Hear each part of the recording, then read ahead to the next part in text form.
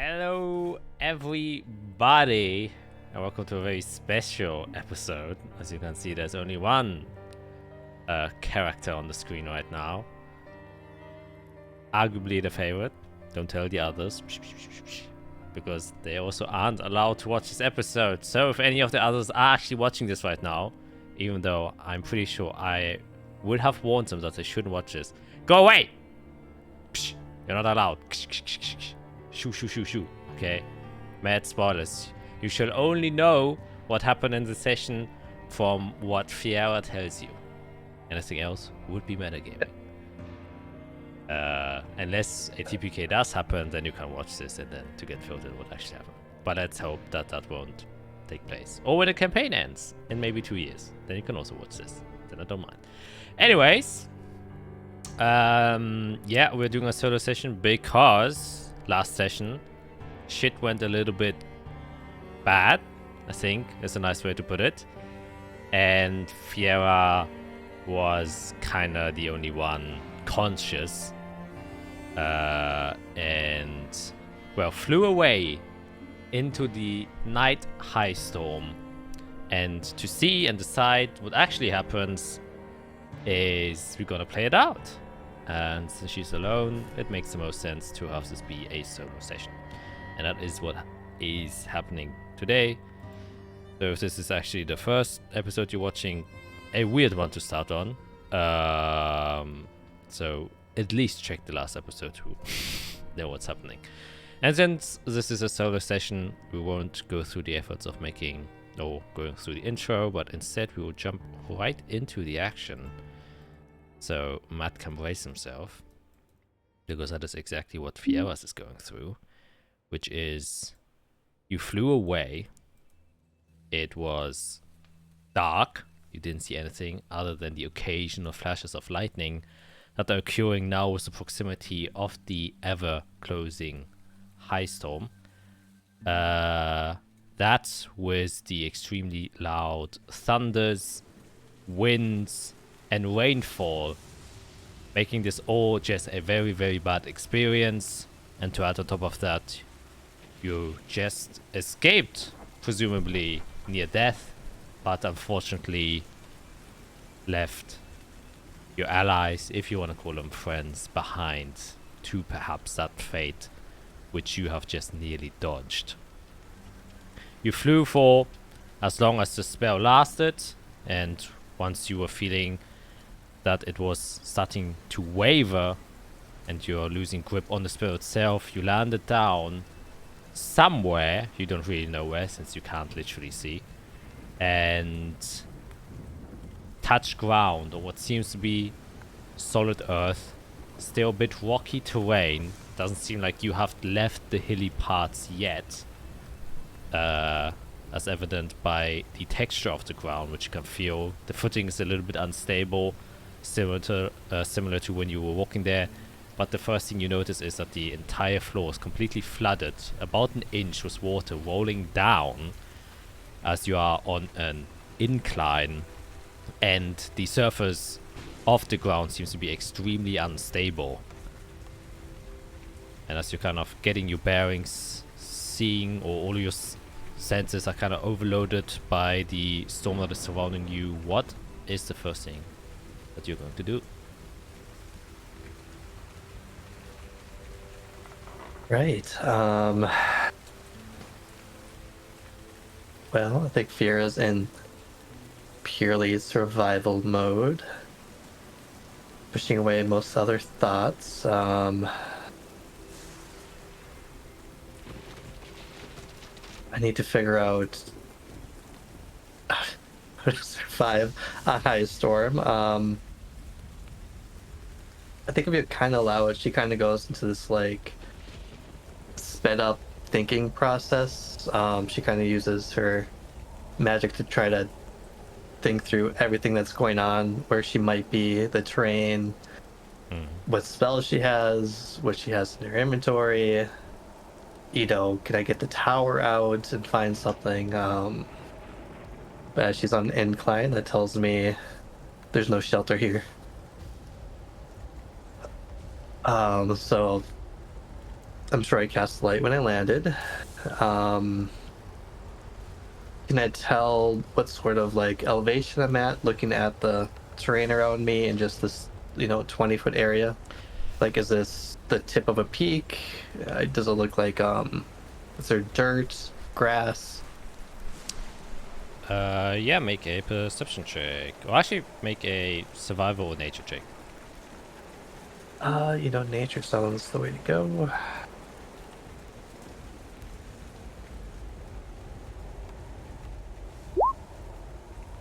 And 10. Really hard to tell because the only thing you actually see is running water. And your concentration is definitely being somewhat held back just by the sheer amount of sensory overload coming from the storm. It's getting extremely cold now. You can feel your hands shivering. Even just the light spell to cast that was kind of, using a bit more concentration than you're used to. Usually it's just a flick of a wrist, but now you have to focus on keeping your hands still to make the proper movements. So your best guess is at perhaps the foot of the hill, because it's not that steep, like you're not sliding down, but it could also just be that you're on a step of a larger hill and there's still ways to go until you reach the plains below, so you can't really tell from where you are right now. Okay. How high up were we when we got to that camp where Azrael was? You climbed a bit, but once you got to like a cliff edge, you started to descend. And since you found that lake, the lake itself wouldn't have been a lot higher than like ground level, sea level. So it wasn't that high. And plus it's hills, so the entire terrain itself isn't, elevated to a large degree. Right. Okay. Boy. I have to go somewhere else. I don't think this area is gonna have anything for me. So I'll cast another fly spell. Taking my time to make sure it goes off properly. And I'm gonna try to fly kind of along the ground, like a foot up. And I'm just looking for things that stand out that I can see. The goal is to find, a cave, an outcrop, something, shelter. Yeah. Okay. Then... And I'm going to try to go down as well. Oh, okay, you want to go down. Then... Yep, you cast Fly on yourself. First thing I would say is make a Constitution saving throw.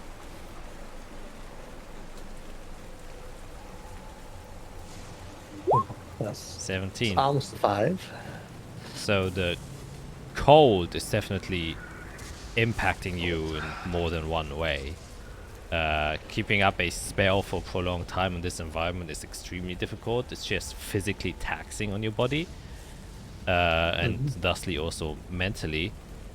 But you manage to brace yourself. Like you said, your entire body is in survival mode, so the only thing you're thinking about is, get to safety quick, and in order to get to safety, you have to keep this fly spell up, because moving by foot would take way too long. The second thing I would need you to do is make a strength saving throw. Jeez. Which I know is probably not... Flying against the winds.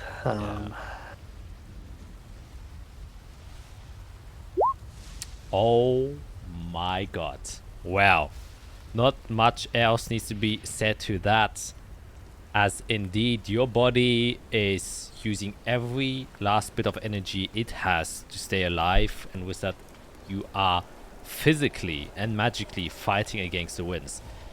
Be aware you're not inside of the high storm yet. They're still probably, a couple of hours away, but these are the beginning winds, and they themselves are deemed to be extremely dangerous and life-threatening to be outside.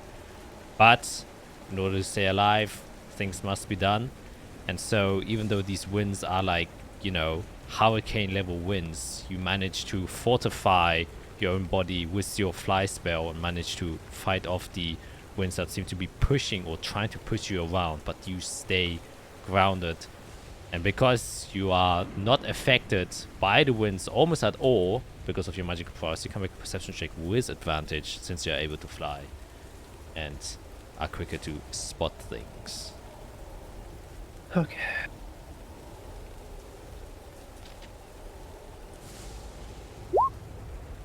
A 19. That is pretty damn good. So, what's happening is you're flying around trying to spot anything that would seem well enough to hide from the winds and the storm.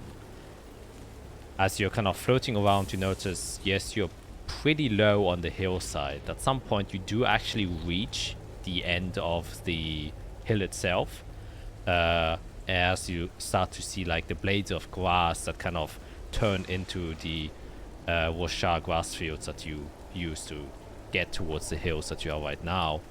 And as you kind of go there, you can also see that the grass itself have now all adjusted to the environmental changes, and you can see that their sleek blade-like forms allows them to stay upright while the winds kind of just pass them without tearing their roots out.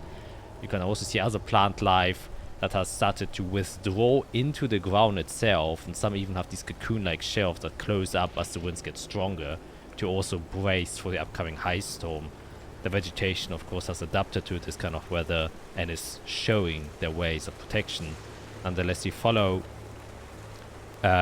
the kind of edge of this foothill, because, you know, very often with corrosion and stuff like that, especially with the high storms passing through, very often large portions of hills collapse, and more often than not would be able to reveal some sort of cave or new entrance that has happened because of the collapsed stone.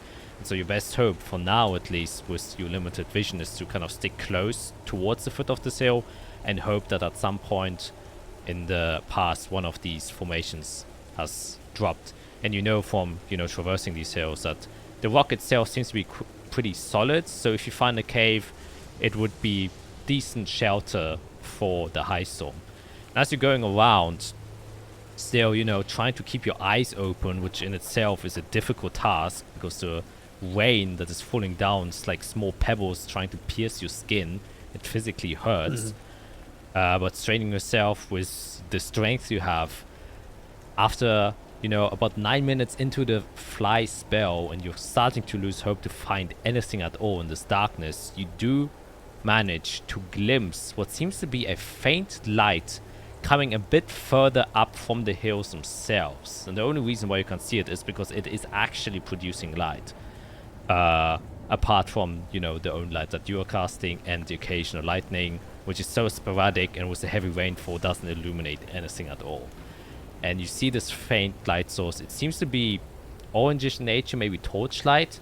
And from where you are right now, it must not be further than 100 feet away from you. Okay.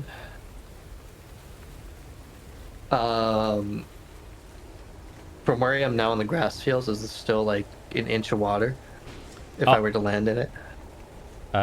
In the grass, you mean? Mm-hmm.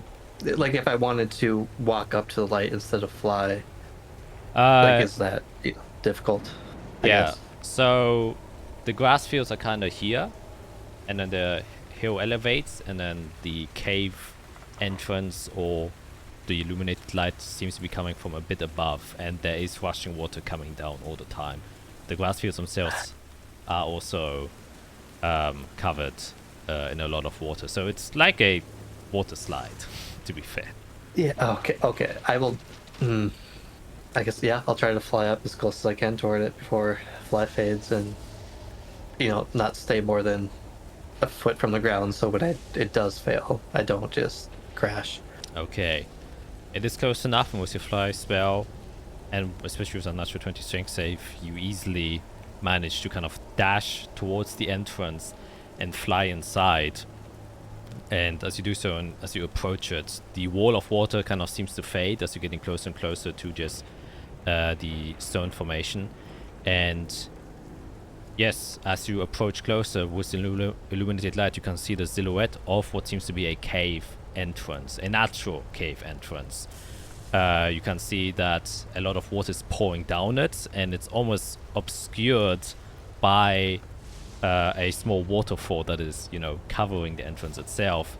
And it almost looks mystical because the light illuminating it creates like this effect as if the entrance is covered by a wall of light, even though it's just the water rushing down and the torchlight inside illuminating it. And as you kind of just rush through, you break this wall of water and kind of escape the storm for the most part. It's still wet, winds still manages to blow inside, and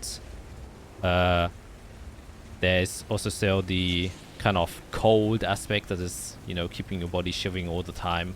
But as you enter inside, there seems to be like a small outcropping of maybe like 20 to 15 feet of a cave.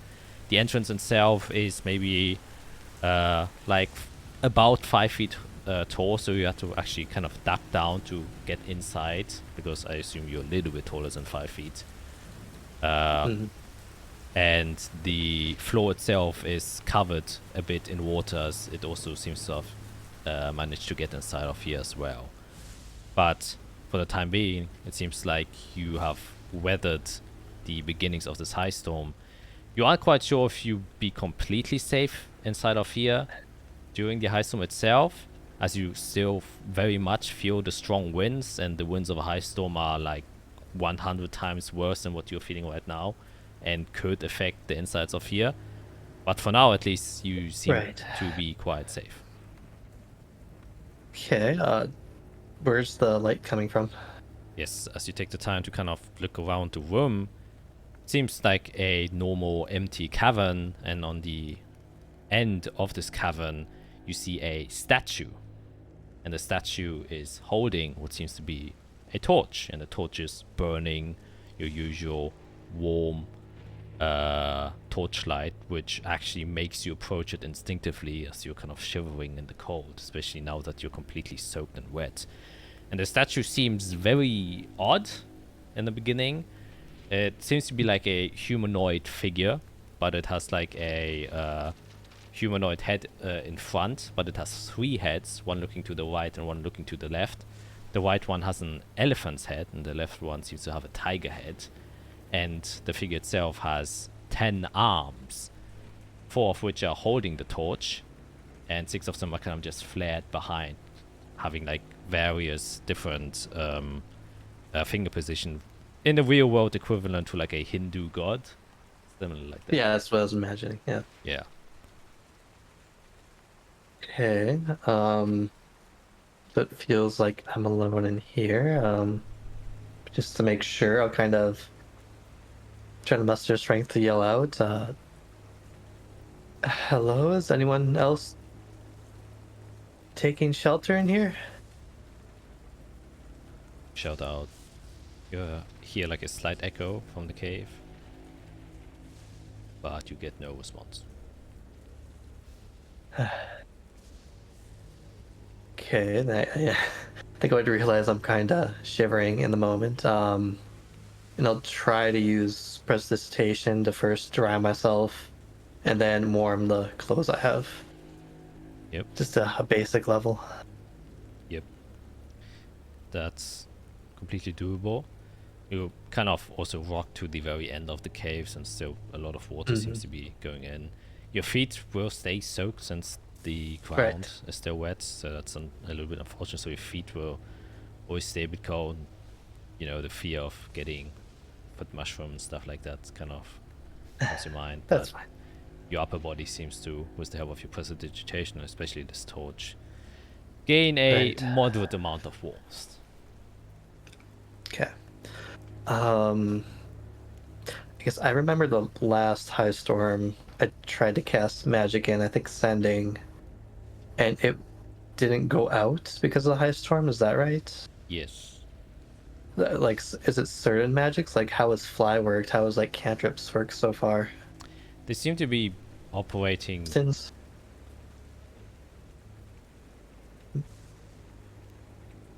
Oh, You cut out for a Hello. bit. Oh, I was just wondering how the magic's working. Yeah, right now it seems to be doing fine, though you now and again feel like a little tingle when you cast it. It's like a extremely strong current is like close to you, you know. Shocking. Okay.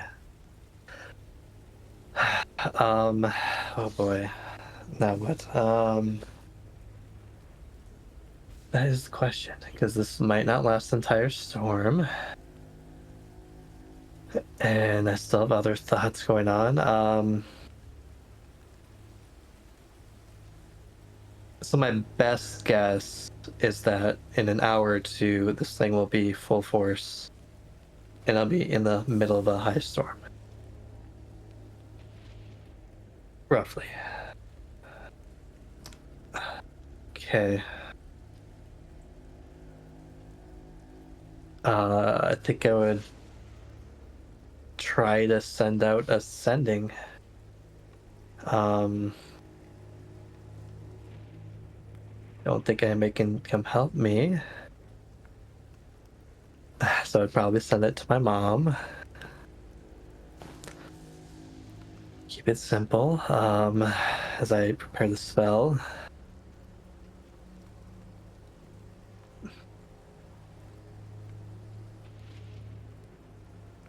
I hope this reaches you.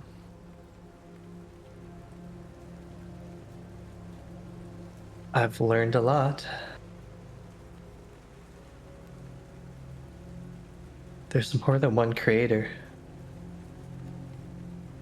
And there's so much wrong.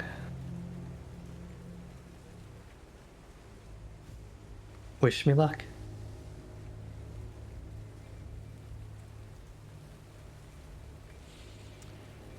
Okay. Make a straight intelligence check.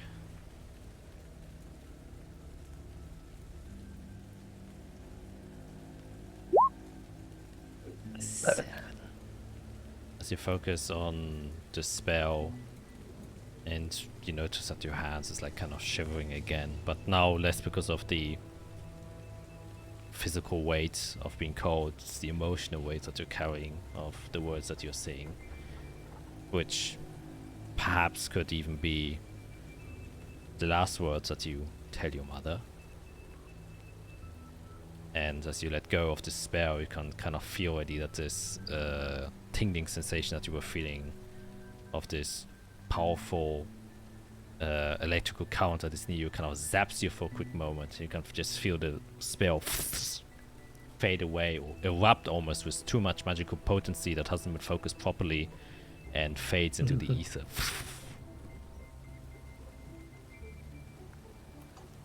Okay. Ooh.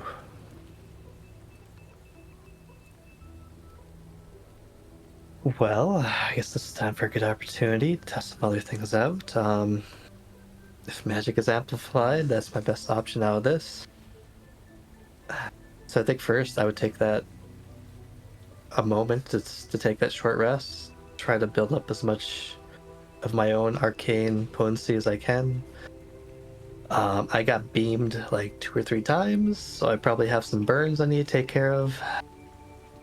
So I think I'll do that first. Alright. So you spend the next 15 minutes kind of just huddling down there, thinking about the weird scenario you're currently in a lone cave with a weird statue and a torch.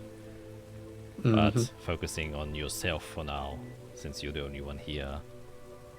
And manage to kind of close most of the persevering wounds that seem to have caused the most damage, especially the burns carved through the entire body from those lasers.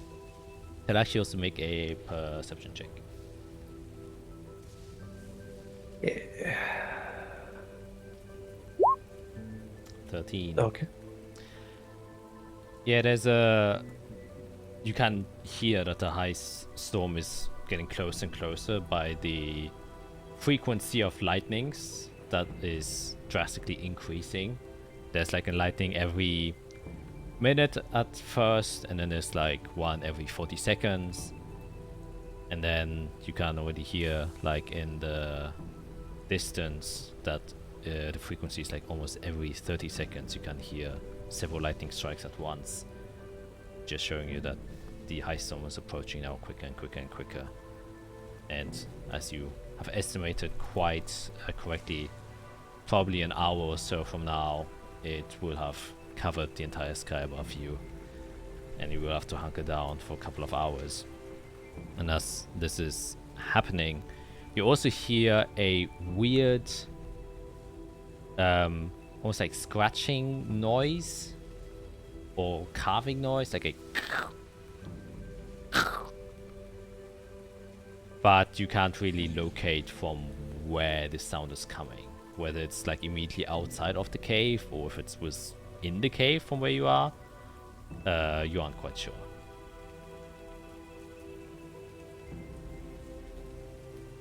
Okay, my first thought is I was attracted to the light, so demons may be as well. Oh boy.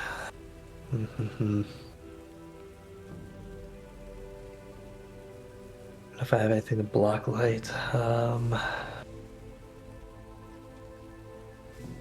I examine the torch and see if there's a way to, I guess, turn it off?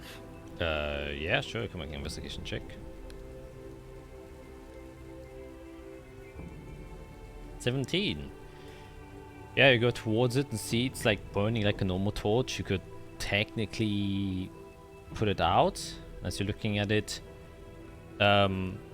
Something strange does. Or you notice something strange is that at the top of the torch itself, as it's burning, you can occasionally see as the light flickers away a bit from the actual shaft. When a strong gust of wind pulls through, you can see a very minor, basic magical rune carved on it. That is... Oh, you can make an Arcana check, actually.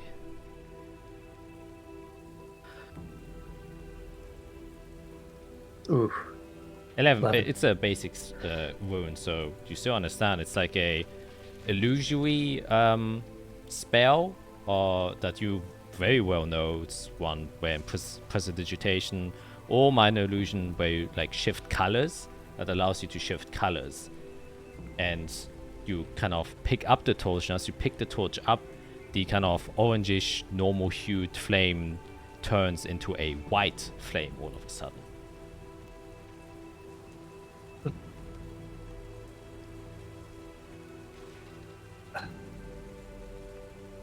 Odd.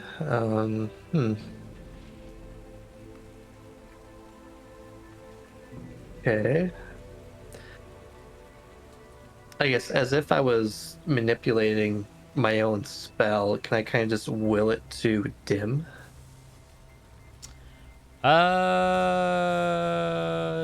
can try. Or like say like an arcane word that, you know, gets the reference across to like dim or lessen. Yeah, you can make a sweet intelligence check.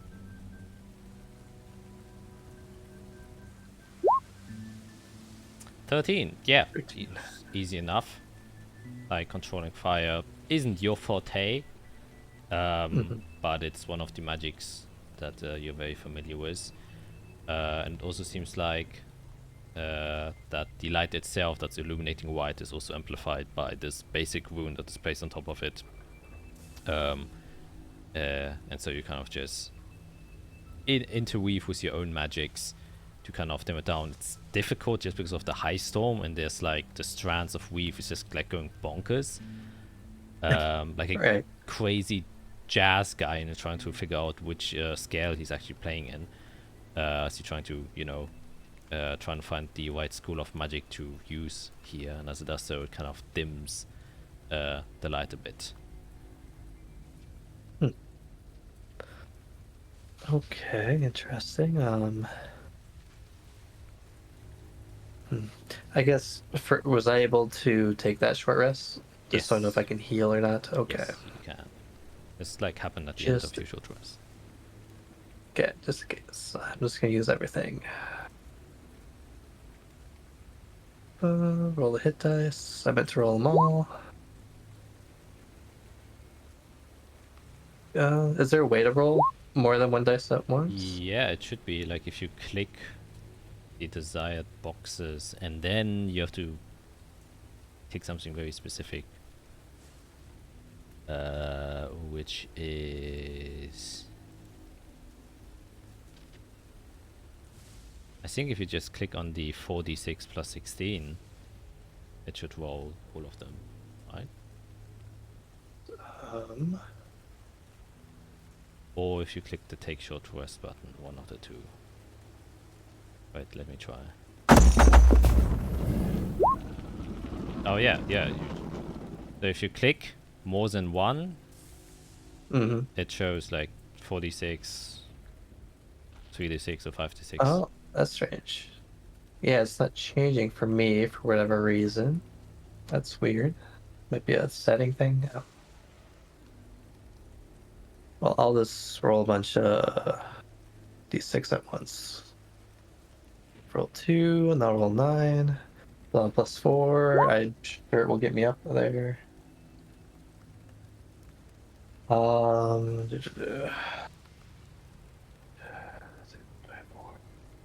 That's 59. That's, oh, I don't think I'm at full after all that. Why? Plus 12. I'm just shy, but close enough. Over 100. Okay. Okay. I only have so much to do. Let's examine the statue. What is this thing? Why is it here? Is it religious? Is it have to do with past civilization? Can it help me in any way, shape, or form? Okay. We can start off with making a history check to see maybe your social Sure. knowledge. Anything. Oh. My rolls are just they're wonky. That's crazy. That is crazy. Okay, well, I wasn't expecting this, so give me a quick moment. Sure. Yeah. So there are, in your research of, your studies of the holy religions and stuff like that, there are also mentions of pagan religions or heretical beliefs that, do not align with the divine. Those are some nice rhymes. And that was like your kind of only insight into what different beliefs do exist outside of the holy religions while you were studying within Canaan, of course. You did some research outside of that in Zephyrus, and just, you discovered Israels and heard human with nature, and that also has very strong religious roots. And also now with the added knowledge that there are 4 creators, which means probably each of them has their own distinct religion. And also the war that happened between the humans and the gods at some point in the past, which also suggests that there were different beliefs at stake during that time. And there is like a mixture and something you just offhandedly read while you were inside of the Zephyrus archives is a not necessarily religion, more than like way of life, similar to how people see Buddhism nowadays, where it's not really a religion, more than a kind of guide to things that like a way of life or a way of thinking. Yeah, way of thinking, like spiritual attunement and stuff, though it is like deeply based in like religious belief that is kind of dedicated to a spiritual attunement. And you read this in congruence with that they are selected kind of like warriors that depart on a kind of spiritual journey of a unknown kind of goal. Like what they were doing and stuff like that is kind of lost to time. And the only reason why you think this belongs to it, because the spiritual attunement often refers to that they, with their spiritual attunement, what they manage to do is they kind of attune to a specific animal that they are aligned to, which often gives them aspects and forms of that animal. And that's why they're often seen depicted with statues of different sort of heads, which kind of showcase the spirits that they are aligned to. And in old myths and legends and stuff like that, they are also seen as like great prophets, that when they come during times of war, they're seen as a symbol of victory to whoever they join the side. So if they join your side, that's often seen as a good blessing. And they are very, kind of, they were never part of anyone, which is why they kind of are like extremely obscure, and these are like the only things you get from it.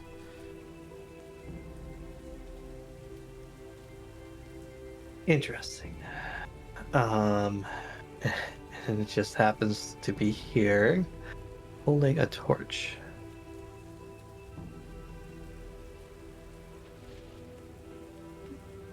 Let's see, in the heads, again, I had the elephant, tiger, and then some humanoid in the middle. Yes.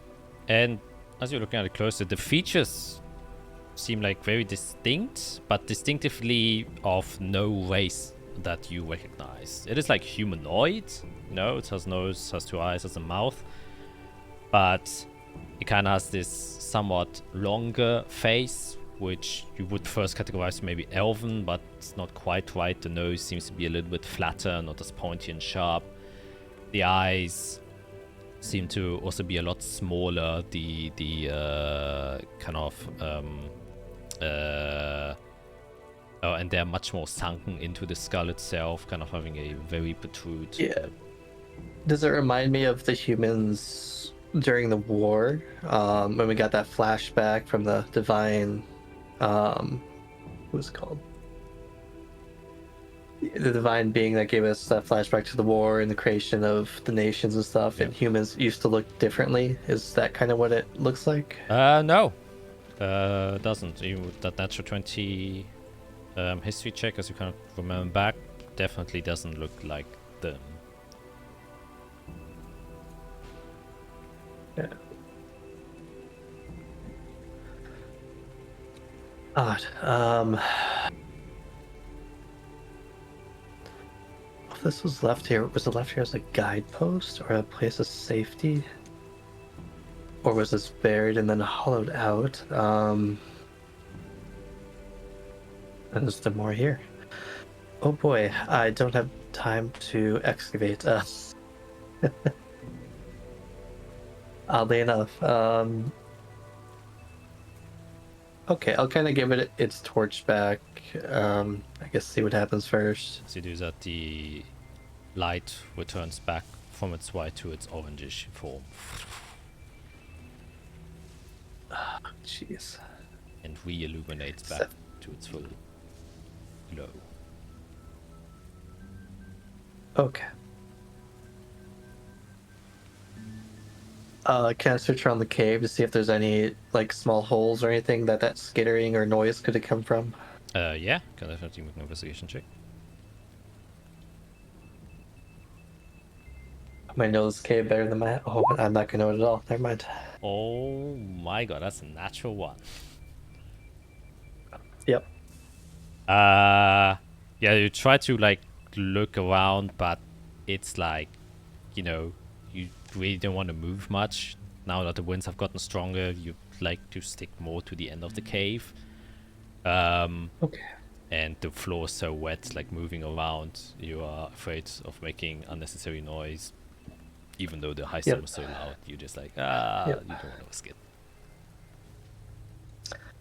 Okay. That makes sense. Let me work on my checklist here of things I can do not beforehand. Definitely can't summon the tower in here.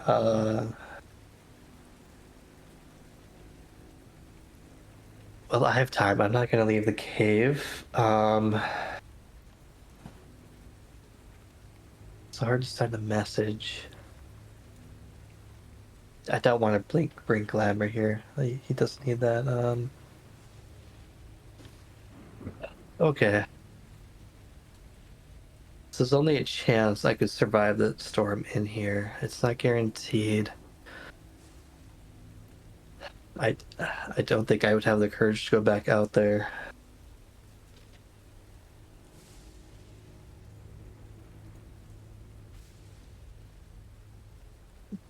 If spells are supercharged, now's the time though.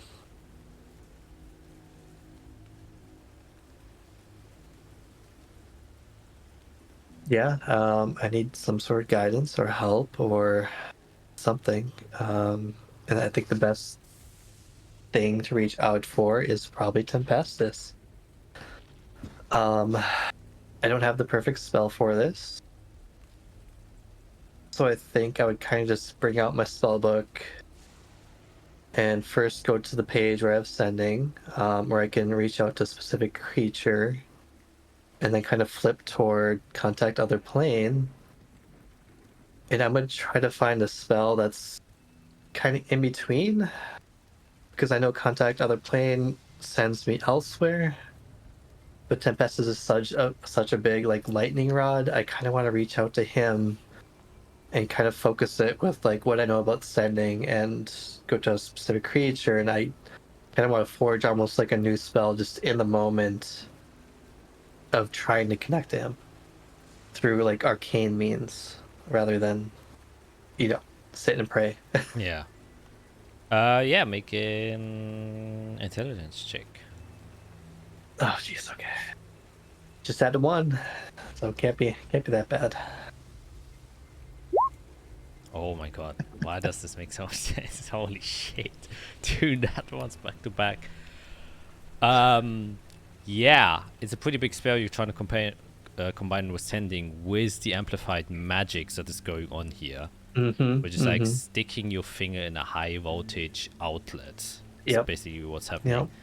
As you're trying to do that and directly connect with the Lord of Storms while he is at its full wrath, passing over you, trying to connect the first time as you try to contact him, your mind isn't, or like, you have to kind of shield your mind from, the excess power that is just Tempestus itself, that is not meant for, mortal. This creature is part of a pantheon. They are kind of like a lesser god. Exactly. And though less than his title, it is definitely greater than whatever mind you're currently occupying. As you try to do so, once again, you can feel that tingling, though a lot stronger as you get a bit too close. And as the energy kind of surges into the spell you're trying to cast and improvise, it becomes way too much and unstable. That as you're trying to focus it, you kind of overflow the capacity of magic inside of you, and it dwells up and kind of explodes inside of your mind, and you take 15 psychic damage as all of it is kind of fries your brain a bit. And I will say because of that, you lose your magical abilities for the next hour as it kind of shocks your entire body. Yeah, short-circuited.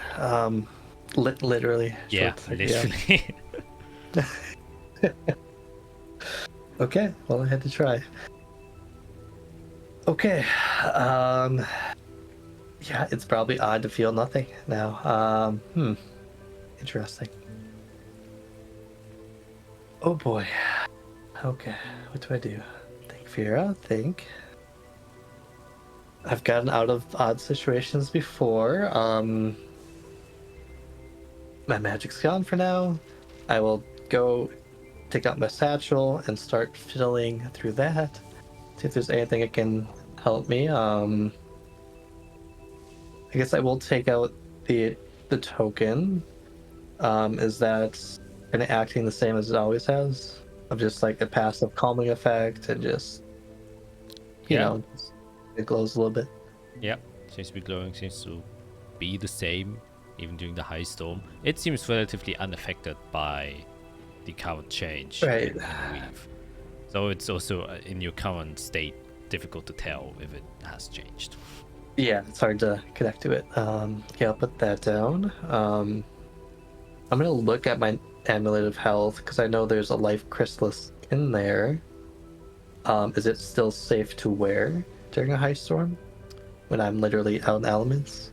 You can make an Arcana. It would be an Arcana check. 12. Yeah. Okay. Hard to tell. You know, like the usual rule of thumb is you charge chrysalises or specific light chrysalises or light crystals, which you now know are just I know the existence of, yeah. and that they are actually just king chrysalises, which is a combination of all 7 elements, and you can charge them during a high storm, or that's what the whole edition During a said. high storm. Yeah. So it seems to just have the magical energy just charges them back up. Okay. Okay. Put that back on. Oh boy, okay, what else do I have here? I have some Blood of a God, so I will take out Tiamat's blood. I've examined it before, so I know it has resistance to lightning. How is that reacting during this? Yeah, so looking at it, you know that while you were holding it, normally it like shifts in color a bit, and holding it, it suddenly becomes cold and hot and then tingly, kind of taking different shapes of form, and the way you react to it also changes. Though now there seems to be it's more heavily, almost like glowing a bit bluish, and while holding it, you can feel a slight sensation of as if like electric current is going through the vial itself. So it feels like, you know, those shock gums that you can pull, that are like those prank gums where pull it gives you electroshock instead of giving you a gum. Do you know those? I have never seen that, no. What? What? Shock. I've never heard of that. Well, it's like a pack of gum or like sticks of gum. Oh, but you pull the stick out. Okay. I thought you meant like just a raw piece of gum and somehow that shot. Okay. Oh, no. It's The like, stick of gum that you pull out of the container. I've seen that.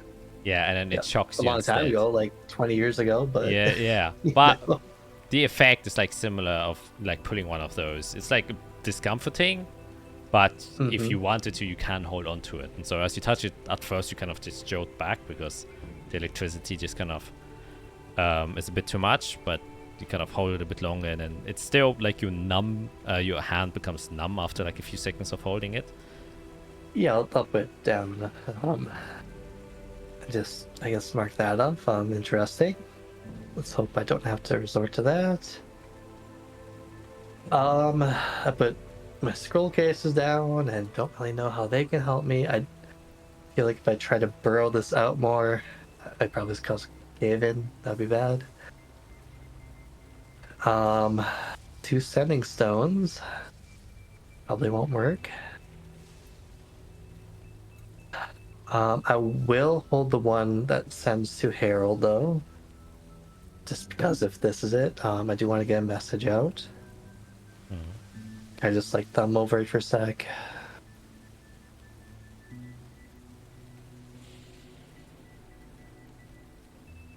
Orcs from Tellus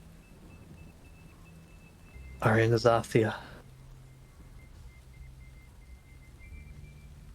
I think they killed everyone. Working with Kendith Erkstein.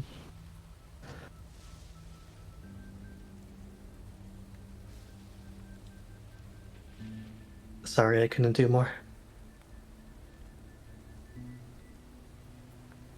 Then put it down. Okay, make a straight intelligence check. Oh, jeez, come on. Let's go.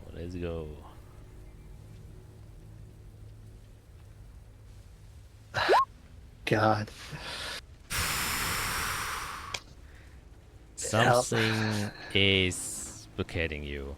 the high storm is proving to be that what it always has been, a difficulty and a struggle.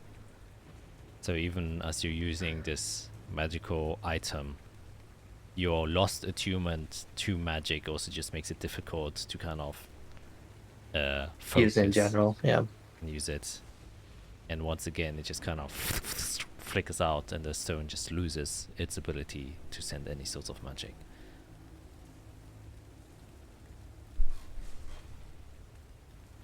Okay. Reaching the bottom of the barrel here, Fiora.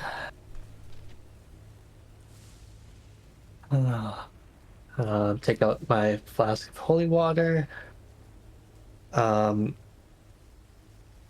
think when I drank it back in hell, when we reached that, like, I guess that temple, it didn't really have an effect on me, right? Like when I drank it out of the pool first before we filled our flasks. Yep. In the boot. Didn't seem to do much. Okay, I guess let's put that down. Okay, not much to go on here.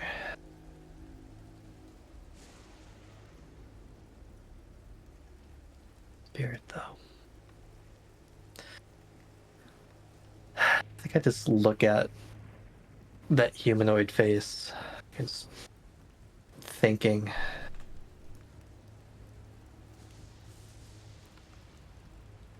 Some sort of spiritual journey. Wonder if that's what it's like when I leave my body. Is that my spirit leaving, or is that my mind? I don't really know. What is a spirit? Huh.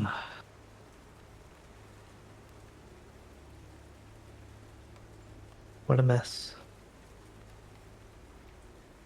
Okay, can make a wisdom saving throw for me.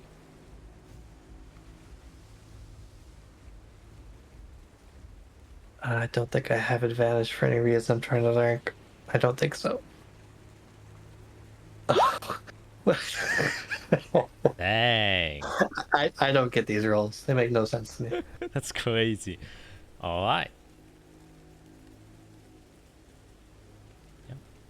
Okay, I guess I'm fine. Huh. Do I feel something happen, or am I just lost in thought? No. Just kind of lost in thought. But as you kind of still sitting here, you hear again a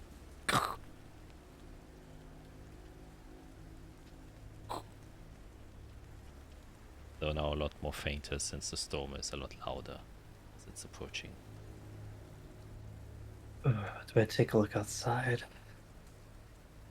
You can make another perception check if you like trying to hone in on it.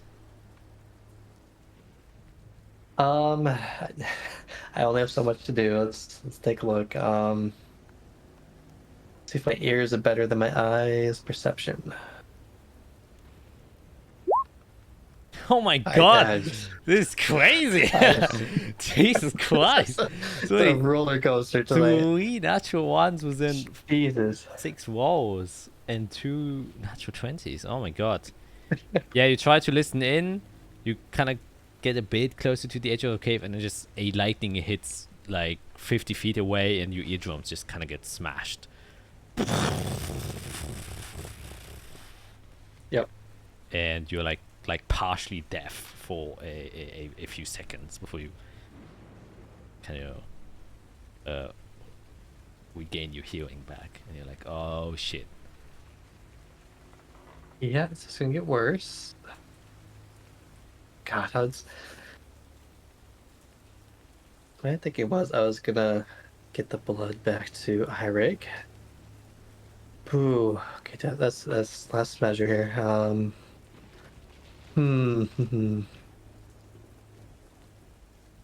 Okay, I think I'll take out my notebook then. And I'm gonna start writing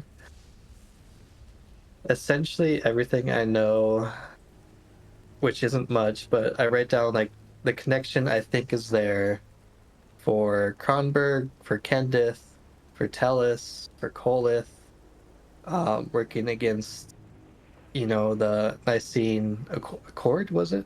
Yep. Just all the information, how they're connected, how, these orcs from Tellus are over here. So they're building up forces. And that, oh god, what was that guy's name in Sunanir? Oh, the rich guy that knocked me out. I have it somewhere. It's probably on my sending list. Thibeth Balric? Yes. Yep, I write down my interaction with him, what happened to Rain Pila, and just all my thoughts on that. Just so if somebody finds it, they can maybe use it for good, or maybe burn it if they're with them. Then I also add in my vision of, I don't say a vision, I say I looked in on Tellus, and some of the people that were invading the gates had horns like a demon, and they were all cloaked in black.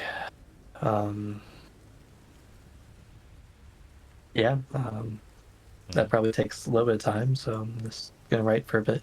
Yeah. And as you do that, more time passes, and with a extremely sudden increase of just everything, the wind becomes a lot stronger from the inside, as well as it kind of almost vortexes inside of this kind of enclosed space. You have to shield your notebook and make sure that it stays dry at first, as also the water that has been gathering on the bottom has been steadily rising a bit. It's about 4 inches deep right now. Oh boy. And the lightning itself, now a constant barrage of every second or so, a lightning seems to be coming, and some of them even very close. You can hear one hitting immediately above you.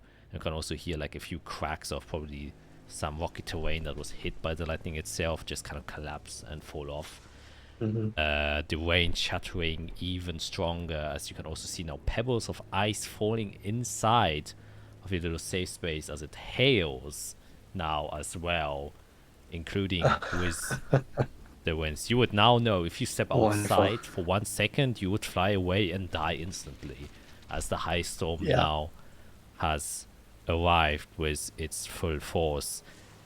And with that, as it's happening, and you're just kind of bracing yourself and trying to get down the notes you want to, you kind of gasp almost in disbelief as you see a figure enter into the cave, as you are huddled to the back, completely soaked wet, as they also come through the watery door that was, kind of blocking the cave. With him, or with them, you can see ice also falling through. He or she collapses onto the ground and almost spills into the kind of water puddle that is, slowly gathering here.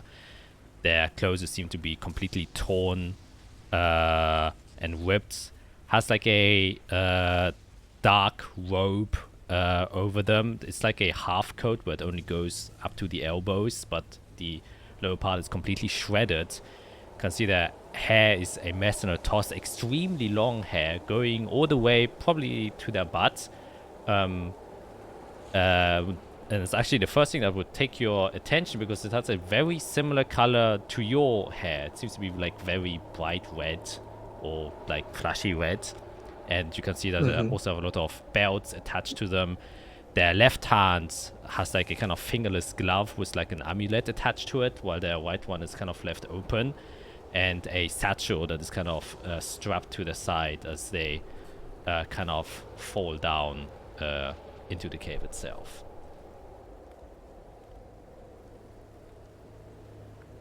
And after a short moment, as you just kind of speechless, I'm in shock. standing there, you can see them quickly after they just kind of collapse, kind of lift themselves to their knees, trying to breathe, as they for a brief moment were kind of their face covered in the water. And they just kind of get some fresh air and they breathe in. You can now see this matured woman face, still ragged with her red hair in her face, though you can see on her right side of her face there's it's covered in a tattoo, which is like two circles above each other with a line going through the eye. As she kind of just takes the other side of the wall from where you are, takes like a few deep breaths in, and then kind of loosely looks at you.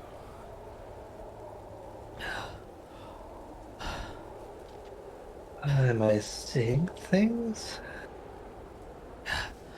I could just blink.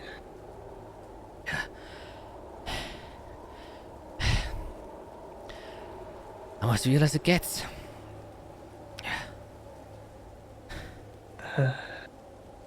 That actually doesn't make me feel much better.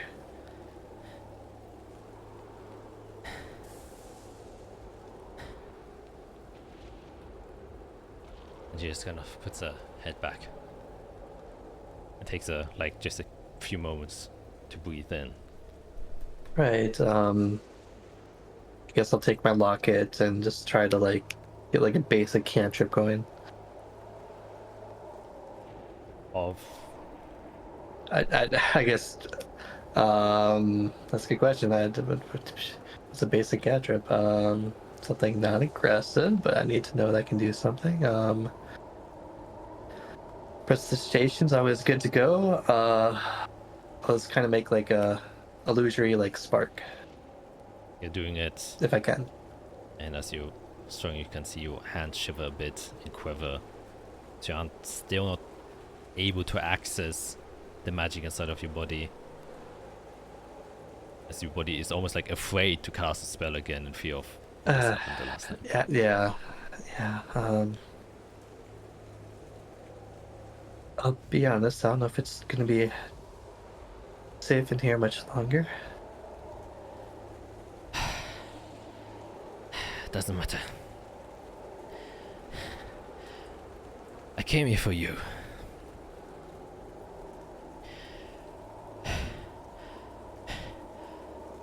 I don't have much time. Though you probably have a lot. There are just a couple of things I need you to know. First thing is, under no circumstance can you allow Jade to die, okay? If you leave her and go away, you will never be able to get your brother or your father back. Do you understand?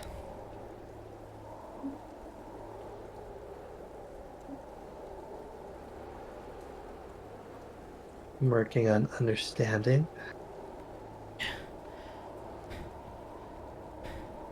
If she dies now, her bloodline is lost. She's the last of her kind.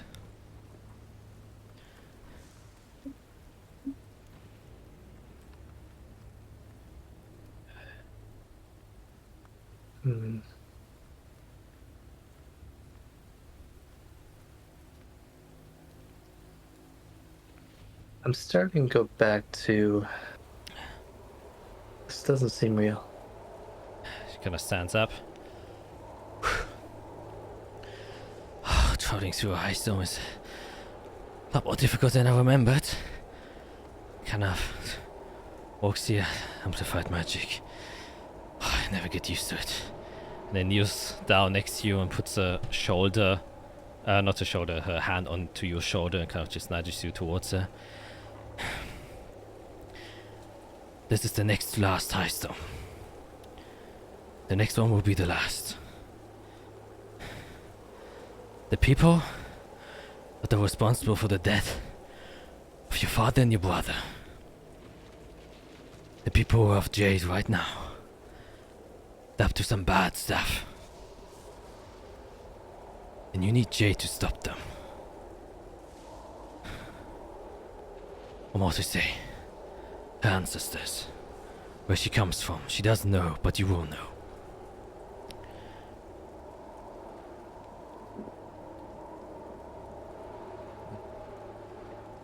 I'm not sure how much you know.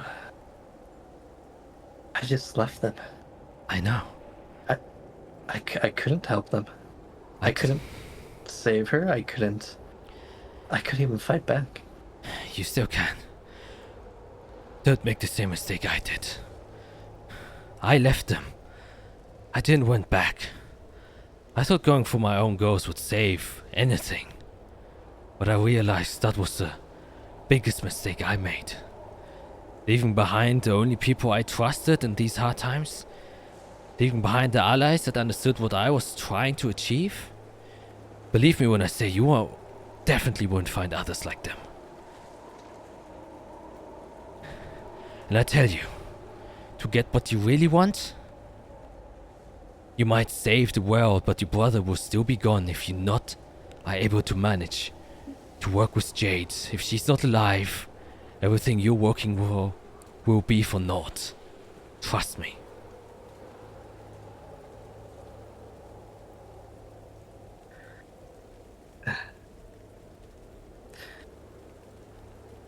And I assume that what you mean to say is trust myself?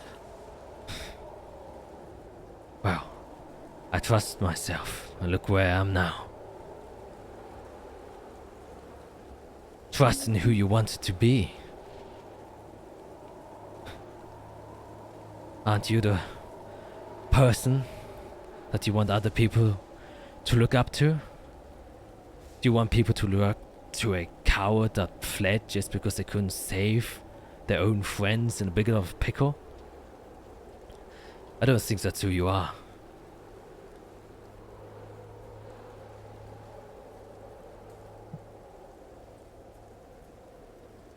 Well, I can tell you, I've regretted that decision heavily.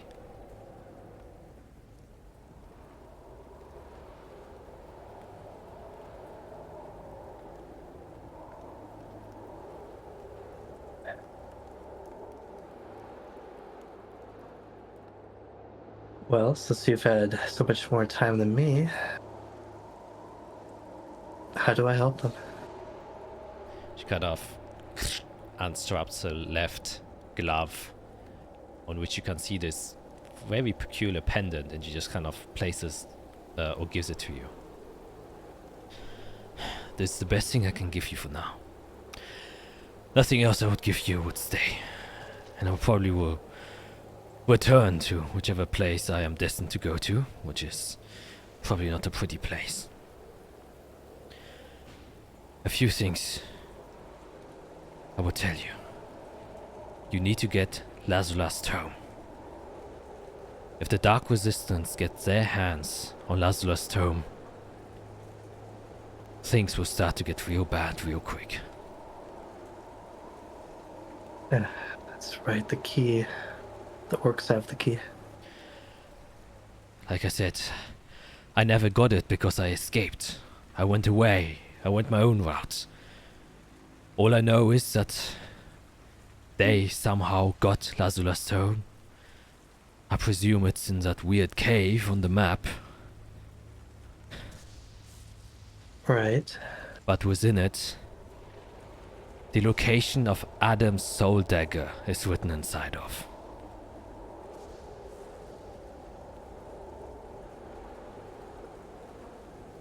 I assume the Adam? Yes. The Adam. Of the Big Eve?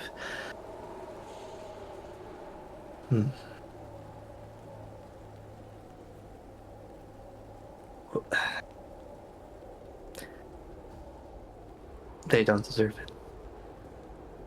They definitely don't. Get the tome, get the tagger before them, and figure out a way to get your brother back.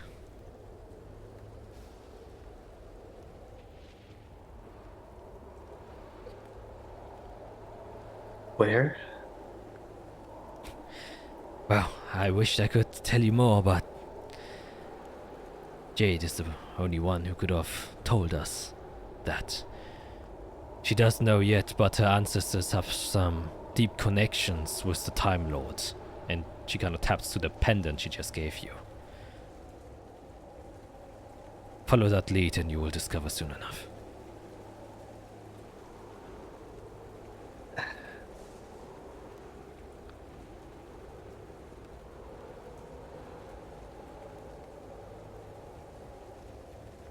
If I'm not dreaming, then...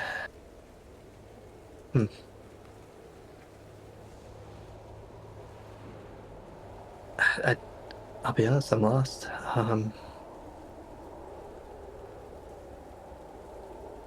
I don't want to hinder them.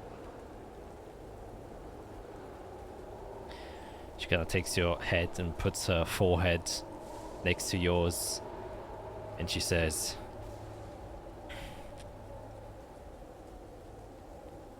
"You worry too much. You're a woman of action. Trust me, you won't hinder them. You'll save them." And as she says that, you see a figure behind her now. A very familiar figure with a crow's mask and a top hat. She says, "Well, what a happy reunion this is. Unfortunately, one of you doesn't belong here." And she says, "Good old friend. Take to heart what I told you. Still your own decision." She kind of stands back up. She says, "I hope I can do this peacefully now." Yes. Get it over with. And he kind of looks over to you and then looks at the pendant you're holding and then looks at the other version of yourself and says, "Small souvenir." She says, "It's from the Time Lord. I think he has higher priority than you." And it's like, alright. Anyways, get in the door now. And she's like, just kind of nods begrudgingly, walks towards it and looks back.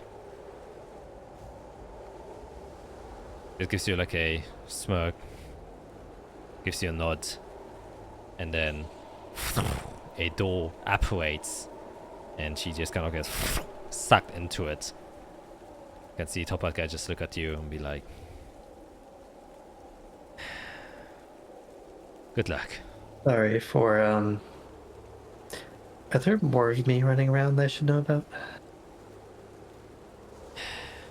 Kind of just snaps your finger and you can see 4 shadowy silhouettes appear and say, "There's defiance if you wish to choose to give up your life for one of them."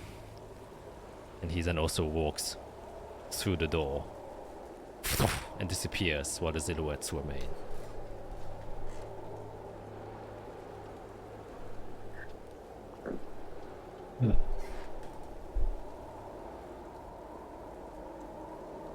Hey.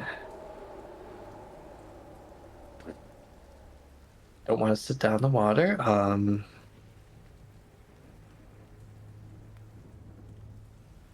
Head just back to the wall. Take a moment to process, to shiver.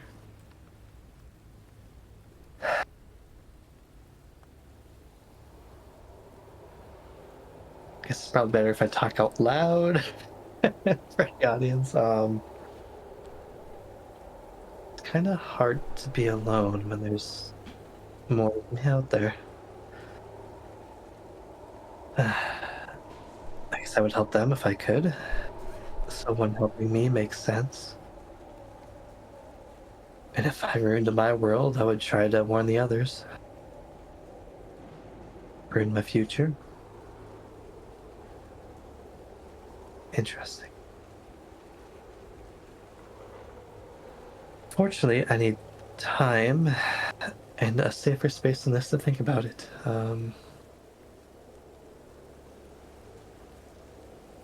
I look toward the statues. Are you gonna be upset if I take your torch?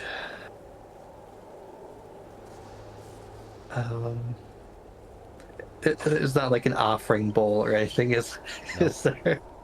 You can make an investigation check to look around. It might be underneath the water and you just haven't noticed it. Yeah, I mean, that's so true. Let's investigate, yeah. Statue, I have to look. 14. 14. Look at the statue. Statue just seems to be a stone-carved statue. You move it a bit, and it doesn't seem to be attached or carved out of the ground. Oh, it's not attached? So you can't actually take it. It is about like this large. Oh, how am I can't carry that. And it seems I don't have... pretty heavy too. Yeah. Okay, oh boy, is there a way I can get back here in the future? That's the question. I have no idea where this is. I'll find a way back, I think. Okay, let's take a look at this glove. Okay. So look at the glove. The glove itself doesn't seem to be all that special, though it weirdly reminds you of the specifications you gave Glamour to make you one glove that is fingerless, where you can attach a token. But the pendant that is on it seems very weird and reminds you a bit of your own locket. It's a kind of flattened globe, so it's not like a full circle, but kind of squished. And there's like black metal around it in a fashion that looks like the solar system, as in there are like many metal rings going around it. Within the kind of globe itself, it's made out of glass. You can see kind of black sand swirling around it the entire time. And within the center of it, there seems to be a black needle that is also spinning, causing the sand itself to swirl around it. Familiar. Interesting.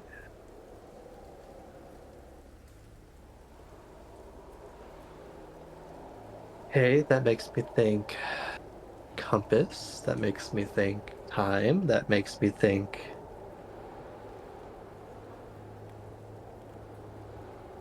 Yeah, it makes me think of my locket. It's a lefty glove, right? Yep. Well, my hand's cold, so might as well warm it up.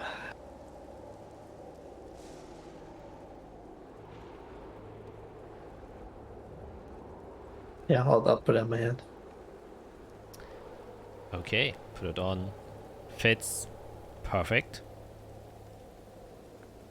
As to no one's surprise. And as you kind of just sitting there, you feel that your tingling body starts to like regain its calmness a bit, as your magical abilities or the kind of flow of magic seems to be coursing through your body now a little bit more normally again, as like an hour now has passed after having written your notes and with the short interaction you had with the other self. Okay. Oh boy. Yeah. Now what? Fiera, wizard, got experiment. I guess looking at left hand, at this.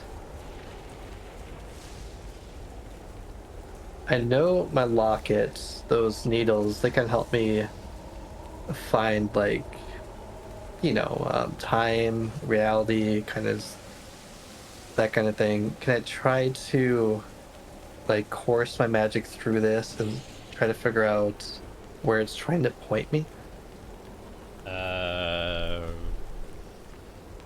Guess you can make a con. Kind of like a tuning, but... Oh, okay. For like how it's connected to the weave, you know, that kind of thing. Yeah. Yeah. So kind of spend the next time to, like, you know, delve deep, maybe, you know, a bit more into the shadow weave aspect of things, as the normal weave seems to be now going kind of bonkers, and the shadow weave in comparison seems to be still quite stable, though obviously your influence over the shadow weave is still limited even with your greater capabilities, but still from your experience it doesn't seem as chaotic. And while the kind of chaos is surrounding you and you're focusing on this, you notice that the wind sounds and stuff like that almost start to dim as your focus is concentrating on something more specific. And as you do so, and you're looking at this thing to see how it is maybe connected or similar to the locket that you are wearing, you instinctively focus some of your own innate magic onto it to kind of see how it reacts, or if you can channel magic through it. And you can feel that there's a very strong conduit specifically for shadowmancy. As you do so, you notice that the swirling inside kind of stops, and the sand itself floating within the globe also comes to a halt. And as you do so, you realize that everything around you, the rain, the storm, all the noise, comes to a complete halt. Almost as if time itself has temporarily stopped around you. And in this brief moment where you kind of attune to it almost instinctively, and you realize what you have just done, it kind of begins spinning you. And as soon as it does so, you can see that and hear that the rain starts pouring again and going up, and the sounds of the winds return back towards you. And you can add to your inventory Time Lord's Pendant. Oh boy. And you can roll a d10. Actually, before you do that. Okay. Okay, come on. I've had enough ones. I've had enough 20s. Give me somewhere in the middle. I'm happy with the middle. Okay. That's Anywhere in the middle is fine. A 2. That's not the middle.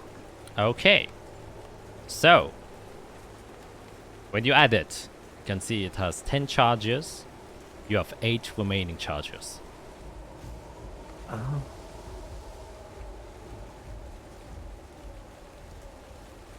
Equipment.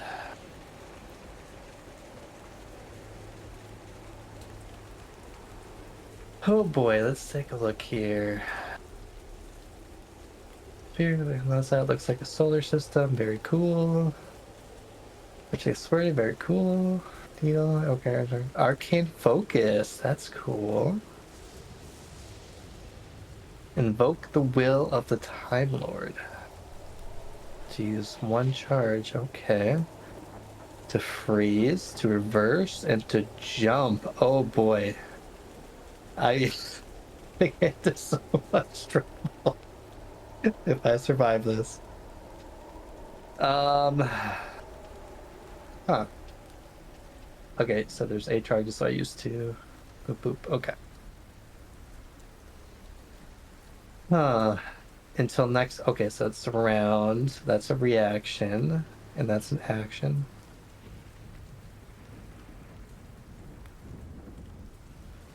Interesting. Boy. Okay.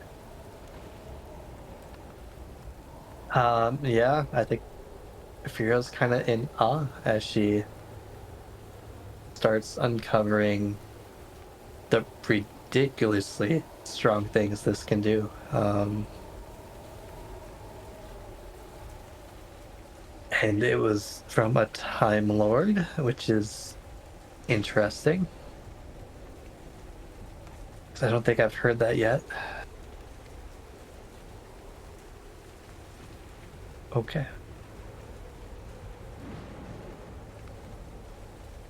So I think the biggest question is, how do I use this to go save my friends? I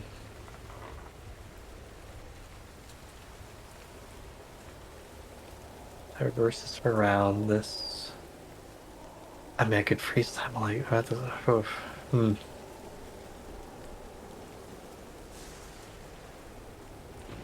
feel like if I just go fly out there right now, I mean, like I said before, if I just leave the cave as things are right now, I'll just be blown away by pelted by hail and probably bludgeoned death.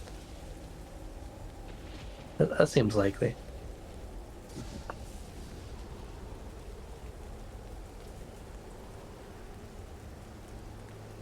I feel like I'm too far. I mean, I don't even know where it was.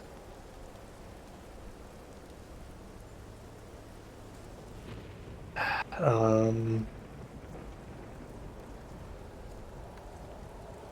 can I take out that map that we were given? I'm sure I grabbed it. It's Yeah. North Azathia map. There it is. Okay. Yep.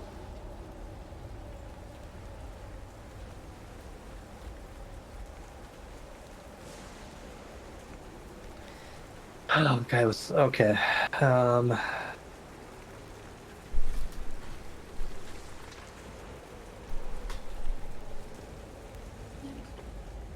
I guess, can I try to figure out how far away I can estimate I am from where the camp was? Yeah, you definitely can. And where I think I am, given I'm probably down a hill and Yeah. like slow ways up. Can make a kind of would be like either nature or survival. Yeah, nature, I have time. 21, pretty damn good. Okay, yes, so you are pretty confident that you were within the actual Korean valley as you found the lake, since the lake was kind of inside of the valley. And Yep, since you 100%. are at the beginning of, and you saw the grass blades of the Roshar grasslands, you assume that you're back at the edge of this hill that you were kind of crossing before you got to the valley itself. So, and you were able to kind of fly over it with 1 or 10 minutes of fly. Obviously, you're a lot faster when you're flying. Yeah. So, you're assuming that by foot, obviously, it will take several hours to kind of cross it, as you did with Sarah. And definitely in a high storm, it almost seems impossible to do so. So yeah, you are several miles away. Yeah. Well, that's not great.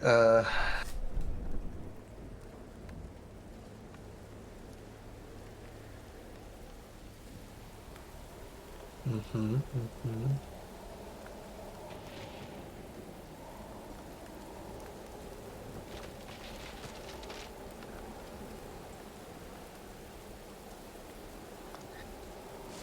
I think, oh God, how do we get there?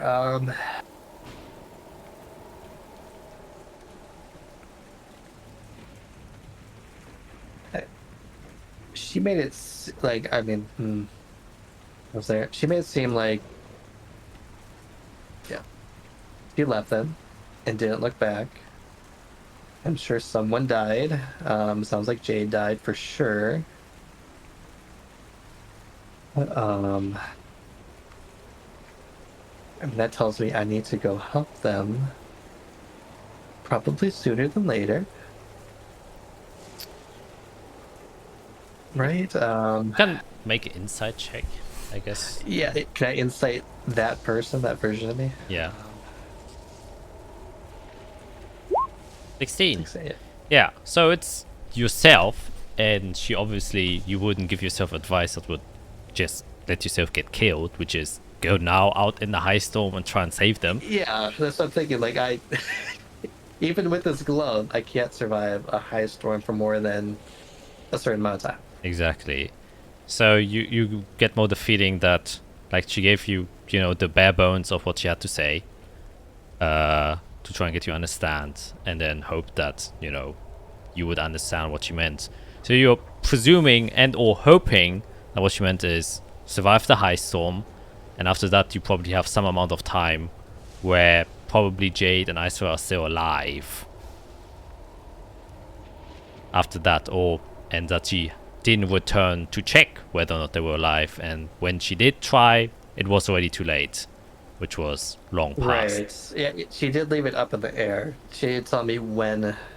It does sound like Jade died. She didn't tell me when Jade died. Exactly.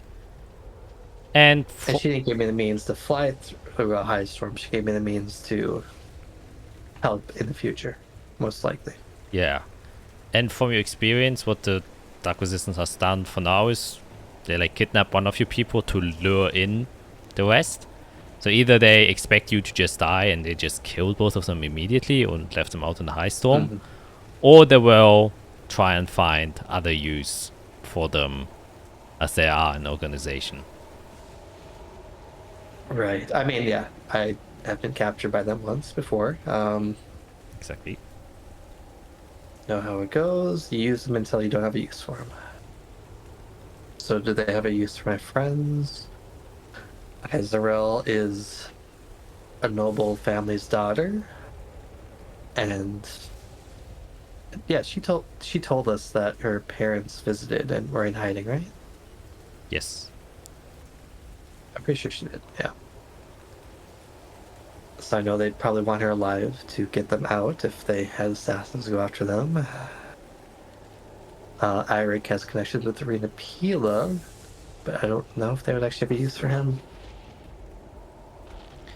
Well, he's also the only one who didn't get captured. Yeah. Right, I have no idea what's happening with him. Good luck. Good luck, Eirik, and I'm sorry. Not that you should be watching this. I mean, yeah. If he was in the area on Gustulu, I would hope would bring him to shelter or bring him to Jade when Jade fell. Probably the former. And then Jade, Shattered Kai, Strange Magic, powerful weapon. Yeah, I guess I have to hope they survive and and then I don't abandon them like I was probably gonna do. As my future self knew.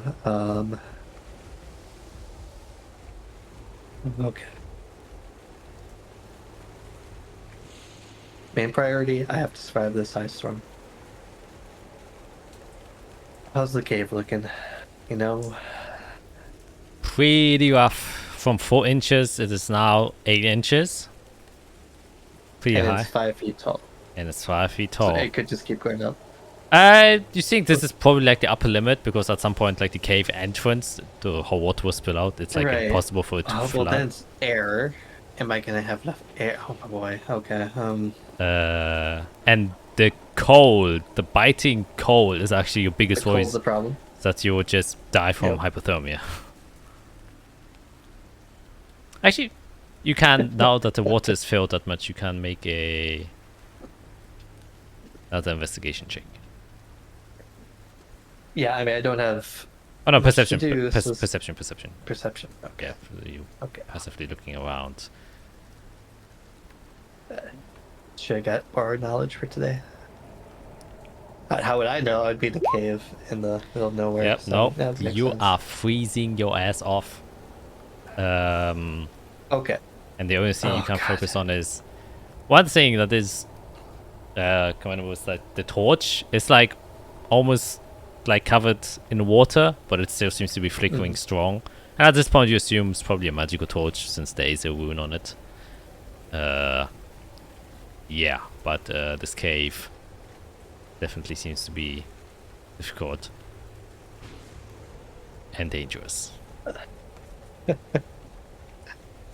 I can only think of one way to get me warm, and it's not good. So how long does it take to attune to a magic item again? Is it 8 hours? Oh no, it's a short rest. Okay. Let's try that then, because I have magical items. I'll try to attune to Tiamat's blood and see if that will help me resist the cold and the water and the thunder and the lightning. I'll get rid of my ring of mind shielding. Oh. And yeah, try to attune to the blood. Okay. I would say, since usually you have to rest and focus on it, but in this environment that is quite difficult to do. Even resting will be a task in itself. So Yep. you have to make a Constitution saving Oh. throw to see whether or not the biting cold will just kind of eat you up alive. Okay. Come on, amulet of health. Oh, thank you. God dang, 21. As it's Mhm. cold, you still are able to remain your focus, and you kind of just go into a meditative stance where you're just, focusing your body to do what it needs to do, so to recover. You will have to spend a hit dice, since that is the requirement to take a short rest now, if you have any left. I left 2. Okay, then you can So- still take 2 short rests. Two for emergencies. Okay. Yeah, so as you're shivering there, you focus on the blood, and there's a weird kind of sensation where you can feel a foreign source of energy now coursing through your own veins. And you can also see that as you attune to it, the amount of blood that is inside of the vial gets a little bit less. And as it does so, you can feel that suddenly it becomes not necessarily warmer, but a lot more comfortable, as the cold doesn't seem to be bothering you as much. And you're just kind of, now your body kind of stops to shiver and shake, and the environmental effects lessen drastically, making it now kind of like a cozy pool that you're now residing within. As the cold, Yeah, cozy.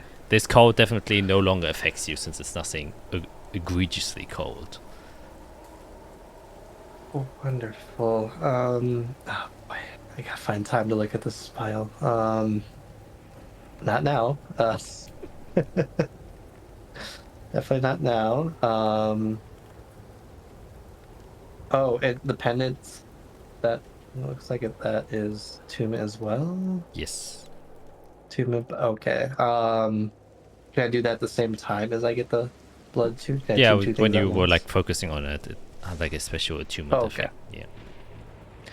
Okay, time to juggle items. That can go away for now. Boom. Okay. Okay. Alright, that'd be in a cave. Has a lot of water with a strange spirit statue. Tuning to a god's blood. And I got a pendant from a Time Lord.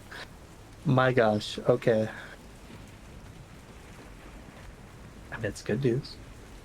If she met the Time Lords, that means I'll probably meet the Time Lords, which is cool. Unless she just found it. Doesn't sound like it, though. Oh, boy. Okay. What can I do while I wait for the storm to pass? That is the question. How long do, like, the most severe part of the high storm last? Like, 4 hours, 8 hours, 2 hours? Always different. Like a fast high storm can like pass within 4 or 2 hours. But they can also last up to like 16 hours, depending on, the severity of the high storm and how fast it is. Wonderful. Yeah. You are now like half an hour in. Okay. But you seem to be decently fine. The only thing that was kind of really affecting you was the cold. Well, okay, excuse me. I have to... My sound is going bonkers again. Oh, Ooh. how I love how it does problem, no problem. this. There's a quick fix here. Oops. No, not this. Okay, and then I have to fix it here as well. Where is it? This. Very nice. Okay, fixed. Yeah, so the only real thing or danger was... Well, there's still more danger that you know, the cave might collapse and stuff like that, and that you're just stuck here. Sure. But from the storm itself, the cold was really the thing that was, if anything, was going to get you in the long term. But now that you have the resistance against it, it's completely fine, and you're like in lukewarm water for the time being. Actually, the water might protect you because in case like winds or things happen to get much stronger, you can just go underwater. Yeah. Can I estimate how much air is in here if there's no way out? If there's no, like, you know, holes connecting to other places? Like, if it's just this area? Yeah. You can make a... Do you mean in your cave specifically? In the cave I'm in, if this is the only area, if there's no way in or out, no holes giving, like, circulation. Yeah, make an investigation check. Once again, inspecting the cave for the third time. And it's another natural one! Man, this cave is like, nah, don't touch me. Don't look. You got Oh, it's so funny. no idea. Oh, whoops, I didn't roll that one. Oh. Well. Yeah. That's funny. It's... You know what? I'm just stuck in here. It's fine. The high water just seems to be blocking any way of seeing if there's any way for this water to escape. Boy, which way I do? I don't think I can sleep in here. That's not gonna happen. What do I think about? What do I do? What would Fairy do if she's stuck in a cave for an unknown amount of time after leaving her friends, talking to another version of herself, learning about Time Lords, learning about Jade and her brother? What would she do? Can I find an area in the cave to kind of like put my satchel and stuff so it's not in the water? Like try to hang it up on something, on like a jutted rock. Oh, was that natural one investigation check? Yeah, you don't find shit. Like, oh, there's a sleep wall. You have to carry that. Yeah, let's keep it on me and kind of make it like so it's almost on my back now as I like make the band smaller. Yeah. Okay. Don't really want to waste time. How can I do this useful here? Can't send messages out again. I don't want to get struck by lightning a second time. What do I have ready? I mean, I've looked over my stuff. It's not much. Like, learn the statue. I feel like I learned everything. Interesting. I could try that. If I do future foresight right now, why not? No. I don't know if I have a question. Oh, and I forgot for the natural 20 history check on a statue. The religion is called Hala Hindu. Oh, what's their name? Which I was like, you will only find that out if you roll a natural 20, and you did. I was like, okay. Yeah, Fairy knows strange things. Yeah, surprise. very, very strange things. Interesting. Displaying my notes. Clear format. Here it is. Okay. Yeah, I feel like taking that torch would be bad. Field journey, spiritual warriors. Why is this here? I got time. So I'm gonna look at which one to do. Is the tiger one? One was left, one was right. What is more interesting?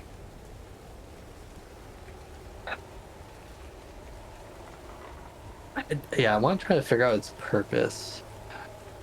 Is the humanoid face facing the entrance of the cave? Yep. Okay. I'm going to make a straight line from the tiger one, and wherever it's pointing directly ahead, I'm going to check that area. Okay. Yeah, make another investigation check. Okay. I'm taking my time, Yeah, but I can still roll a 1. It's possible. This is a cave check. okay, check. Okay, that's better. It's 18. Kind of check the wall where the elephant, not the elephant, where the tiger head is. And it was the one looking to the right. Yes. And kind of walk towards there. Tap the wall. Seems to be a very moist wall. Walking around is a little bit cumbersome because of the high water. And every time you have to like pass the entrance of the cave to kind of get from one side to another. You get like belted occasionally with a few bits of hail that do pass through. So you think like, okay, moving too much isn't the greatest thing, but as you arrive at the other side of the wall, it seems to be a normal cave wall that seems to have broken down through erosion. It's a bit kind of, you can see that what's it called? It's the surface is a bit smoother than you expected, but probably because this cave opening has been here for a longer time, and the coursing of the wind kind of just swirling through has smoothed out the surface of the wall surface itself. But other than that, you don't find much. Okay. Oh,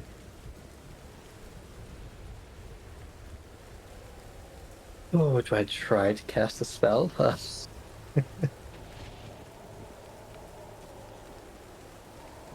I'll try. I'm gonna try to ritually cast detect magic Okay. and see if anything new pops up. Okay, and I'm making an intelligence check.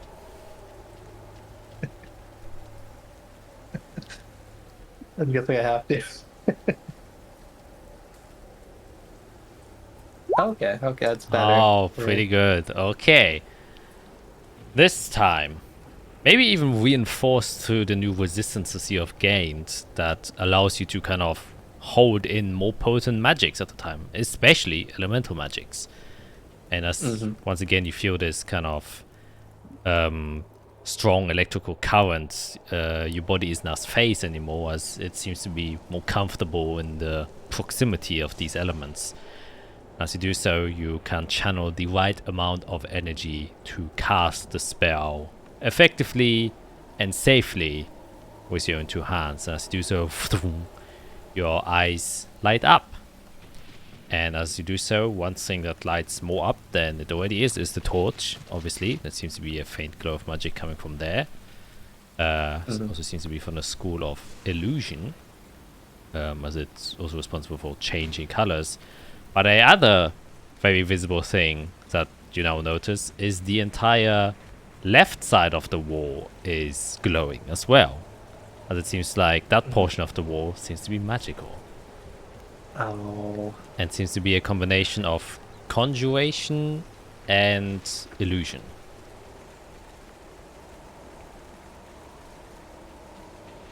If I look at the base of this illusionary wall, is water flowing or is it pushing up against the wall? Yeah, now that you look at it, or look at it closer, what you have noticed before is it seems like at some points the water kind of flows through the wall but back out. There seems to be a barrier that doesn't allow water to pass through it completely, but the kind of texture of the wall itself seems to be an illusion. So there's probably like a flat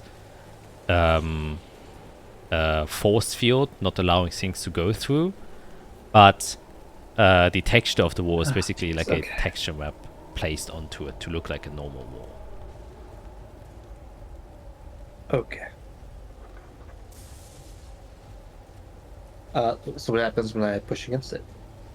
Push against it and you just feel it stops. And now that you know it's a magical wall, you can definitely feel it's like, oh yeah, this isn't like a wall texture, it is something different. Yeah, it doesn't match with that push and how it feels. Exactly. Okay. Oh, a puzzle during a high storm. This is- Oh, okay, okay. We're a wizard. We can figure this out for sure. Step one, I'll grab the torch again. Okay. It glows white again. I'll bring it up to the illusory wall. And bring it up to the illusion wall. And as you kind of get close to it, the wall starts to like fade and vanish as the white light illuminates Okay. that part of the wall. You can see that as it disappears, also like water starts to rush through to the other end. Oh, God, I'm rubbing the statue with. How heavy is the statue? Pretty fucking heavy. Like, So if I have 7 strength, yeah, nah, it's like 20 pounds minimum. so just slow me down. What do I want to do? That's so bad. They just want to bring it with. Okay, I'll try to go through torch first and then follow behind it. Yep, you do so. As you do that and you pass through, as soon as the white light isn't illuminating or isn't close enough to illuminate the light directly with the bright light, the wall kind of reappears again. That's why we're going to take a quick break because I have to pee again. There's all these water sounds. Jesus. Wow. Sounds good. And we're back. So, as you step back inside and the wall disappears, you can see that the water that has rushed through slowly kind of dissipates into the ground. As there's now a long tunnel, seemingly. And with the torch that you have on hand, it illuminates the path before you. And the first things you notice is there are 2 more statues of similar make to the left and the right of the entrance of the tunnel. And it seems like a little bit further down a 3rd one. And they look very similar to the one in the entrance, though the heads just differ. And they have a variety of different animal heads. One has a crane, the other one doesn't even have a humanoid head. So it has like a head of a badger, snake, and a raven, while the other one has like 2 humanoid heads and 1 head of a bear. And the hand positions always seem to be very different in each one of them. But just looking at them, they are very meticulously carved. Very beautifully carved, in fact. Nothing too like elegant and extravagant as the holy religions usually do, like their holy ornaments and stuff like that, where it's like, you know, almost otherworldly. Right. This just seems like a very proficiently and artistically well done and crafted, handcrafted, or carved more specifically, as you can still see big edge marks. Like not a lot of effort has been put into like trying to kind of render it to full finish, as many big gashes are kind of left open, which gives it a very raw but still stylized look to these statues. Okay. And what's the room like? Like the other cave, just seems to be now more of a tunnel. It's about like 8 feet wide and still kind of a little bit taller. I don't know, same height as the cave itself, about like 6 feet or so you can comfortably walk So down. more comfortable. Yeah. Yeah. Okay. And has the illusory kind of wall come up? So is water like rushing in, or is it trickling? No, it closed as soon as the torchlight wasn't hitting the surface of the wall anymore. Okay. Yeah. Same as before, just in case I don't see something, which is very possible. I'll just call out and say, "Hello. Anyone else taking shelter?" Kind of echo. Make a perception check. Kind of listen for any response.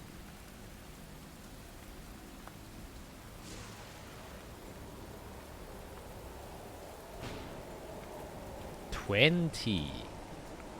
Dang. Oh, that's weird. It's kind of what's it called? Like cocked. It's that's a good Oh. one though. The 3 was the other number that I was trying to go on. Oh, that's a good cock. Don't quote me on that. Or, Hold, or do quote me on hold.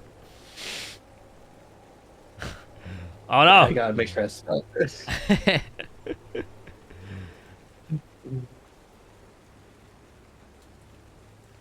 That is right. Okay. Okay.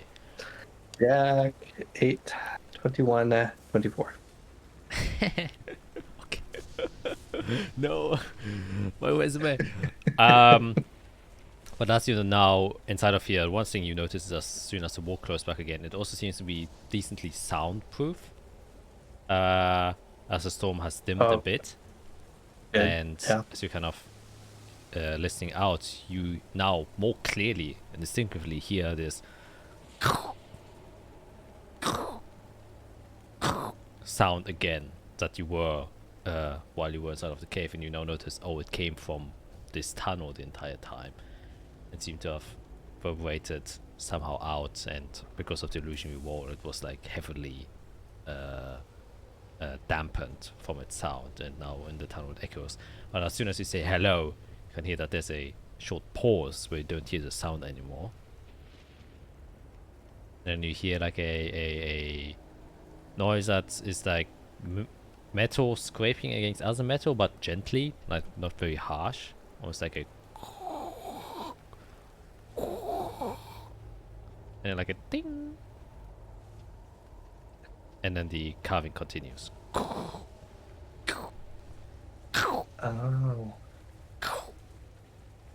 So it could be machinery. Could be someone working machinery. Is there a path beyond this room? It's a tunnel. Like it still continues tunnel. further Okay. down. And then these 2 statues are on the sides. Yep, on the side, and then one is like a bit further in front. Okay.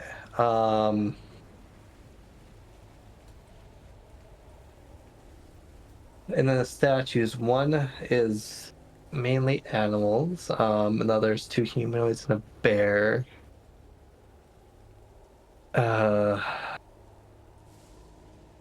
Yeah, first I'll take a closer look at the statues, both of them, just see if there's anything unique, see if they're looking at anything, that kind of thing. See if there's a purpose, Yeah. or if they're just like decoratory, or just saying this is our religion kind of thing. Mm. Yeah, can make an investigation check.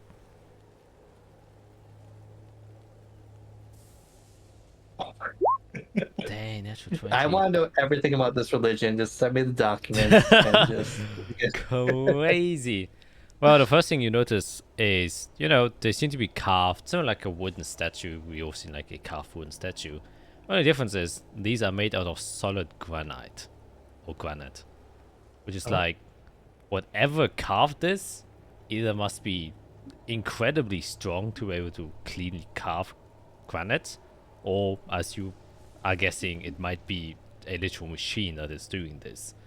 But from the handwork that is here, you can see like deliberate flaws, like the paint strokes from like paintings and stuff like that, where it definitely wasn't a machine. This is hand carved, and the fact that someone is hand carving granite seems absurdly insane to you. Carving specifically, Yeah. not masons, because there are clean cuts going from one side to the other, shaping this figure. So someone used like a carving tool to like kind of scrape one side off, and not like, masonry, you usually use a hammer to pick out different sections of it. But you don't see like any indentations, but instead somehow, some way, someone is carving these things. And the face is a little bit more detailed, like looks like some effort has been put into there to kind of render it more nicely. But the placement or maybe symbolic significances that might specifically apply to this area, you don't see any. In fact, the statues just seem to be here. In fact, you have the feeling that they were like almost just like discarded here. at best, because they're just kind of placed onto the side and are just left there, and they fulfill no purpose. Oh, jeez. Okay. Richard, I don't have a bag of holding. And they're both probably 20 pounds as well, roughly, or more. Yeah, solid granite. This thing is hard to move, especially for your frail body. Let's see. How good is Fira at drawing? Probably mediocre. Well, it probably takes time for her. She probably takes her time to do a good job. Okay. Is there a way I can... I'm trying to think how I can come back here in the future. This ways. Okay. Okay. Yeah. Once I'm done examining, the two humanoid faces, they're different than the one from the previous statue. One of them seems to be in a similar aesthetic as the first one. The other one seems to be very clearly elven. Long ears, pointy nose, stuff like that. Okay. Interesting. Trying to think here. So I'm looking back at my god list. There's something. Yeah, there's a Herald of Beasts. Avianath, Mammoth, Reptilian, Amphibian, Selia? Or Pis? I don't know how to pronounce that one. Hexapath. That doesn't really stand out here. Because these are animals. Sound like they would be a tier up. I guess, yeah, I'm not sure if they connect or not. Okay. I'm like way down the hallway. Or passageway. Okay. So you continue further down, the kind of carving sound becomes distinctively louder with each step that you take. And further you go down, the more statues you start to see. First like two in the doorway and another one. And then you start to see like 3 next to each other, 4, 5, 6, until the entire entrance or tunnelway is filled with these statues. And like the further down you go, the more it kind of gets hummed up. And it's filling more and more of the space to the point where there's only one small walkway that allows you to still continue down this path, but they're just like these big statues left next to each other. And you can also see that as you kind of walk 30 feet within this tunnel now, and the sides, even portions of the walls have been carved out to put statues there as well, and these seem to be a little bit smaller. They aren't that big anymore, but are like kind of hand size, so around this size. And with that natural 20 investigation check, which I would just say is kind of as you're perusing these, as you see them. First off, it's a little bit scary now that it's so filled. It almost feels cramped, having this many faces just kind of feel like staring at you. There's always that, one voice in your mind that's like telling you like one of them is going to move, and then that's going to be super creepy. Yeah. But the further down you go, you can noticeably see that the further you get in, the worse the make of the statue actually is. Let's see, one of them, the arm, the anatomy just seems kind of wrong. By one, like half of the face has been like kind of somewhat cut off. Or the edges are a lot more ragged. And as I described with the last one, where it's like kind of deliberate big marks that were made that are like broad paint strokes that just shows like a significant style or specific style. It's just like in the further in you get, just seems to be more sloppy and sloppy, almost like these were like practice pieces or something like that, where it wasn't very clear what the intention of the carving was at that given moment. And you notice that as the further in you get, there are like more and more and more of these very more sloppy pieces where by one you don't even recognize what kind of animal it's even supposed to be. The other one is just like a kind of weird humanoid face, if you can even call that, with a way too large nose and stuff like that. Do I ever see one with the face of a snake? Yeah. At the very beginning, you saw one of a snake. dude. Crane, badger, snake, raven. Okay. Yep. But was it like a snake human or like a garden snake or normal snake with like a long body? Then No, so the body always seems to be humanoid, and then one of the 3 heads was a snake. okay. Yep. Hmm. Yeah, that seems to be Okay. the only thing that changes is there. As you go in, you now also see somewhat different variations of these statues. Some have 4 heads at given points that just go all the way around. Some have actually 3 bodies sitting like back to back to back, more fuller, and like kind of attached to each other. So like the sitting position, how the heads are placed, and how many of the heads are there are kind of the main differences from the statues, though the aesthetic of, you know, arms flared out, different hand positions and stuff like that remains the same throughout. Hmm. Is there ever an expression on like the humanoid faces, or is it more like a painting? People are just in a set pose. Yeah, most you see seem to be like have a somber expression or neutral expression, and occasionally you do see one that make like a very grimacing face. And in fact, the features are kind of like exaggerated to the point where it almost looks like a oni face, like a demon face. Not demon as in Yeah. the Saphire Plain demon, which is, you know, very Yeah, asymmetric. like the mask. Yeah. Exactly. With large teeth and stuff like that. Some even have, you know, weird proportions with weird smiles or crying faces. You even see one statue where one of the faces or each face has a different expression. So yes, the expression does vary, though those with expressions usually don't seem to be very humanoid-esque and more have this very exaggerated appearance like the only face masks. You can actually also make another investigation check as you're like looking specifically for certain faces. Yeah, I just have this creeping feeling like these are based off real life. So if they're scared or angry or something like that, I don't know. 17.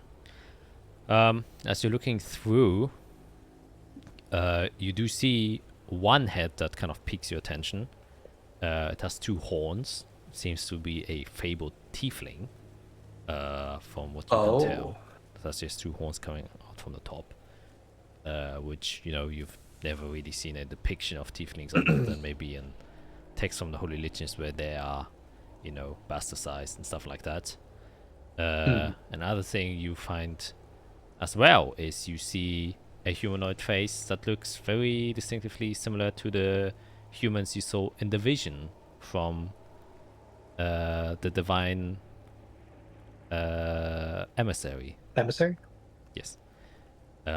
With 3 horns also curling out from the top of the head.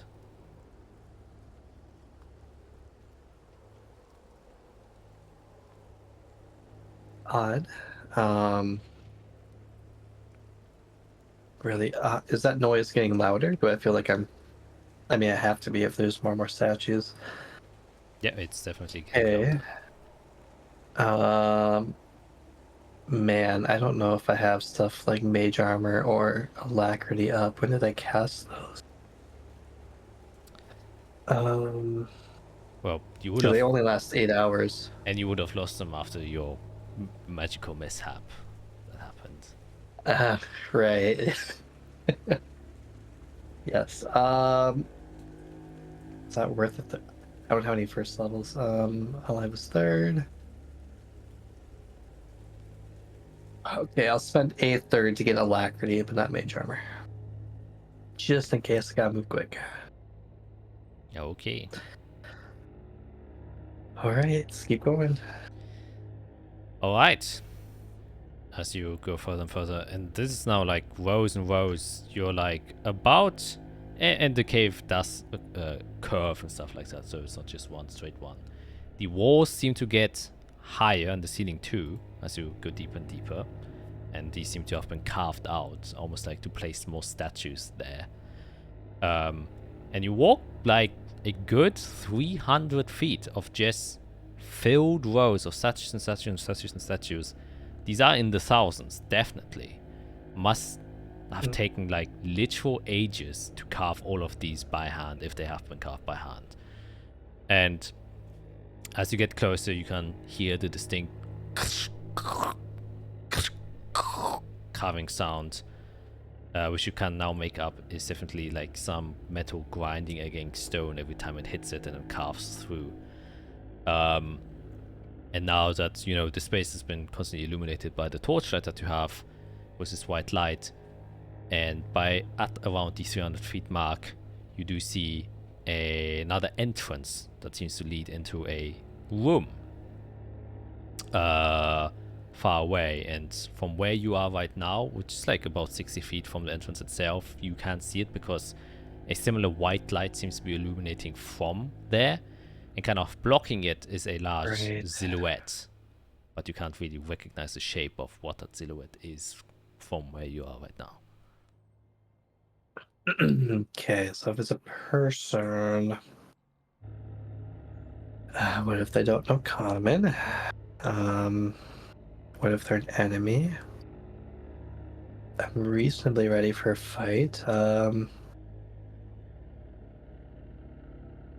Let me see, what components does this spell take? Just the case. Verbal, okay. I'm gonna back up a little bit just to avoid like eyesight of that door, and then put tongues on me just in case. But then I don't want to scare them. They've heard my voice already. I think I'll go probably like 30 feet from the door, and then just give out, is someone in there? Okay, you approach a bit. You can see the silhouette, and now that you get closer, it's a quite large figure, from what you can tell. And as you get closer, your light also starts to illuminate further into the room itself. The figure itself seems to be around 10 feet tall. You're not quite sure if they are standing or not. But as you're this close, you can hear that weird metal sound again. But at the same time, as the carving is taking place,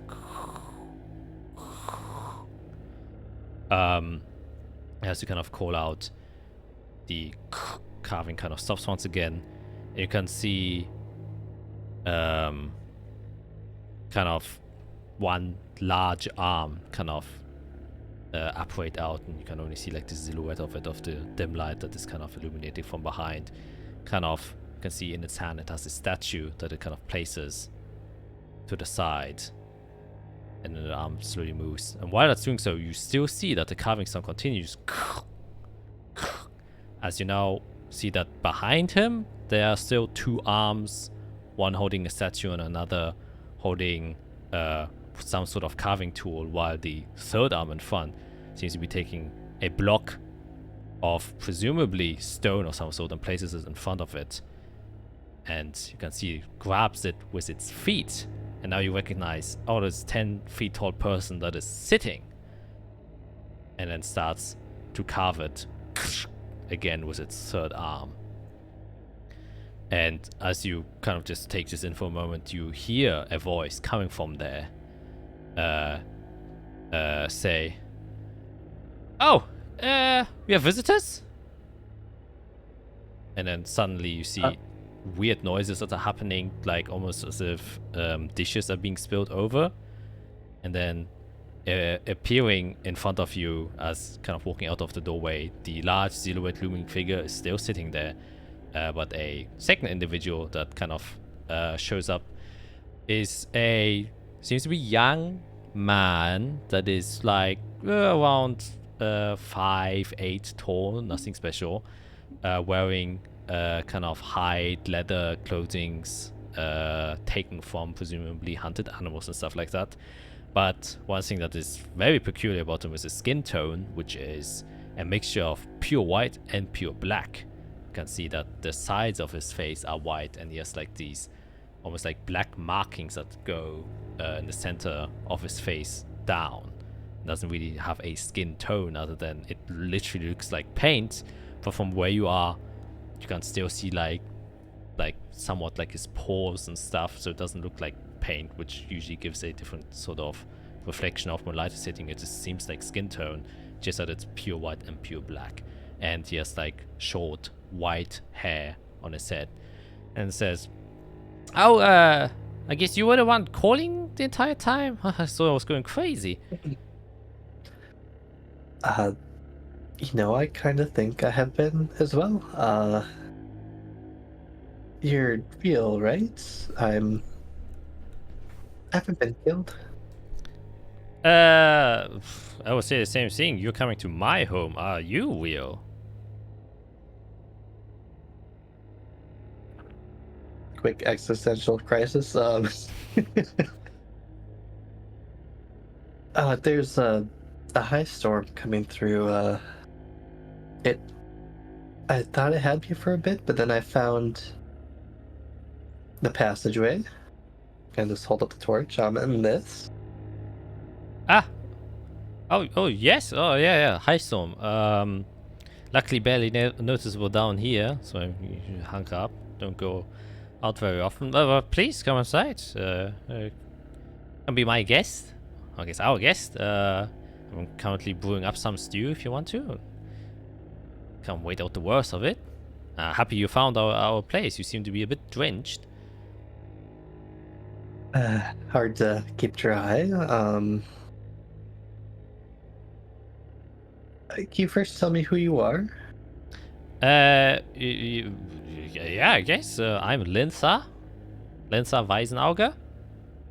Nice to meet you. Oh, just write his name. Assistant, please come to my aid. Of course, it was W. And this is our home. I guess. Who are you?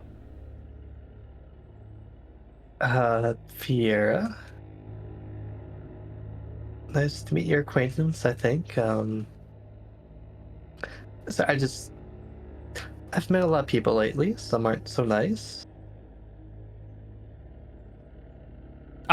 Oh, I'm so sorry to hear that. Yeah, don't worry about him. I know he's a bit gloomy most of the times, all of the times. But he wouldn't hurt a fly. I think he could hurt a fly. I guess. Yeah, you're right. Occasionally with the stones, when he puts them down, he could accidentally put it on a fly. Now that I think about it. Yeah, but he's my teacher. Teacher. Kind of thought it was the opposite. Is it not some type of arcane golem or under a spell? a golem. Wow, this jokes haven't hit them in quite a while. No, are you crazy? I was about to say he's made out of bone and flesh, but I'm not quite sure about it myself. Well, definitely. Well, no, he is. Just an old guy.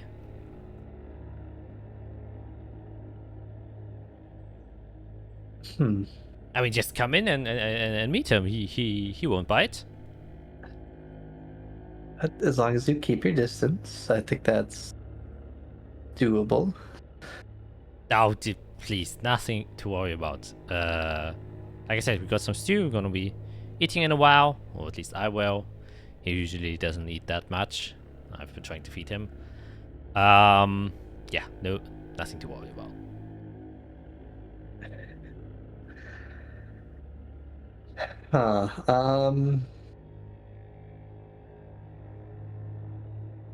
Well, we'll see. I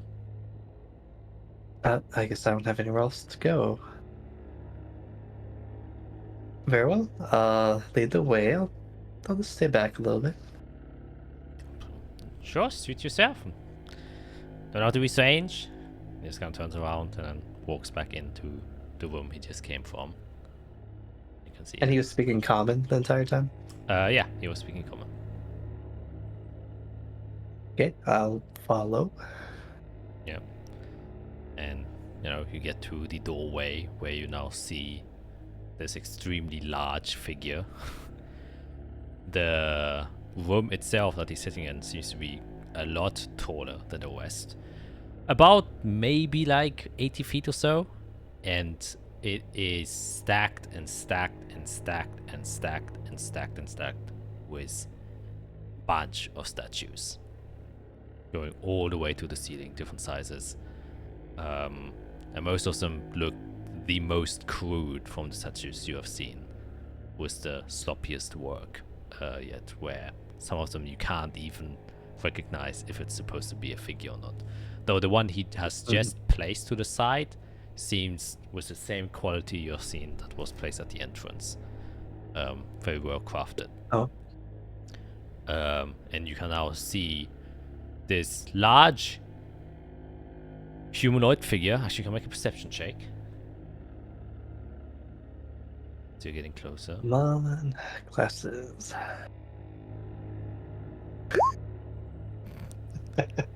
You try to avoid eye contact with this figure because its form is just so intimidating. You're like, you know what? Yep. Yeah. As with predatory animals, you should not look them in the eyes because that will aggravate them. So you're doing the same. You're just keeping your head down. You're like, okay, you're just looking at the statues and ignoring its large form. So as you go in, you just hear this extremely strong as he carves into the pure solid granite that is in front of its feet. And it seems to be quite loud, as with full force he seems to be edging through each step by step. And it seems to be like two rhythms, like as he's carving two at the same time. And yeah, you hear Linta kind of just say, step around, you don't have to be shy. But here's some stew. You can sit down here, it's a bit more comfortable. Apologize, we don't have anything soft per se. Well, the bear hide I think one should do. Sure. Everything's better than what I had, so. You walk past the large figure and you can see the rest of the room. Very basic. Seem to be like 15 feet from where the large guy is already the end of the wall, where there seems to be a small fireplace that has been built there. And above it there's a large kind of iron or steel kettle that is brewing some food inside. And you can also see like a metal spoon inside of, which is probably where this metal scraping sound came from as he was stirring the stew itself.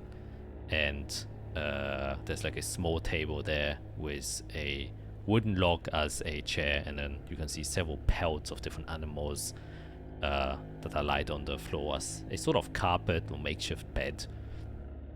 And he has kind of produced two wooden bowls where he has placed some of the stew inside and placed one on the other end of the table for you to take, and he takes a seat on the wooden stump and starts kind of slurping his own food that he has made.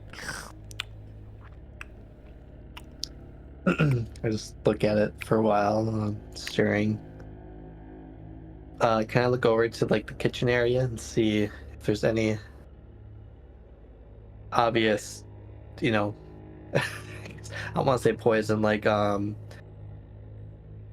like poisonous flowers, or like you shouldn't put this in food because it'll give you diarrhea. Just things you shouldn't be ingesting. Can make an investigation check.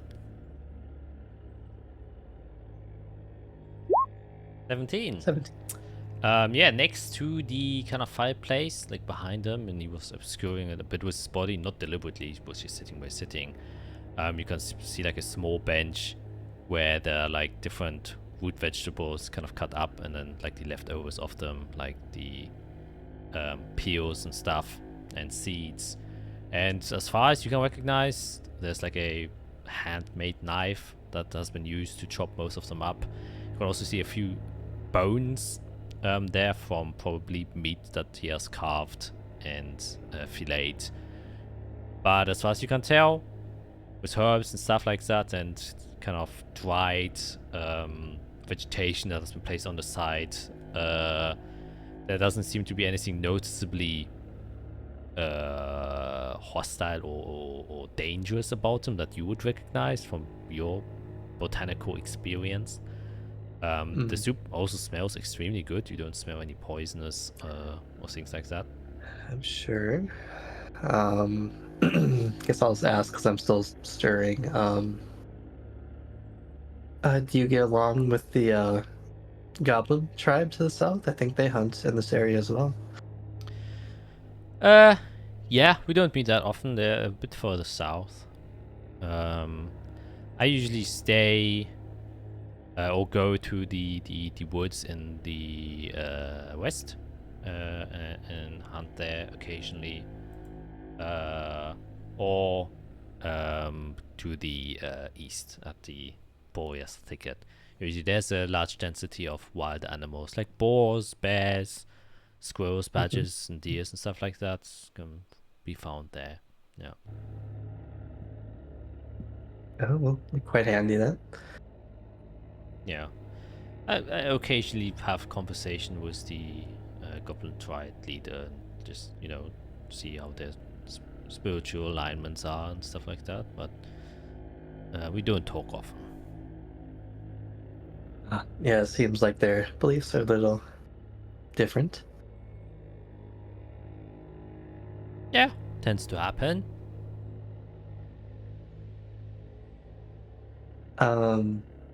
I did notice, I guess you talked about the spiritual beliefs. Are you the one who, or is he? Because he makes the statues? Are you both believers in kind of spiritual journeys and the warrior way? Well, there's a lot there, isn't there?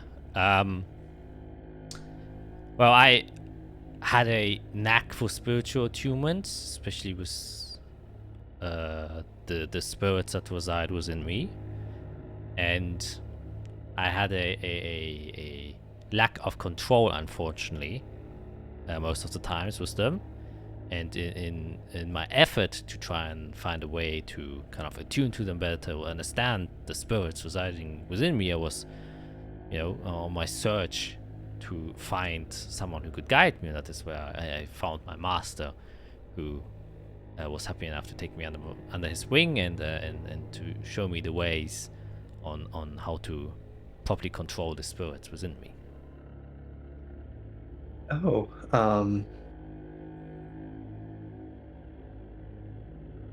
interesting. So he's also, well, you found him. Does he communicate a different way? No, he talks.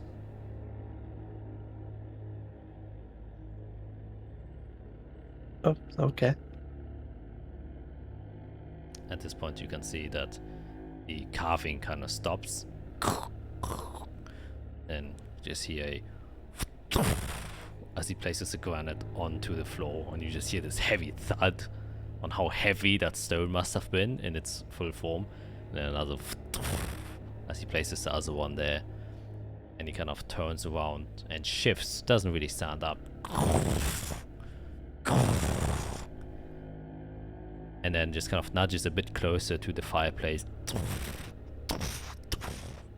And you can see now, fully illuminated from the fireplace, this figure Now with the passive perception would be high enough to kind of recognize most of his form. You would think.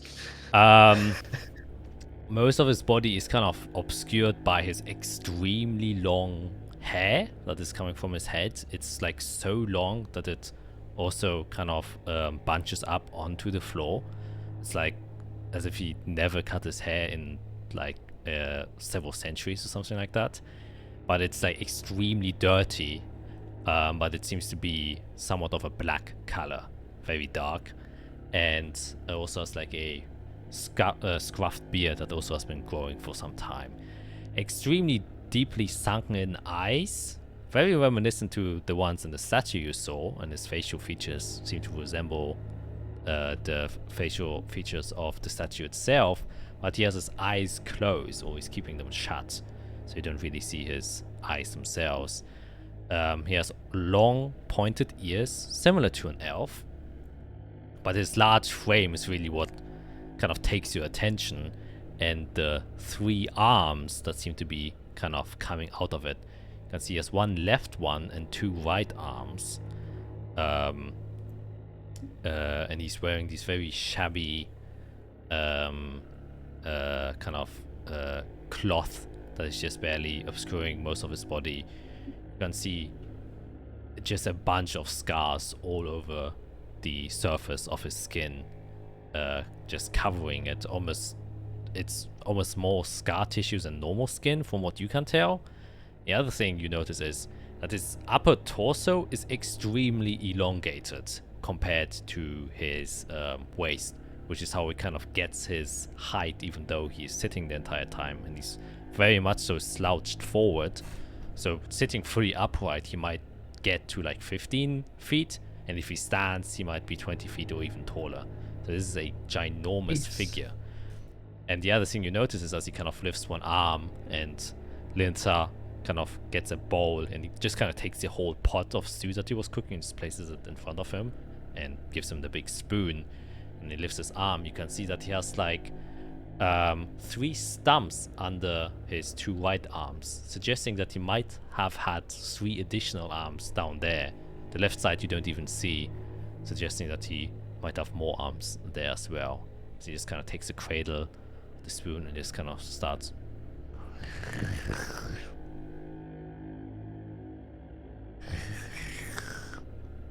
slurping it.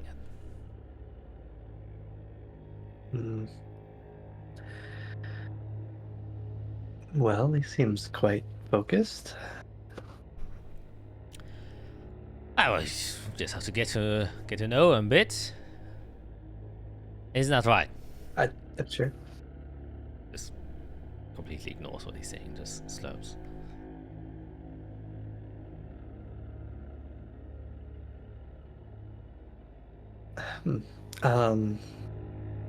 I guess just to double check my own knowledge, I study a little bit. This is Halindu? Did I pronounce that right? Hala Hindu is Hala Hindu.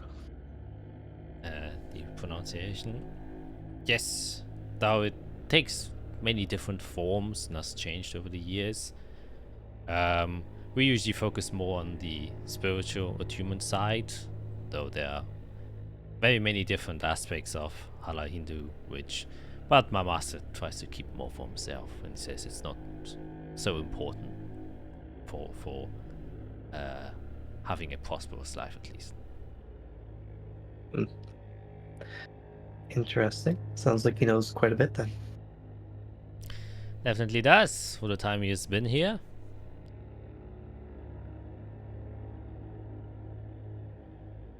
Right. I'll probably finally take my first bite. It's like, and please do tell me if it's good or not. Well, a bit of lack of seasoning. We don't find much salt around here, but we do.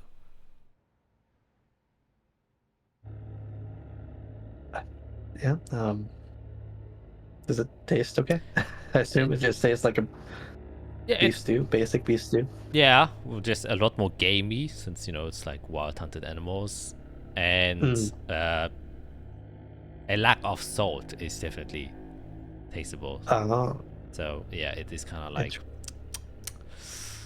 you know, you're used to your very seasoned meals, especially because you eat a lot of, you know, dry turkey on the road and stuff like that. Or you have at least. So in comparison to this, it's like very lack in taste at least, but it makes up of it gotcha. for some herbs and stuff like that. So it's like, you know, typical. It needs more salt kind of dish. Okay. Could I try prestidigitation again? See if I can make those illusory sparks.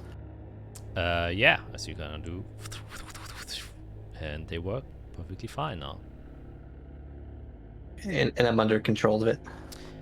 For the most part, you still feel the, you know, sparky sensations. The high storm is still walking around here, but seem to be working. Okay. I'll kind of just, you know, wave my hand the direction of his bowl and add that like salt flavor that's missing. And just say, why don't you try it now? I added a little bit myself. Oh wow. Oh wow. Yeah. Yeah, that's much better. Yeah. There may be salt veins around here somewhere. Maybe worth time looking for. Yeah. Not the biggest fan of digging. Or maybe I have to take a larger expedition. We used to have salt from where I came. I brought a little bit with. And if I feel like it, I do go try and, you know, venture up to the oceans, though I wish not to leave for too long. I am still in my practice years, and I want to spend as much of them as possible with my master. That seems very wholesome. Oh, thank you very much. And actually, what brought you to our shores? You seem to be a bit, I guess, misguided or lost. Have you lost your spirits? You mentioned having multiple spirits. Is that normal?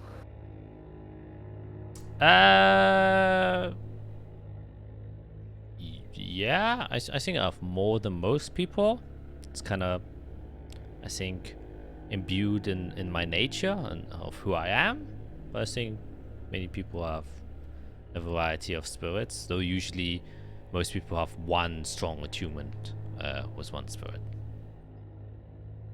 See, I thought I had one as well. I didn't know there were more, I guess. It's kind of like the shapes they take form, and mine particularly has a lot of shapes.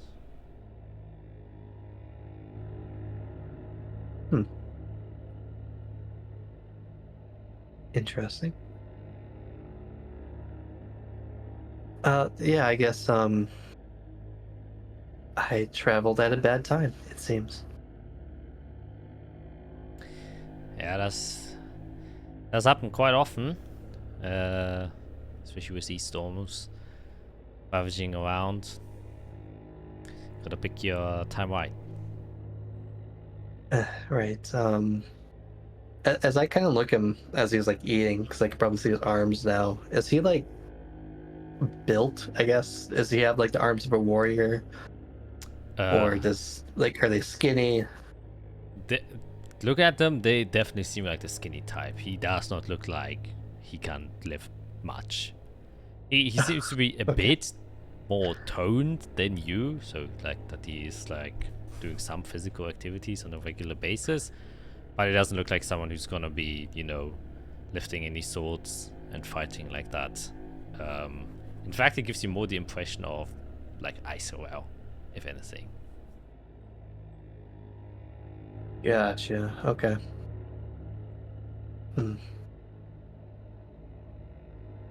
Interesting. Actually, while traveling, I was trying to get somewhere before this hit, and I ran into some orcs in the area I wasn't expecting. Oh. I hope they were friendly. No, they immediately tried to kill me. Oh. Ah. Well, that's sound quite like a bad time. Yeah, not gonna lie. It was quite bad. I was traveling with others. Oh. I think I kind of stopped eating. Yeah.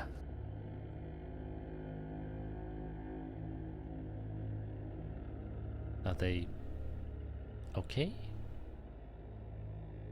I don't know. I plan to look for them once I can. But I don't know. I assume they're important to you?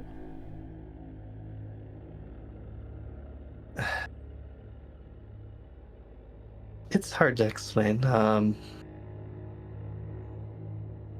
was kind of thought for a while I could do everything myself, and I kind of was planning to. Because then you don't hold others back, they don't hold you back. You don't put them in danger. I put someone in danger before, and they paid the price. I was reminded that if you have big goals, big ambitions, you gotta protect those around you. The ones you care about. The ones who will protect you.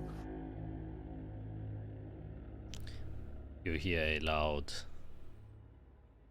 kind of scoff from the large figure when you mention ambitions. Kind of like a and he kind of stops eating and then kind of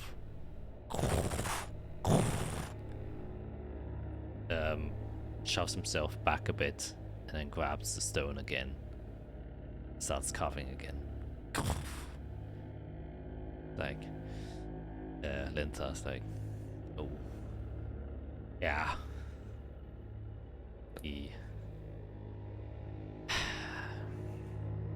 I understand what you say. Well, maybe not understand, but I hear what you say.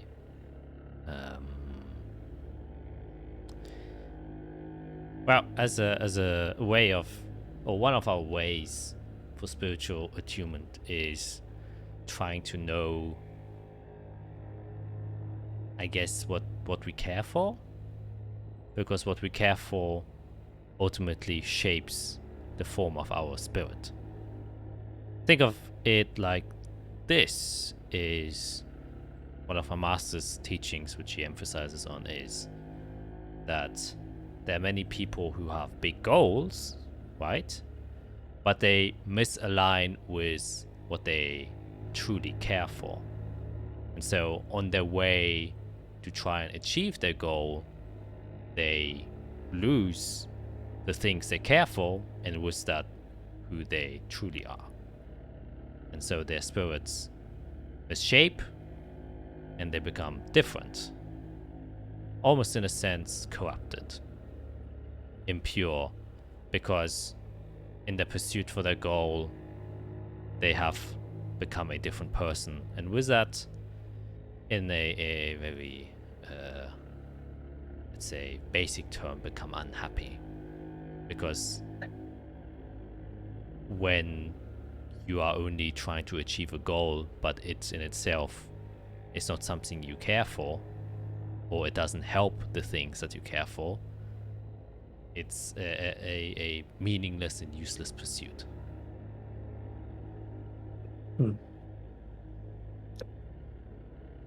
It's funny.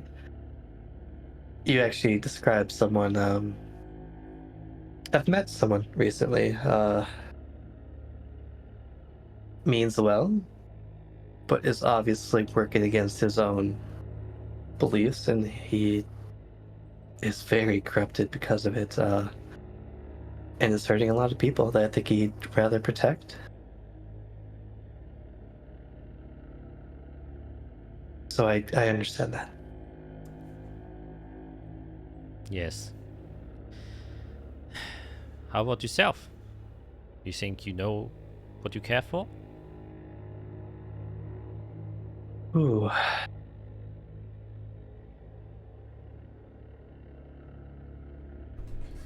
I think it's still taking form.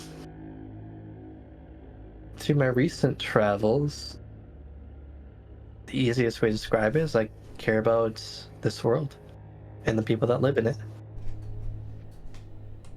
And those who strive to live instead of diminishing life. But who do you care for? Because taking that at face value, it would mean you would sadden every time someone would die, but I don't think that's the case.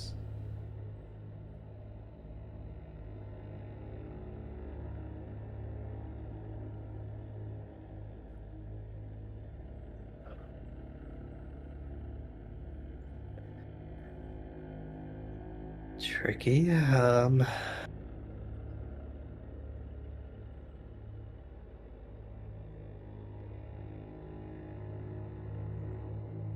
Boy, you kind of put me on the spot here. What Allah Hindu does? It's a sort of way to self-reflect, to understand the very nature of oneself in a more meaningful way. Or at least that is the practice that my master now does. It used to have a different origins. And do you think you're qualified to teach? Well, I'm just saying what my master has told me. I think if I said anything out of line, he would correct me. And then you hear another.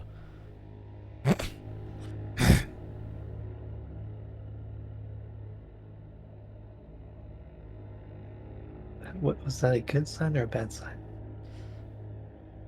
Well, he isn't correcting me, so I guess it's a good sign. Farewell. So I'm actually from quite far away. I kind of considered it my home until I learned that it was not what I was taught. I care about my mom. She's in danger, and I think of her all the time and how I can help her. I care about my brother. He seems lost, but I was told recently that I might be able to find him. I care about my father, but he was killed. So it's kind of hard to care about those who killed him. I care about the people I'm traveling with, which is taking up a lot of thought right now of how I can actually help them rather than hurt them. Because I've done both. And I care about my future friendships, my future marks on helping the world. I care that I do more for the world in good than in bad.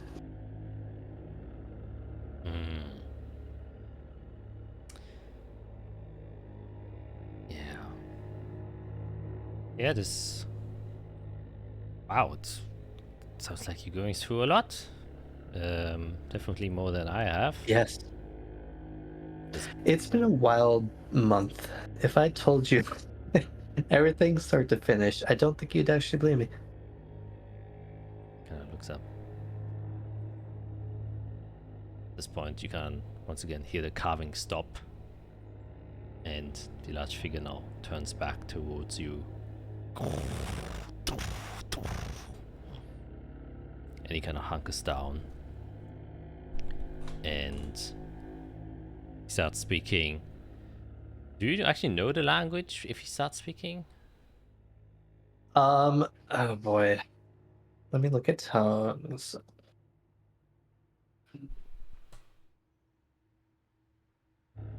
I understand it, but it won't tell me what language it's speaking.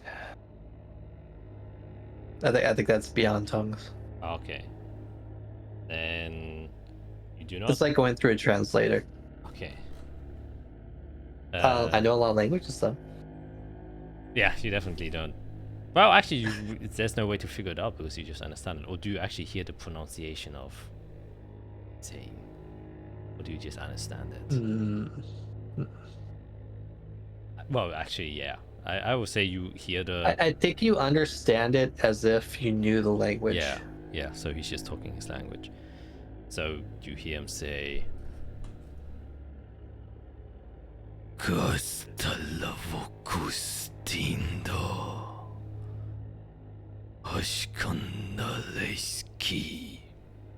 which you don't understand which language it is. One bit. Never heard of it before, not even remotely close. But translate perfectly with your spell into...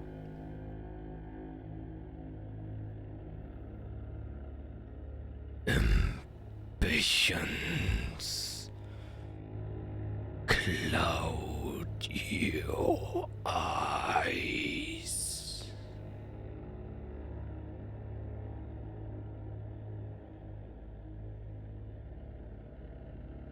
The world that you are looking for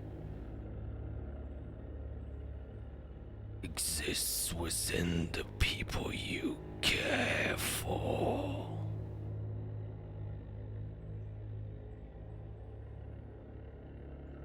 I have walked the path of destruction, blinded by a meaningless goal. To achieve what? To achieve a difference in the world.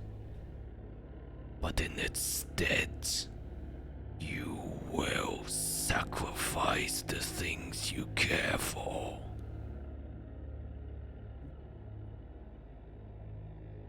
So be wary if you follow ambition, that it does not misalign with the things you actually care for. For one by one, as time passes, you will see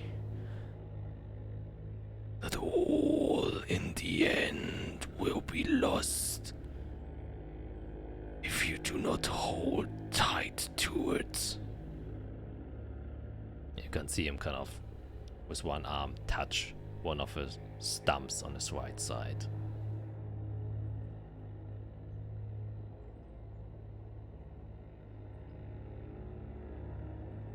You know, it's actually kind of funny you say that. One ability I have is to somewhat see into the future. And I saw that world that lost it all. And I spent my life trying to go back to fix it.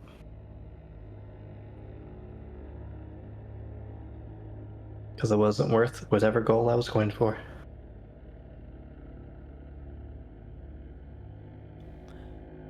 Then you are one of the lucky few who gets a second chance.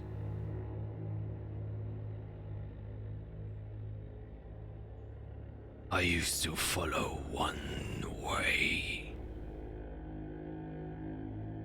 He kind of looks to Lintha. Well, looks with eyes closed, just kind of puts his head there. He kind of takes his arm and like pushes him up, and he's like, "Oh, what? I have to leave?" All right. Yes, he wants to tell you something privately. Like, he kind of just walks out the room a distance away. He says, "There are things worth dying for. Would you agree?"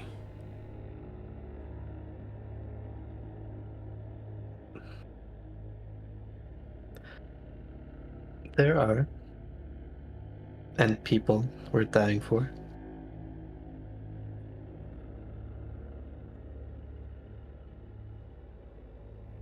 Then never forget, as there are things worth dying for, there are also things worth destroying. The forces that take away the things that you hold dear become the things you must destroy.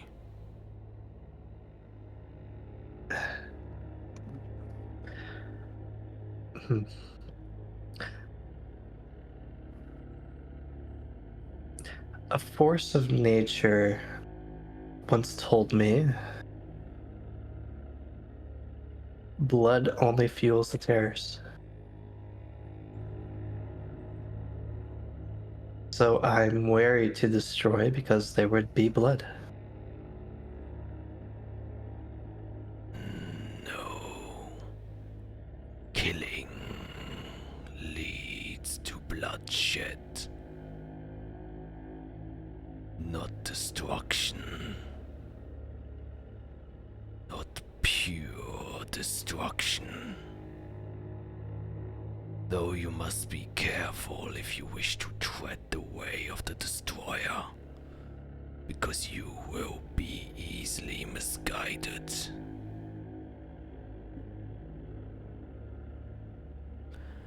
As my master once told me, become the right destroyer.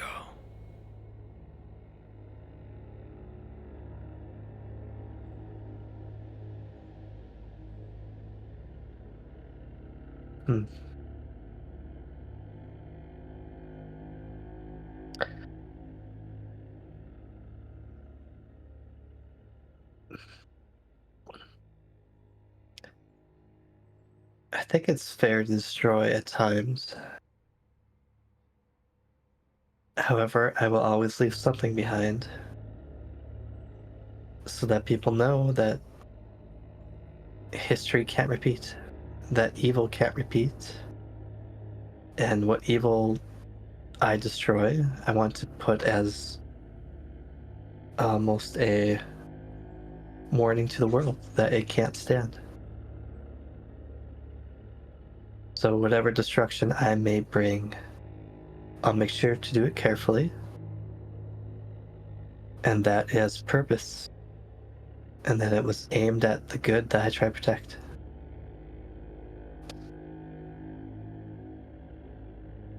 Kind of nods his head very slowly.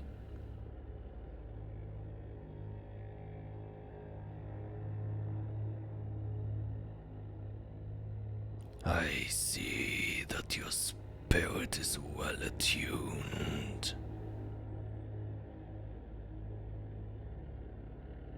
Have you seen your own spirit?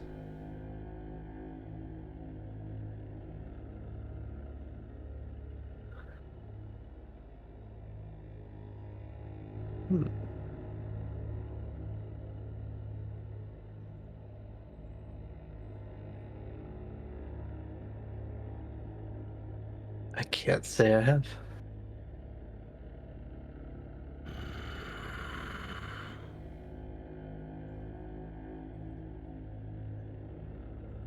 When you leave this place, soon when the storm is over, Linza shall gift you a statue. In a time of need, if you confront a thing you deem worth destroying, Place the statue so it faces that thing.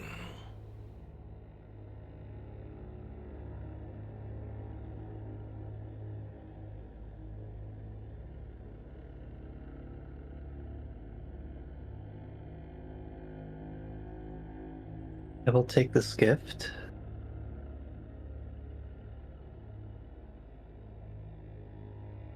May I also have your name, so I can remember you? My name is Elcor. Elcor Shiva. I will avoid that.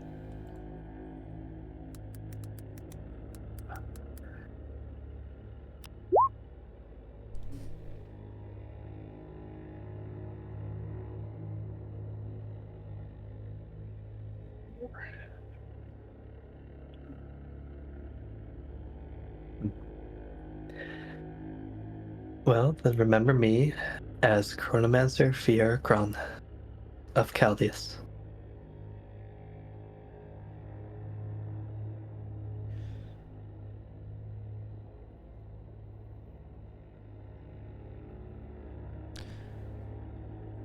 My memory serves no purpose anymore other than to guide lost spirits.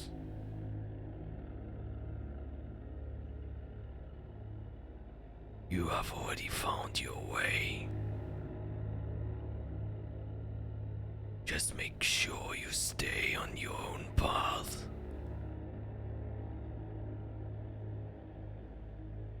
Chronomancer Fiera.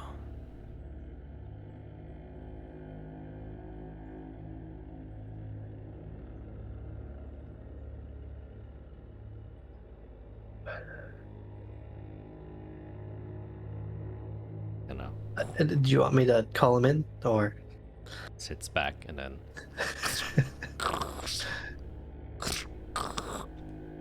and you just hear, oh, you're done? He's carving again, right? Yes, you're welcome back in. I'm just running back and saying, alright. We're curious what you were talking about. Well, okay. Oh, he was gonna gift me a statue. Oh. Then he kind of says, Isvakashina's Isle. The fifth one. Alright.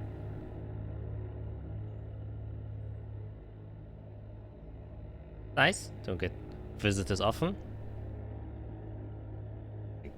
You're like the maybe third one we ever gotten. Oh, how long have you been here? I think I have been here for like 5 years now. I got no idea how long he has been here. Probably several centuries. That was my guess as well, if not longer. Well, I think... Yeah, actually, you're right. I think he retired after the war, so...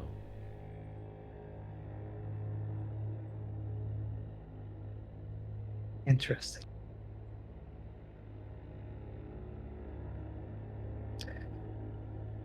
Well, let's finish our soup. If you need help around here until the storm's finished, let me know. Otherwise, I'm actually quite tired. I've been awake for a long time and tried to fly through a high storm. Oh, yeah. Definitely sounds someone needs some rest. Yeah, please make yourself comfortable. Yeah. Can make good use of the hides we store here. Yeah. And if you ever need some water, I can bring you some. Hydration is very important, you know. It gets quite dusty inside of here, so clearing up the throat does help a bit. Oh, that makes sense. Alright. Kind of turns back to eating his soup.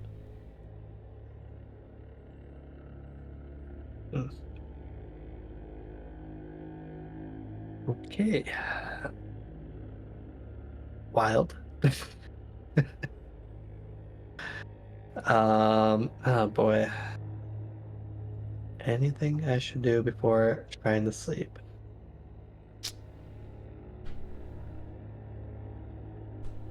Oh.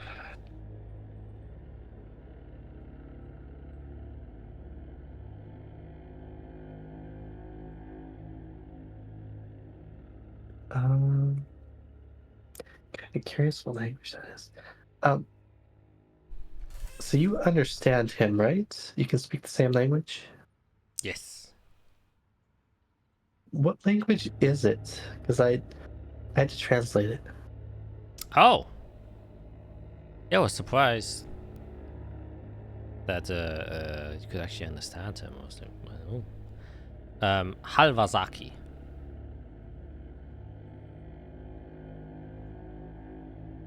Guessing that doesn't ring any bells.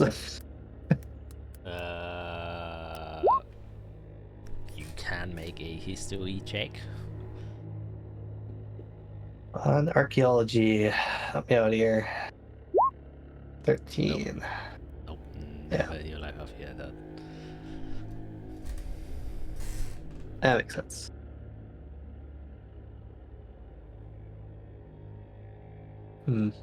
And you said he fought in the war. Generally, there's two sides to a war. Am I allowed to know which he was on? I kind of look back and forth. It's like, oh, well, yeah, I mean, you heard of our religion, right? Or our way, I should say. I've heard of it, yes.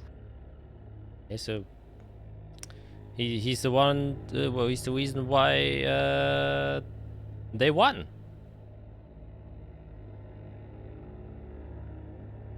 Oh. Interesting. See, that just gives me more questions. Right? Me too. But he never really wants to answer those.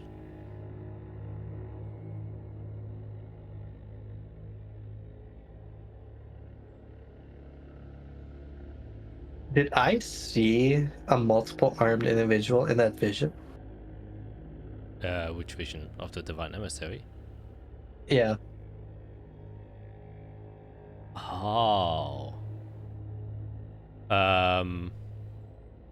No, definitely not. Actually, Okay. no. Yeah, no, we wouldn't have. Actually,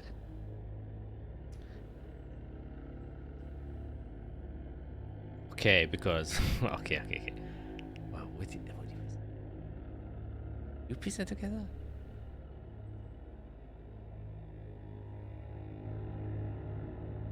I don't know. Would I? I'm thinking because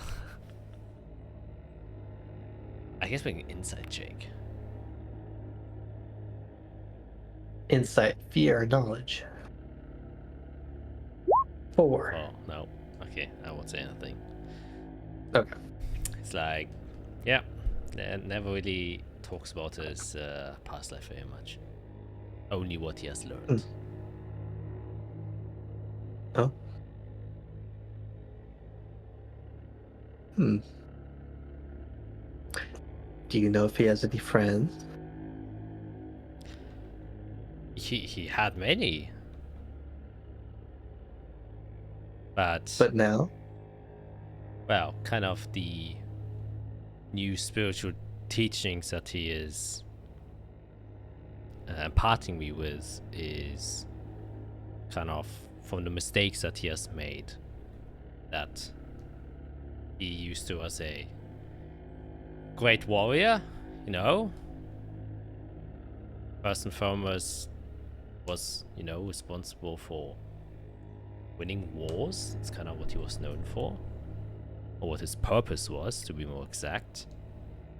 And well, during his time, I said, he never goes into detail. He just says he has lost the things most important to him, just trying to achieve the ambition he thought was his purpose, just to find that in the end, even after you've achieved every single goal you set out to, if you have no one to share them with, or realize that the people you cared for were the actual goal, and you leave them behind. It really wasn't worth it.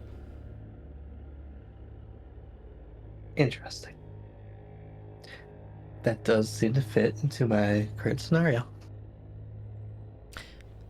I presume it fits into, in a broad scheme, most people.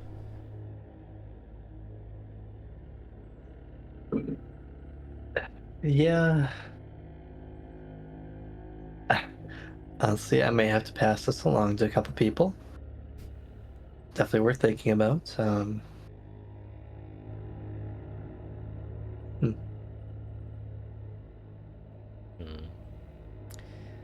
Yeah. I luckily didn't have big losses. I just ran away from home. So I'm still trying to find out what like my real goal is. So I do care a lot for my master. So I think I wish to spend a bit more time with him. Interesting. See, I find that kind of, I guess, acute thinking. I'm not sure what the way is.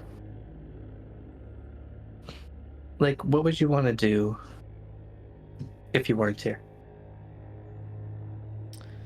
Well, that's what I've been asking for most of my time when I hadn't found my master. Right? So it's like I had these weird spirit things that were going haywire. I couldn't control them, shifting in and out and stuff like that. And I was just searching for some place to gain guidance. So I think if I wasn't here, I would still be looking for a way or something to help me, guide me. And what do you want to do with these spirits now that you have better control? Well, better is not optimum, at least in my scenario. I seem to be holding myself quite well right now, at least, so that seems to be indicating some progress. Just come to terms with them.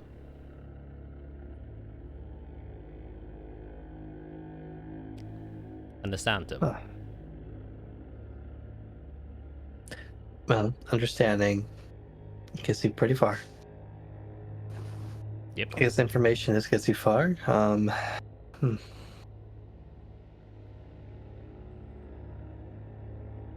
My own understanding has kind of broadened quite a bit. It was only a month ago. I thought there was just one creator. And recently I found out there's more. Wow. What's a creator? Oh, well, it's kind of in the name, right? They create life. Oh. I mean, of course there are more than one creator. I mean, look at the amount of mothers there out there. I guess that's one way to put it. They create like races.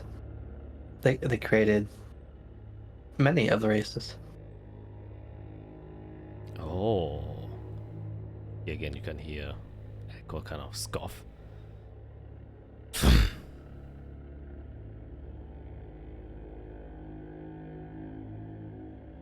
Again, I'm just learning. And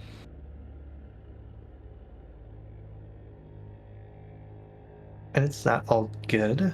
I still question why,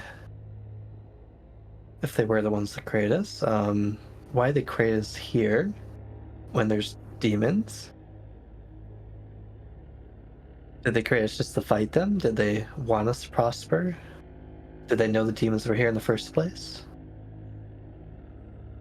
You know? And hear Echo say, "Prime example of meaningless ambition."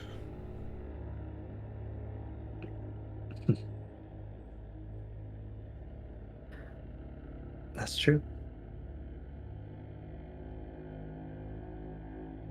Creators' ambitions. one thing I learned is they're not infallible. Every god has a strength and a weakness, and really isn't much different than we are, just they have more power.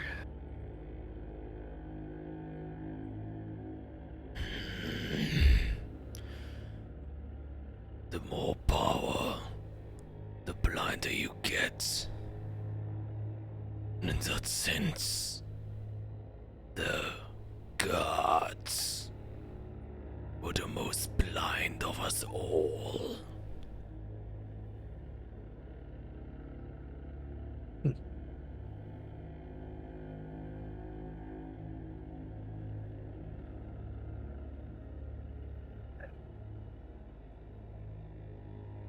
Well, there's truth to that.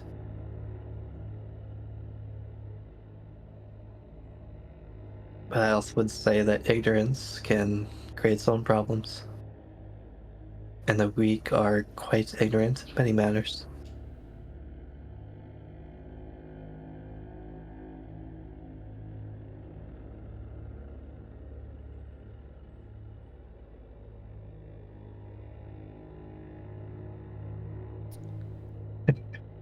He would say, kind of stops carving for a bit, and he say,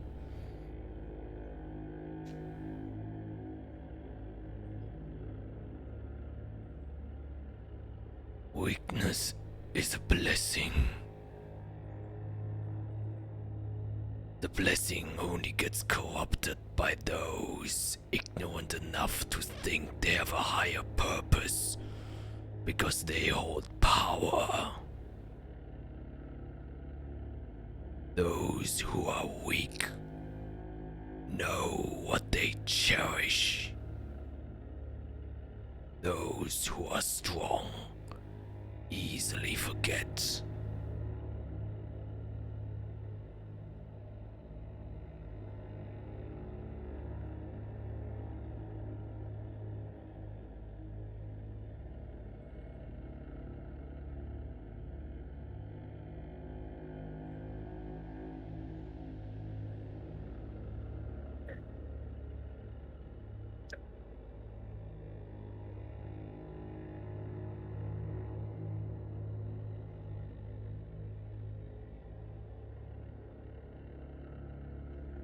It is good to have someone with experience who had power to remind people of that.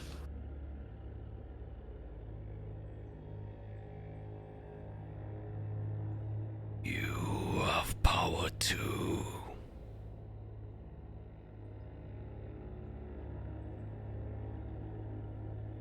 You will soon see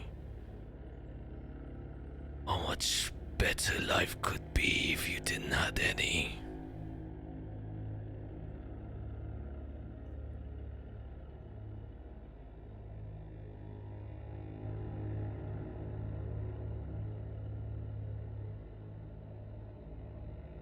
Well, I could say I was happier a few years ago. I couldn't cast a spell. Family was alive. I didn't know the truth. So maybe you're right.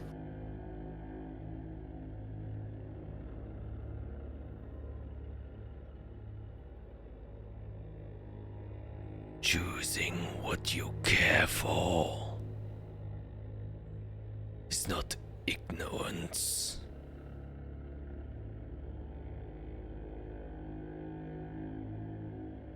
It is deliberate.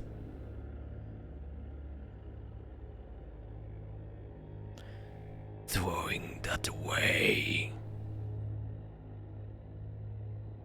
because you gain truth. That is true ignorance.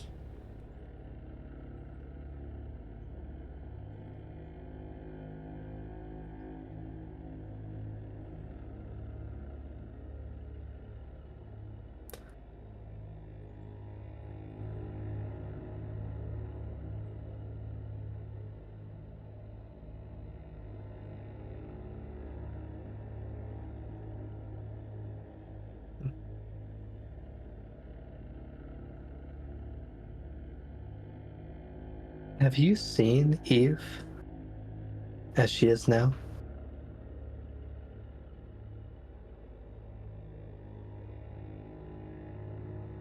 Kinda chuckles a bit. I have lived long, but not that long.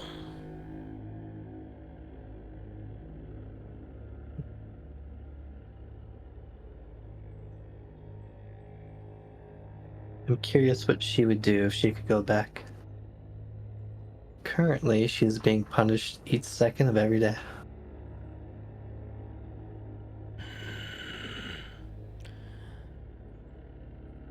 And one would say she deserves it. Another prime example of someone who was overcome with greed.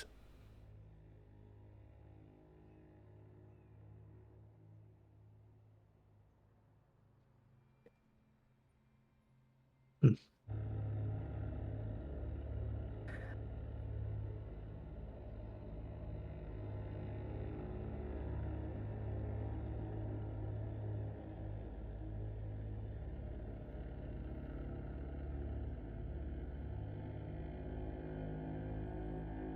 Well, at least we can all trust Tempestus. They're at least somebody good that does good with their power. He scoffs again.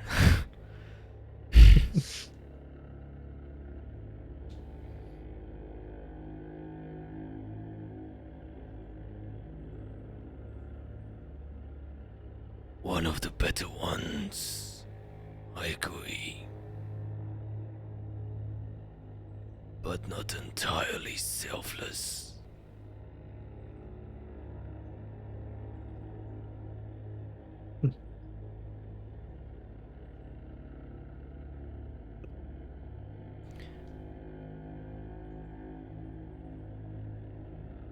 He's afraid.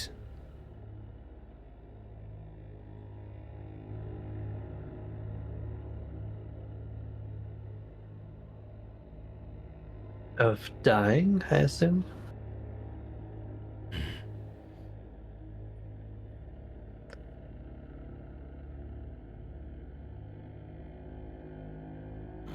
Much worse than that. Worse than death.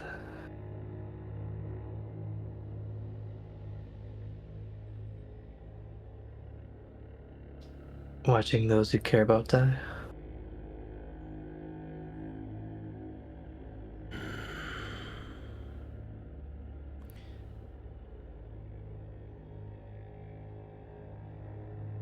His ambition was to become the new god. Just like all other heirs of divine blood, they too seek more power. He fears that his opportunity has slipped away.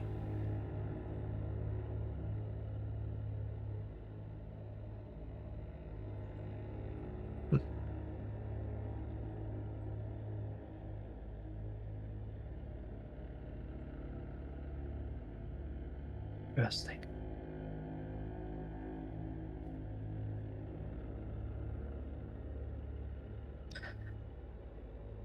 I'll be honest, it's kind of rare to find someone with such knowledge on this plane. So much is hidden or lost.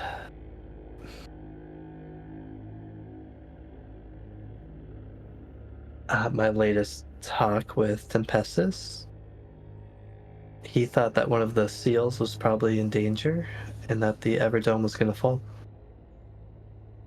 He wants me to protect them. Of course he does. He wouldn't want his precious kingdom fall with him. What's a king without his kingdom?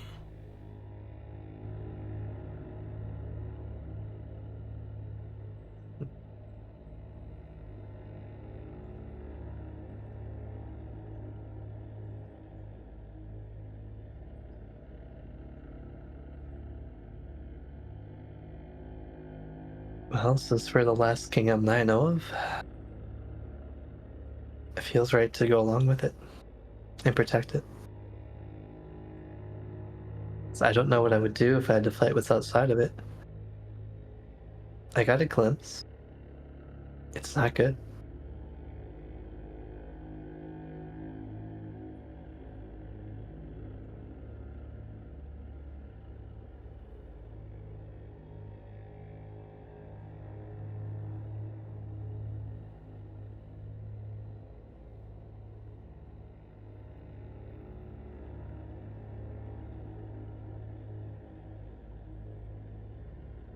Protect what you hold dearest.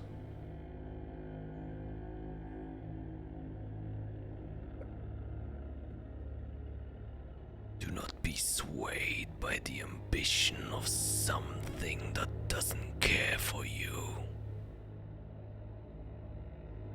If indeed this threat outside you deem is a threat to the things you care for,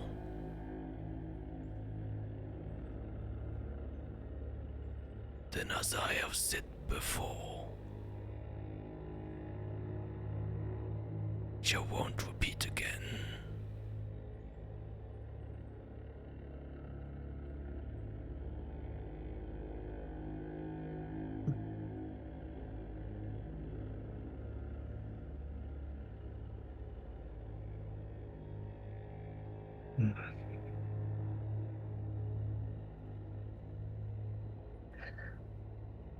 I thank you for this conversation.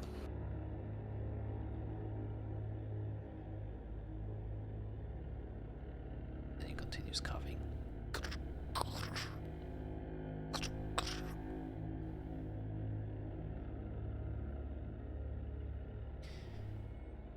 What? Oh, I guess it's getting pretty late. I honestly have no idea what time it is. Well, it's like, I guess around probably midnight, 1 a.m., something like that.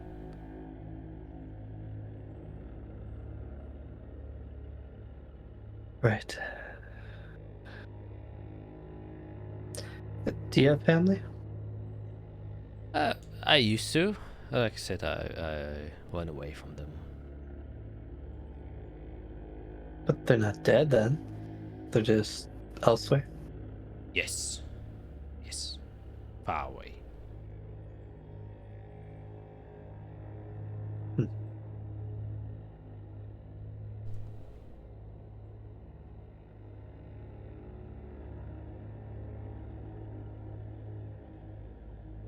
Okay. Well, I don't know if you have a clock or anything. Maybe wake me up at like 7, 8. I do need to look for my friends in the morning. I don't want to, as tired as I am, I'm pretty sure I'd oversleep. Yes, very well. You have a pretty strict morning routine I go through, so I definitely can do that.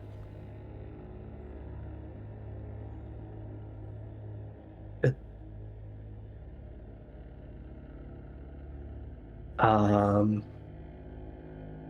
The strangers, I think I feel pretty safe. Yeah, I'm gonna try ascending one last time. See if I get zapped. Where's my spell slot? Yeah, I have a couple left. Let's send it to glamour if I can. Okay. I know. Something's come up.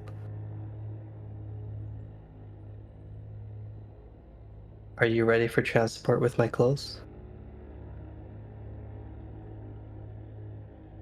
That's it? Yep. Okay. Making a intelligence check.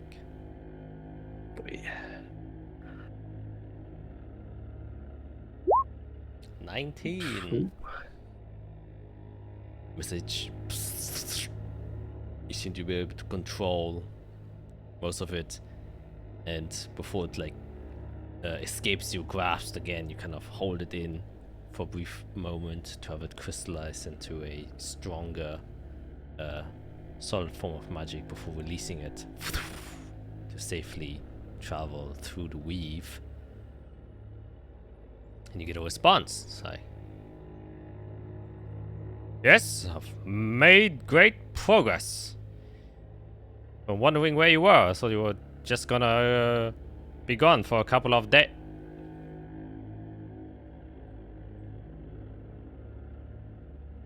Okay. I'll wait like 2 minutes.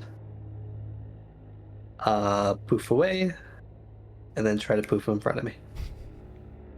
Get my intelligence check. Oh boy. Like that was gonna be a wild ride. Intelligence. Oof, 10. Nope. Unfortunately, as you try to access the magic to kind of unsummon him, even that itself doesn't seem to work. As you try to do that, you just accidentally cast prestidigitation, and then suddenly a scent of nice flowery fields make the air. Like, oh. Okay, so I have to look into something that can help me cast magic in a high storm next time I have a chance. Add that to the to-do list. Okay. That's fine. Anything else?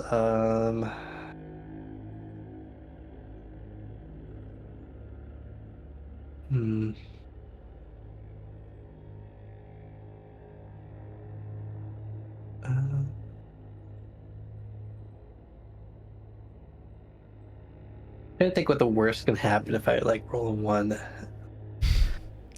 as like a chronomancer. That it's. Ooh, ooh, ooh. I need information. How badly do I need information?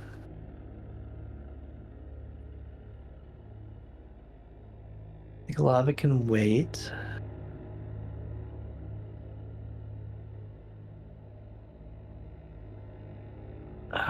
Okay, we're gonna try one more. Somebody else this time. Let me get his name. So I can find my sending list. Azathia mages. Who was? Probably not awake. I guess I'll wake him up if it gets this. To Vermin Goldstaub. Okay, Goldstaub, yes. Yeah. Let me craft it here.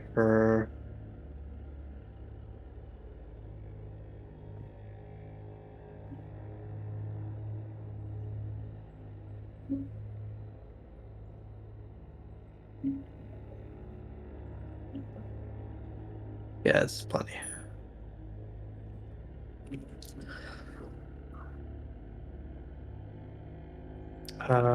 That too. Yes, 20 words. So yeah, cast sending to him. Sorry to wake you. Need information, life or death. What can you tell me about Kenneth Erkstein, Guild of Evocation? Thanks. Okay, make an intelligence check once again. Yep. Let's go.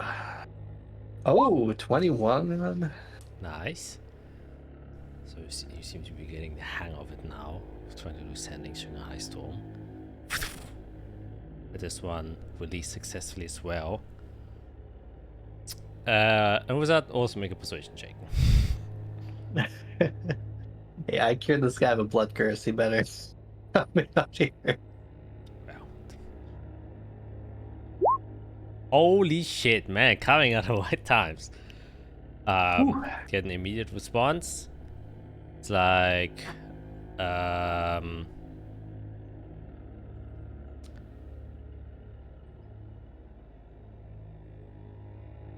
Oh, hello, Vera. acquaintance back at Covers.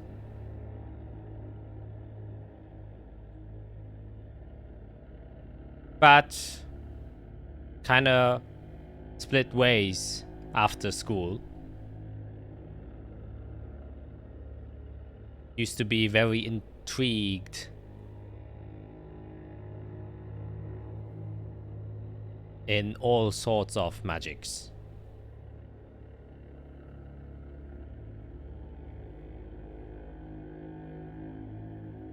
And then strange fellow, definitely. That's it.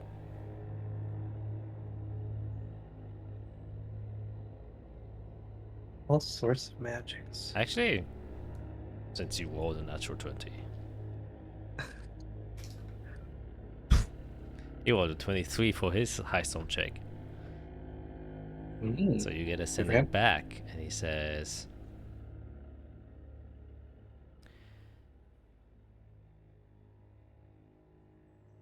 was very curious about lights.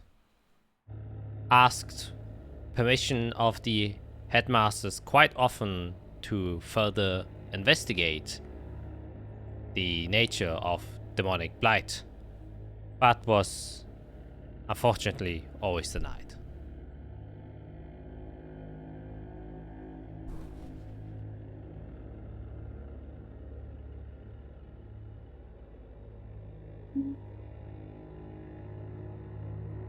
Interesting. Blight.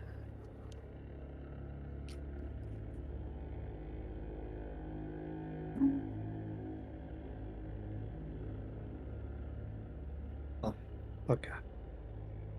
Oh, I have a response. I'm not used to that. Just remembered. How would I respond? Goes already.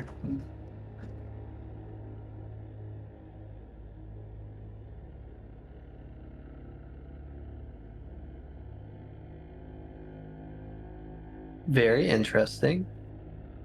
Thank you.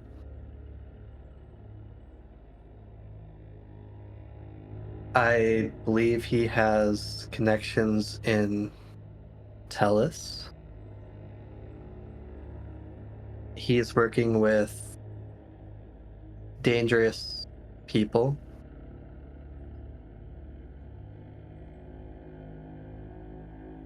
Hurt my friends.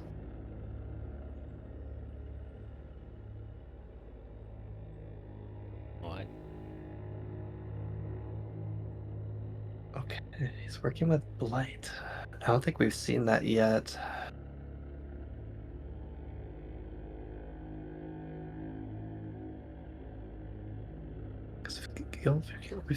I've seen plenty of evocation.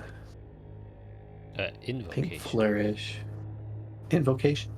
The Archmagic of invoke, not evoke. Oh. Invocation. What is invocation? Oh, something. It's not a school of magic, if that's what you're looking for. Oh, gotcha. It was the guild of invocation, or Yes. he's the archmage of it. Okay, okay. Guild of invocation. Guild invocation. Okay. Okay. Well, I guess I'll pocket that away. Right to sleep. Okay. Yeah. Bit difficult considering you have someone immediately next to you carving stone.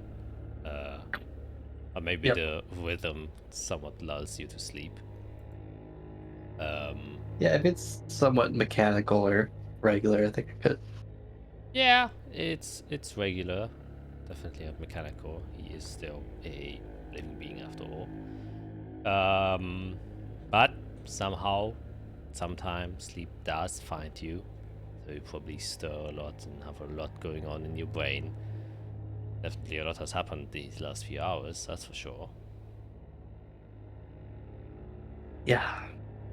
And after a little while, you get kind of just naturally wake up of all the stress that's just been there. You expected to kind of just sleep through, It's just one of those nights where, kind of your Pierre's insomniac brain of just overthinking things had you in a fever dream for the most part, and just, kind of dreaming about how your future self potentially came and inquired you to do some stuff, and you got stuff from her, and then talk with this strange old ancient individual that's giving you life lessons about some stuff. And as you wake up, it almost seems like, oh, you're just gonna wake up inside of the tavern in Delasolas, because it all seems so weird. Good. Yep. But you've woken up in hell before, and you wake up in this cave again.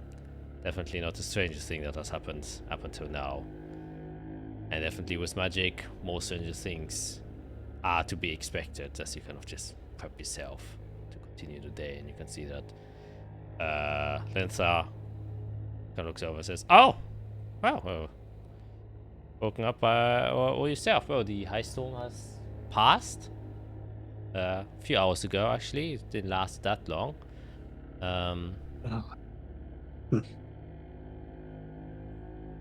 But here, you made some porridge.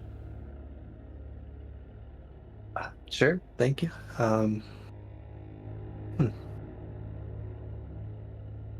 Great, you have a busy day.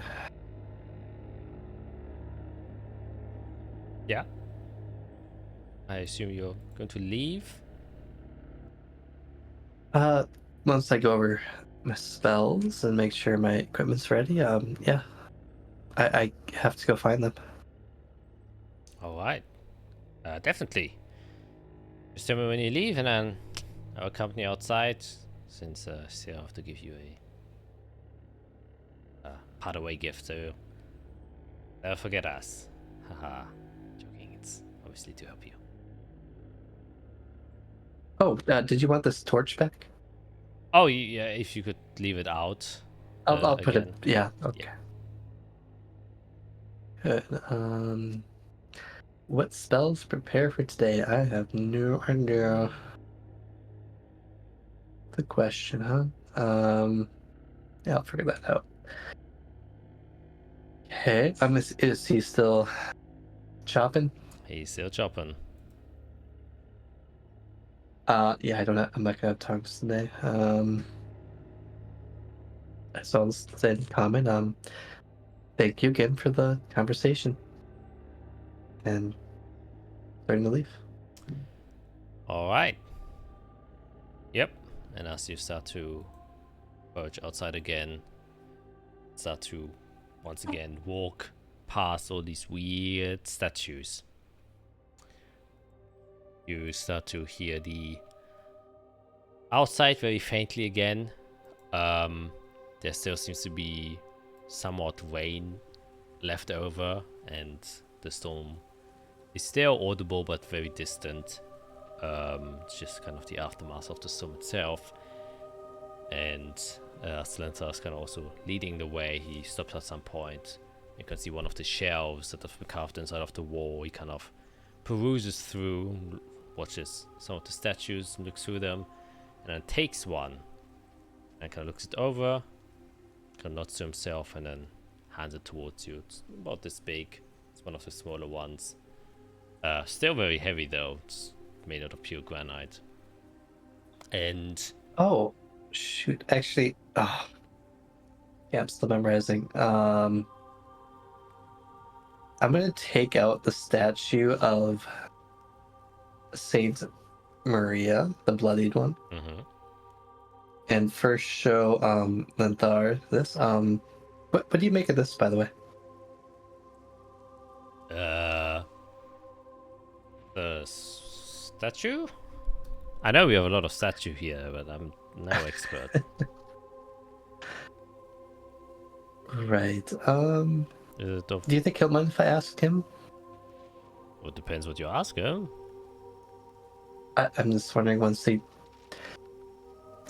I had another one, but this one I think has been tainted by blood. I'm not sure what to do with it. Alright. Can you ask it? I won't be able to translate today. Oh. Oh, I was wondering how you were able to understand them, but yes, you seem to be quite acquainted with that particular side of spirits. Alright. Takes it. Then walks in. Asks him. Talks with him and you hear conversation in language you don't understand anymore. He's like. And he walks back over. A tool, he says. But not like a bad tool or like first tool or just a tool? He just said, well, he described it as a tool, meaning, you know, up to the user to decide whether it's a good or a bad tool. Oh, okay. Oh, that makes sense. But he was quite, let's say, what's the right word? Not impressed. Maybe intrigued? No, not really. Or somewhat? No, surprised. Those isn't the word. Acknowledge that it's blood magic. Ah, okay. Yeah, it's a long story. Really long story. Okay. It's just a tool, and it's up to me whether or not it's good or bad, depending how it's used. So I could probably give this to my. I just wanted to make sure it wouldn't like hurt my friend if I gave it to her. Oh no, it definitely didn't seem like that. In fact, it was more as in like a lost art. He stated what blood magic was. It was a pretty big thing back in the days. Oh. Yeah, you haven't been to hell, right? Where? Hell? What is hell? Right. Well, if you ever end up there, river of blood and a lake of blood. Oh. Sounds appetizing. No. Oh, alright. It's actually quite horrifying. Okay. Yeah, think of nightmares. Okay, good. Well, I'll put that away. Yes, but then instead of this nicer statue. Thank you. Again, What does it look like? it's also a figure of someone who's like cross-legged or sitting cross-legged, with its legs crossed, I should rather say. Has a female humanoid face of a human, it seems like. So somber expression, and to the left head has a raven head, and the right one has a fox head. And you can also add this item as Shiva's statue, I think is what I call it. Shiva. Oh no, not Elcor statue. Yes, that's right. It wasn't an alliteration. His first name. That's his name. There it is. Right above elephant. Elephant. Oh, nice. Add that to the backpack. Yep, it's 2,000 pounds. Yep. Take a look. 10 arms. Interesting. Okay. We're gonna add the people I want to destroy. Perfect.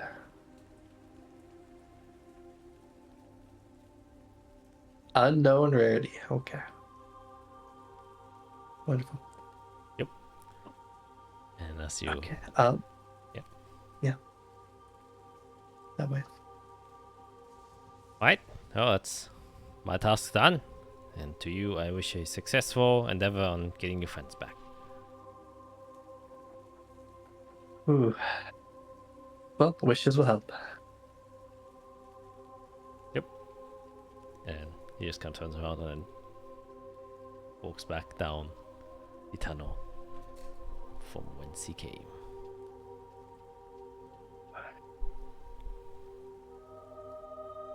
Okay. Yeah, I guess what's it like outside? I'll head out. Yeah. Like I said, there still seems to be overcast clouds. It's definitely a lot chillier. Though it seems to have been lessened down enough to the point where animals, birds and stuff are kind of have already made their way outside. Water is still like dripping and flowing from the hill itself, but definitely isn't rushing anymore.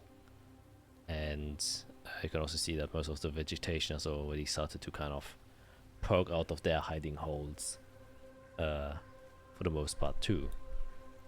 And a slight drizzle of rain, as I mentioned. Mm-hmm. It's falling down. Oh boy. Okay. So last that I saw, Ezra was falling out of the sky. Sarah and her dragon. The dragon disappeared. Sarah disappeared in the darkness. Eirik was on a camel. The easiest thing to do is do ascending. Oh boy, what do I do?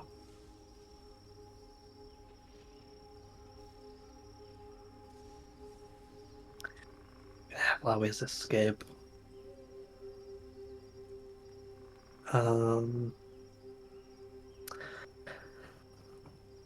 I guess I need to get to high ground to figure out where I am and make sure I'm going the right way toward them.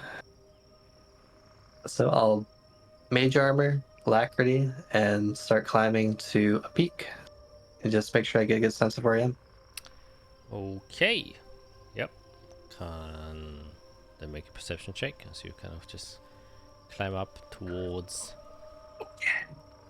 Okay, we got all my stuff back. It's fine. I got rerolls. 9. Yeah. It's a hilly terrain. But the largest hill is right in front of you, so you don't really get a good view at any point, since you know you are never higher than the hill itself, and it might just be more practical just to climb up the hill. You still like vaguely remember from where Sarah took you, and you know like the valley is on the other end of the hill, like that's no secret.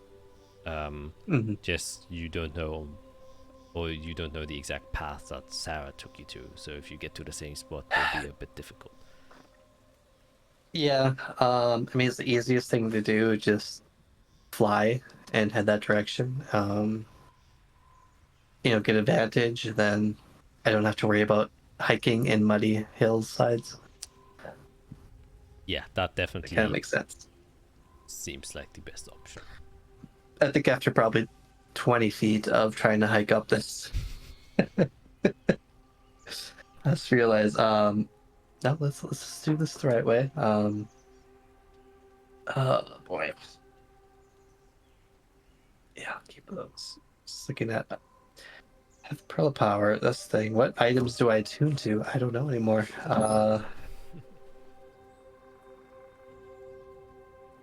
I think I'll get rid of the team up blood until I can look at it more and just go with Pearl Power again.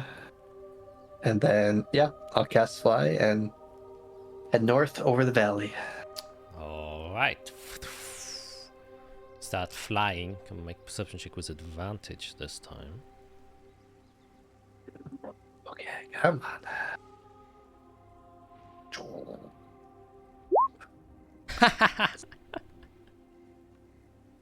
Oh, that's amazing. I mean, you mentioned rerolls. Yeah, if I don't find them, I guess what's the point? How many times can I roll below a 10 is the question. Well, maybe 4. Yeah, well, Chrono Shift 1. I don't know how to explain that in reality. I guess I just have no idea. I get rid of my tears. Yeah. Oh, God. There we got to 15. Okay. Oh, okay. yeah, you probably just make yourself fly a bit faster since you're feeling like you aren't getting to the position you need to be. Since you did fly quite a while on the first part of escaping the valley, and then you flew again to find a spot where to hide and found the cave. So thusly you just had more time that has elapsed from escaping, so you just have to put more time into finding it. And you do, in fact. The valley is quite big, and you're kind of stumped how you didn't see it from the beginning, but you know, the valley kind of looks similar in many different areas, which is why occasionally thought one area was the valley, but it wasn't.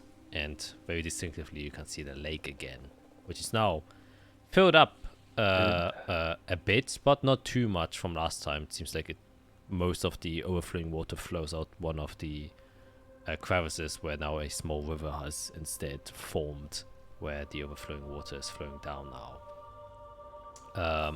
But as you're flying up in the sky, you do see that in the surrounding terrain, from where you may expect, or you last saw, you know, the encampment of the orcs, like, or tents and stuff like that, visible artifacts of them being there are now mainly gone, as you would have expected. The High Stone probably has blown them away, or they just packed it in and went to whichever safe place they were staying, except for one place where you can see, also was a 15, one camp has been recently set there with a little bit of fire going there that is being kept alive by 2 orcs and one smaller figure, which you recognize as the goblin.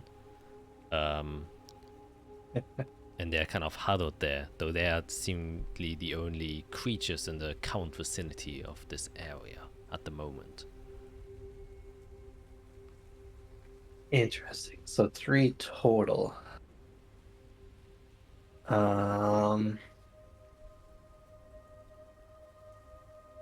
Interesting. So why were they left over? Where's the others? How did they survive? That is the question here. Remember they had bows. I don't like a shot of sky.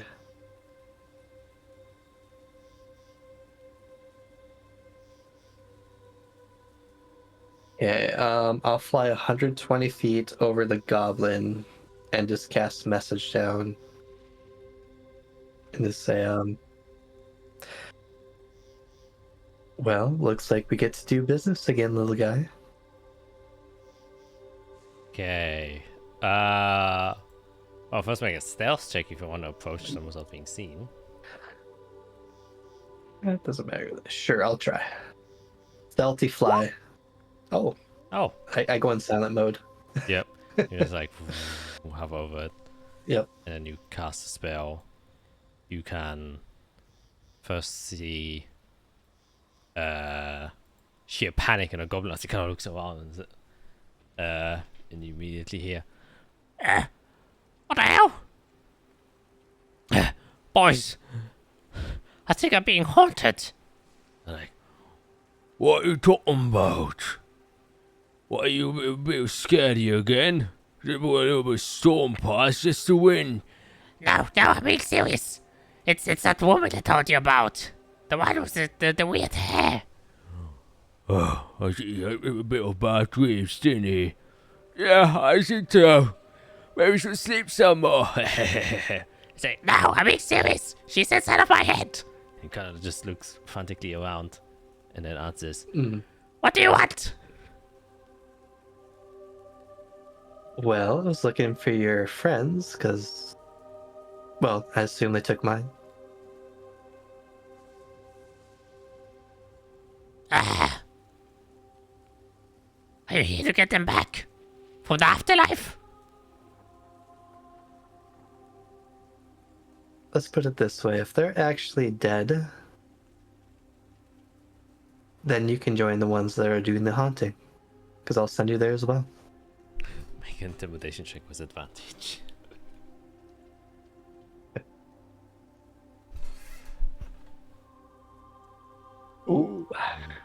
see him like shiver.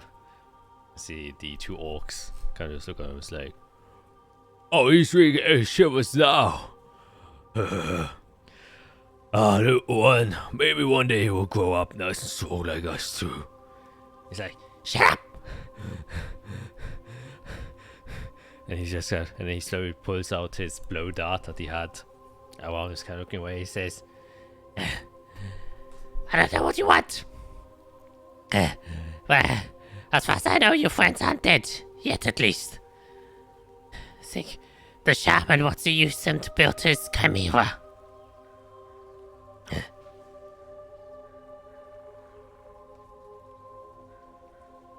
And where can I find him? He's in the ruins beneath the lake. I can open that map. Oh, the map's open. I don't see a lake. he's referring to the Yep. lake that you were fighting at, so Oh. where you are right now.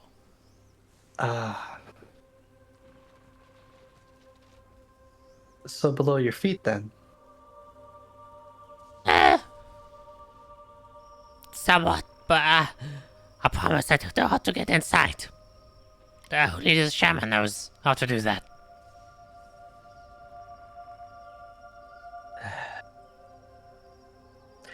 Then you're running out of uses for me. No, please. Please, I told you everything I know. I'm just following orders.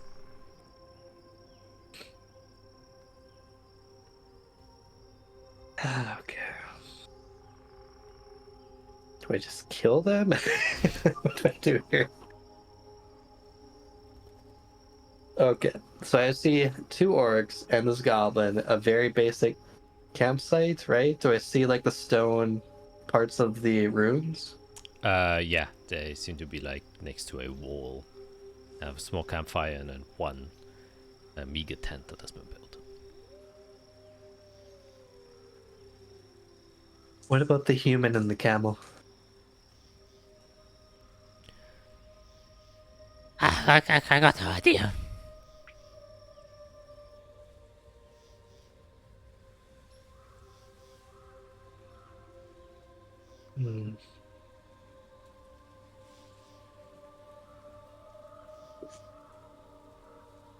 Alright, I'll start going down. And when I'm 30 feet away, I'll cast Pulse Wave Oh to try shit. to pull them up. Oh shit. Okay. Yeah, we can do that. I guess just roll your pulse wave. It's a and it's a con save. con save, okay. Yeah. 17. And if they fail, let's see how far they go.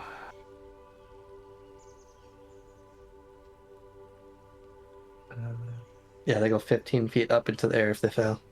Okay. It's from the goblin. Sheesh. He really doesn't want to die. And from the orcs, the left one first. Dang, also makes it. Dang! They all Okay. somehow make it. They are heavy. Yeah, 17. I I guess guess only 8 damage. for this Okay. a small rendezvous will take place. And as such, you get basically the surprise rounds. Though you do have to roll initiative quickly for this, though I'm expecting this not to take very long. Oh, it shouldn't be dark actually. Should. Jesus. Okay. Yeah, let's see if I can get over 30. Okay, let me change this real Oh, quick. not quite. Yes, it is daylight after all. Okay, initiative for the orcs. Going at a 15. The goblin, no, none of them will be higher than you. So, actually, why am I rolling? Wow, it's 18. Pretty good, but not good enough. Oh, shit. I didn't clear the turn order from last time. But I guess we can just add turn, add turn, add turn. We don't really need the numbers anyways. So they each take 8 damage. 8 damage, yeah. Alright. And if they don't fly up because of... No, not if they made the save. Yep.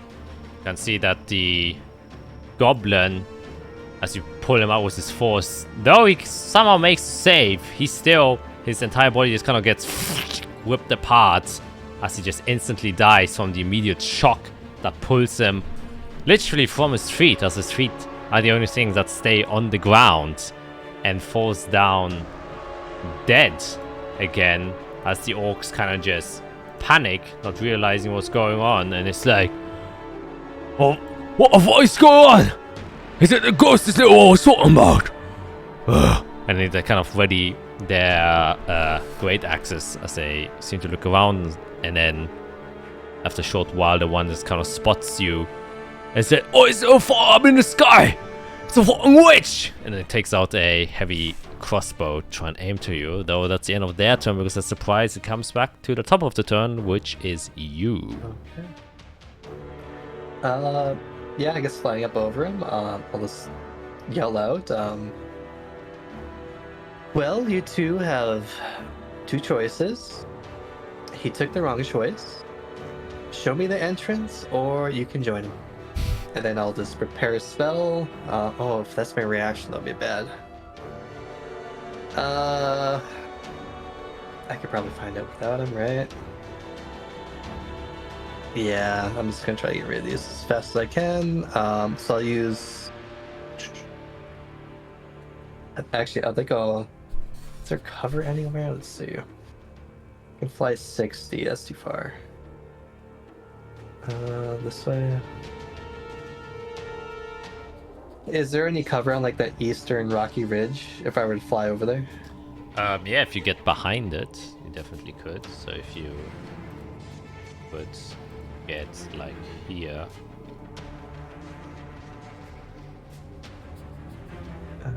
It's like this. So if I flew over here, I could get like some sort of cover from range. Yep. Okay. And then I'll just cast Ice Storm and just coat the area, water included. Oh. That will be a dex save. Dex save coming up. Left one first. 3, that's a failure. 16, also a failure. Okay. Let's see, how does this one work? If I just hit cast, will it do all the damage? I think so. Yeah. Yep. So 13 cold, 7 bludgeoning, and the ground is covered by shards of ice that's just rain, like kind of like the ice storm, just hail and ice rain down on him. And that's... it doesn't stay, right? It's just instantaneous? 1 round. Okay. It stays for a round. Next round, it won't be difficult terrain anymore, and I'll just center it on them. So it's, let's see, it's 20 foot. That's if a circle. 20-foot radius, only 10 feet around them. Make a circle here, linger. There we go. Yep. Perfect. Yes, the ice kind of storms over them, and as you kind of back up and see this sleet storm of icy clouds, maybe inspired by your experience with a high storm, as hail thunders down there.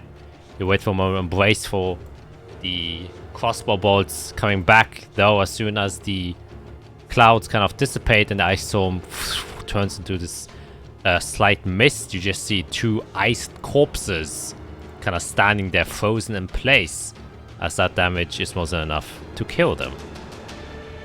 Oh. Okay, so one way to do that.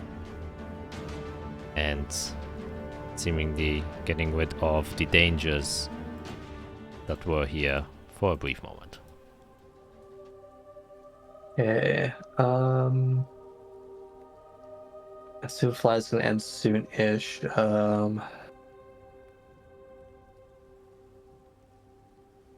I made noise. I think I'll take this slow, because I don't want to rush into too much danger. So I'll go to like the peak of like the rockiest area way over here. Kind of behind it. And I'll actually just wait like that, 15 minutes takes for like a short rest. See if I can get arcane energy back, see if more show up, see if there's any change to the terrain, if like there's a ash that pops or anything. Yep. See what happens. Okay, so if you are going to take a short rest, you can pop one hit die, or however many you wish to.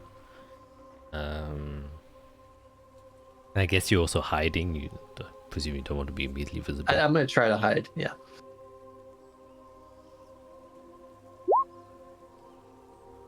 Yeah, it's for fear. That's fine. Yeah. Yeah. At some point, so you're kind of just waiting there.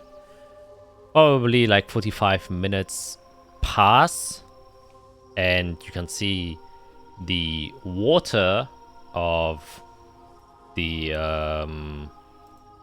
this area here start to kind of shape. You can see it like bubbling, and then it almost like kind of goes down and up as it parts, and makes kind of like a what do you call it,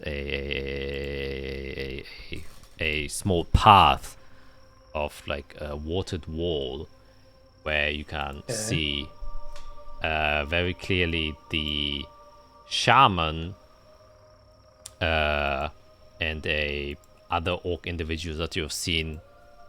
Oh, actually, I believe you didn't see because you were never close enough. Appear out of the water, and then kind of walk out onto the land, and they seem to be talking in Orcish, which I don't believe you understand. No. How long did that take? 45 minutes. Okay. Yeah, I don't think I got tongues today. Nope. Okay.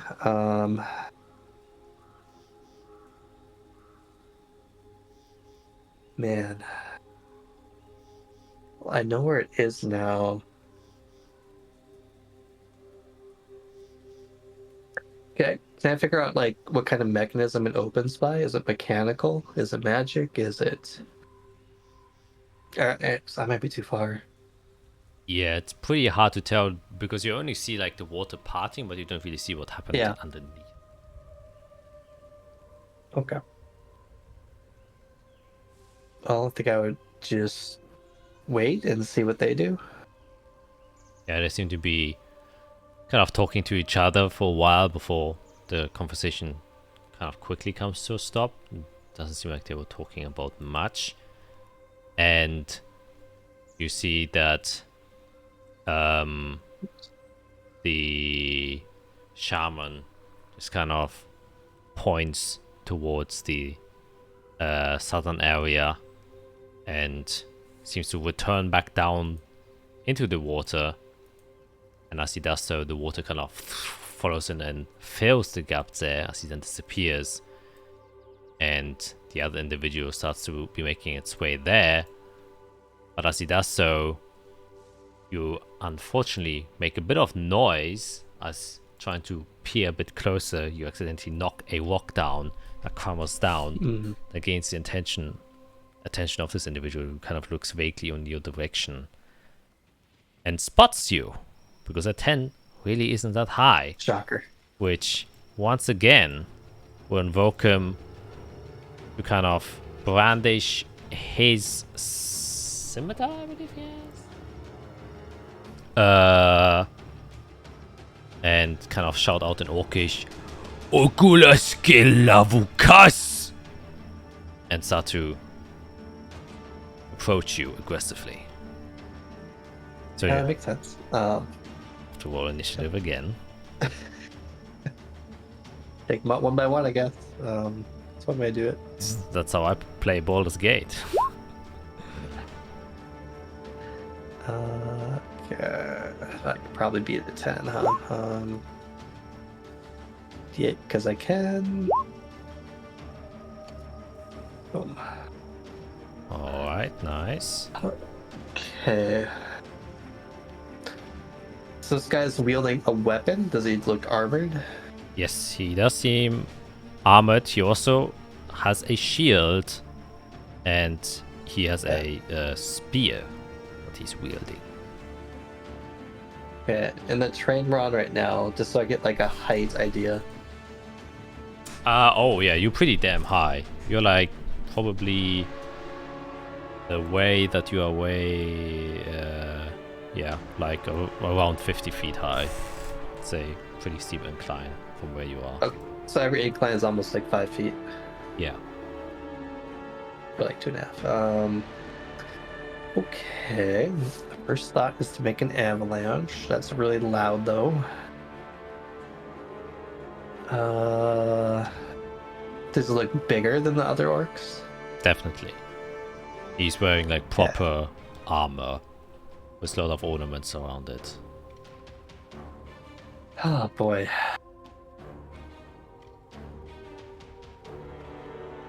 Yeah, I'm not really built for single target.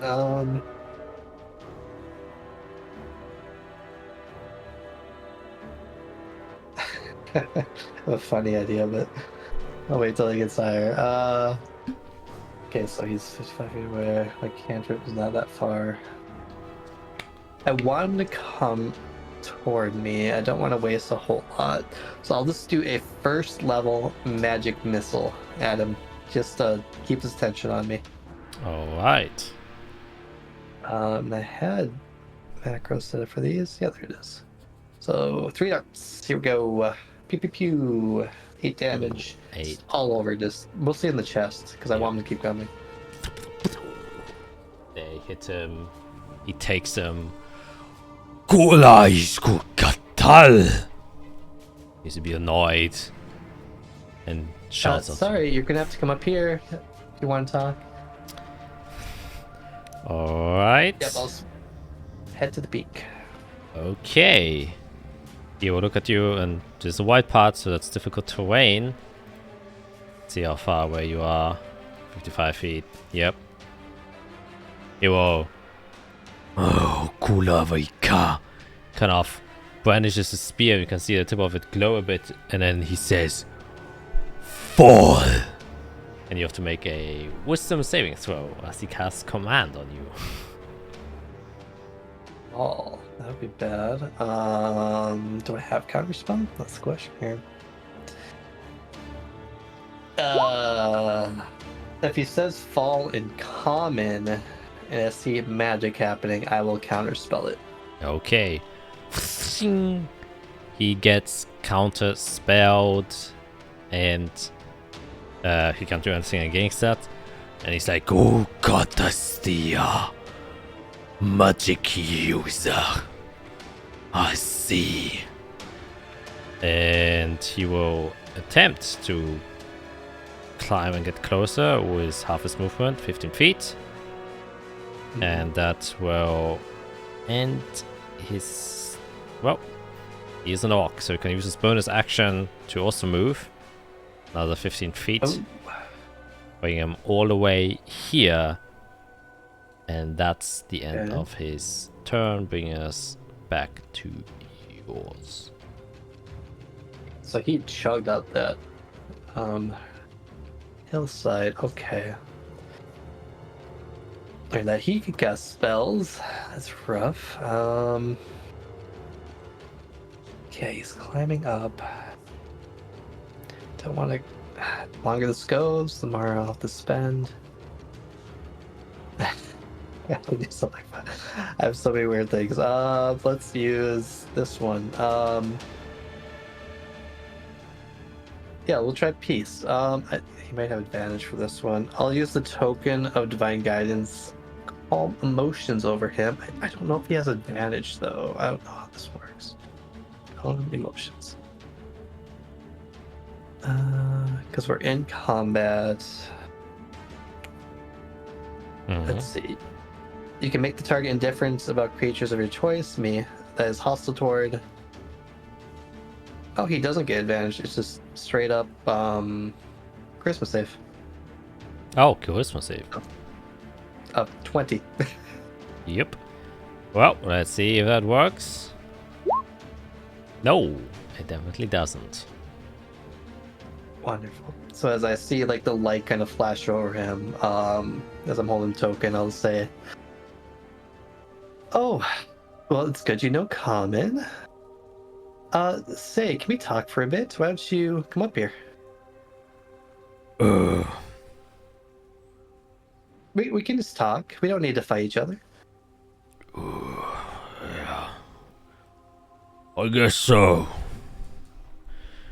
I can kill you later. And he kind of like climbs up. And says, Okay, so it's only lasts for a minute. I saw your friend go inside. How do you guys do that? There's a mechanism under the lake. Oh, like a lever, a button? It's like, you know, pick up and place in special key. Oh, so should we have a key? I heard just the shamans did. But you're pretty important, right? make a persuasion check.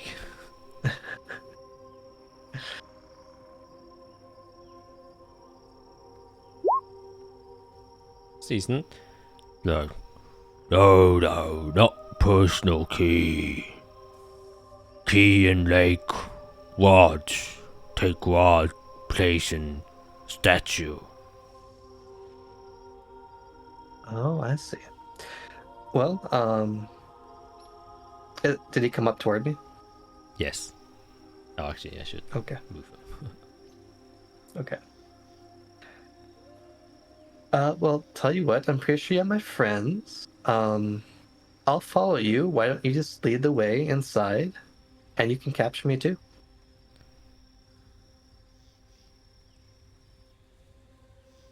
That sounds like a great idea. All right. Well, lead the way. And he After he takes 5 steps, I'm gonna cast a spell. okay. It takes 5 steps. I cast Pulse Wave to try to shoot him down the mountain. Oh my god. Holy shit. Okay, I will just roll this Constitution saving throw. It was 2 natural ones. Oh my boy. god. Well.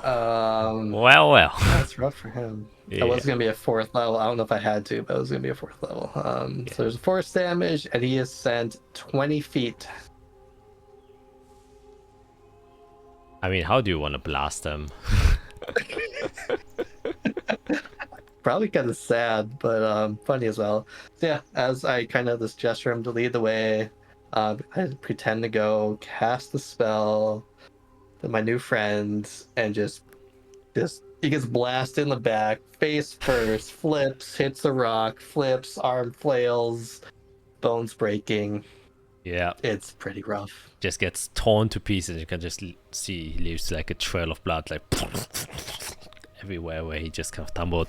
He does like the anime roll if they like get blasted and just like roll endlessly over the ground and just kind of decrepit, broken, twisted body that lands at the edge of the lake, and then his blood starts to pool within the water itself. Yeah. Okay. I'll make my way down safely. Yep. Toward the lake. Yep. How deep is it? It gets decently deep in like the middle of it. Boy. So it is enough to kind of completely submerge. Okay. So you mentioned a rod, a statue, then there's the door. Yeah, I'll begin looking around the area for the statue first, and then some sort of rod that makes sense to go in the statue. Okay. Once I find it. Yeah, then make a perception check. Your favorite roll. God, I think I make this one the most by far. Yeah. Oh, Holy shit! Oh my god! Man, Matt coming in clutch, trying to get his friends back. Holy shit! Fiera yeah. inspired by herself, definitely. Yeah, you're walking around the edge because obviously you don't want to unnecessarily get wet, so you just kind of peek over into the lake. With the raindrops, it's a little bit difficult because, you know, they disturb the surface of the water, so it's not as see-through, but you can't just focus your eyes on the right points. And in fact, the natural 20 is what I will say the mechanism you healthily assume is magical. And so you take the time to cast Detect Magic on yourself, which allows you to kind of ignore the water and see through any glowing bits. And you do see 2 glowing bits. Of Makes one sense, that seems makes to be sense. word-shaped and one that seems to be statue-shaped. And you can see that they are around there in this area right here from where the shaman and the orc came. But they're about like 15 feet deep underwater. You would still have to kind of swim there to reach it. Ooh, I should ask about traps. What kind of check is to look for traps? Is that like investigation if I take my time? Yeah, it's investigation if you get close. Okay, I will start heading in that area, kind of hit to the tip, and then slowly just 5 feet, check for trap, 5 feet, check for trap, just square by square until I can get to the magic items. Yep. You can make an investigation check, however that will be disadvantaged since it's underwater and I don't think you have any underwater seeing capabilities. I mean goggles, right? I would probably need for this. Yeah. Wow. Wow! That's a 20 and a 19. Oh my god! Jesus Christ. Wow. Don't mind me with Fiera. It's like pushing through. You're going there. You still have some sight because the glow of your Detect Magic still allows you to see the location of the rod and the statue, which is actually what gives you enough leverage to try and find anything as you're going down there. You don't see any traps, and you assume probably whatever is going on here is heavily magical, and so you would assume a magical trap to be somewhere.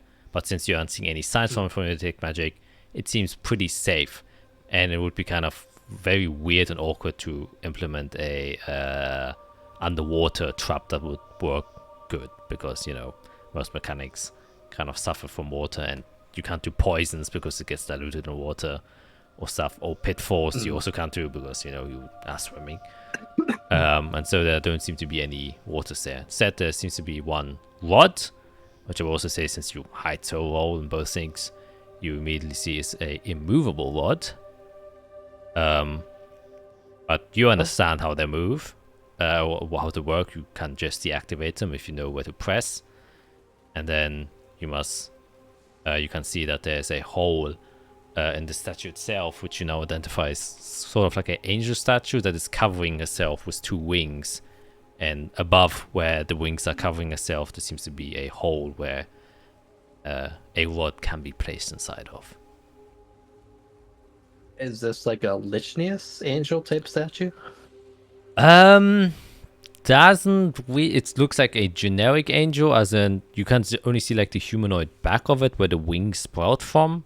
So it's like just a humanoid with wings covering itself. Okay. God, I'm wondering how much time I have here. It was 45 minutes for those 2 to come out. It's been like 10, 15 minutes since I beat that last orc. Okay, I'm gonna do my due diligence. I'll take the rod if it'll come out of the lake. Because it's movable now, right? Okay. Yep. Do my diligence. I'm gonna check the bodies of the orcs and see what they have on them, and the goblin. Okay, I'm coming. Assuming I only go like 20 minutes at most. Okay, make an investigation check. Ooh, yeah, that's fine. 13. Yeah, just quick rummage. Don't see much. They have like basic utensils and stuff like that. Their weapons you find the blow dart of the goblin, and that's kind of about it. Nothing special. Yeah.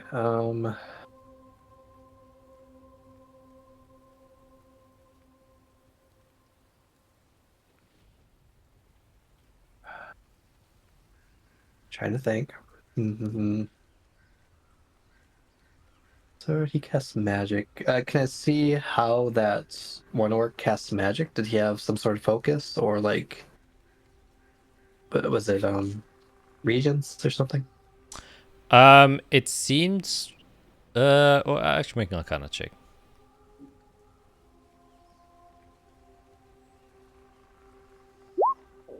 Two. Yeah. So he was channeling it through the head of his spear, though you don't think it was anything innately from the spear itself. Oh wait, from the shaman you meant, right?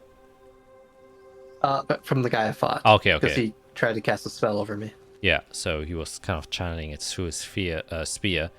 So he probably has like some attunement with his weapon or general weaponry that he uses, which reminds you a lot of like not arcane spell casting like you do it, how you kind of shape to weave to your will, but rather that he gets borrowed power from somewhere, or that he invokes his power, like similar how Icewear gets it from nature, or Jade gets it from, you know, her ancestry, and or how she describes it. So yeah. Okay. Ooh, I'm not a rogue. I don't know how to sneak in. But I got a mission to do, so I'll do it the only way I know how. Yeah, take a dip and get the rod somewhere in that angel. All right. Yep. Go there. Place it into the hole, and you can see then that the angel kind of like turns around, and under or right next to her, you can see the floor kind of shift as a kind of column door opens up, and a lot of water starts kind of flowing down there. But as soon as it flows, it's this kind of sort of bubble operates, which dries the immediate vicinity.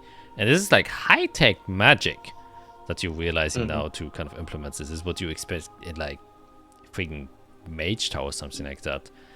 And Or Kendith. yeah, but it seems like the tower, or not the tower, the statue and stuff like that. And from an investigation check, you would also realize this, especially now that the kind of bubble of air is now around here. Seems to be somewhat older. It wasn't like recently built or something like this. And plus, with the suggested ruins from around here, this seems to be, you know, something that has been here for a while. I was gonna ask too.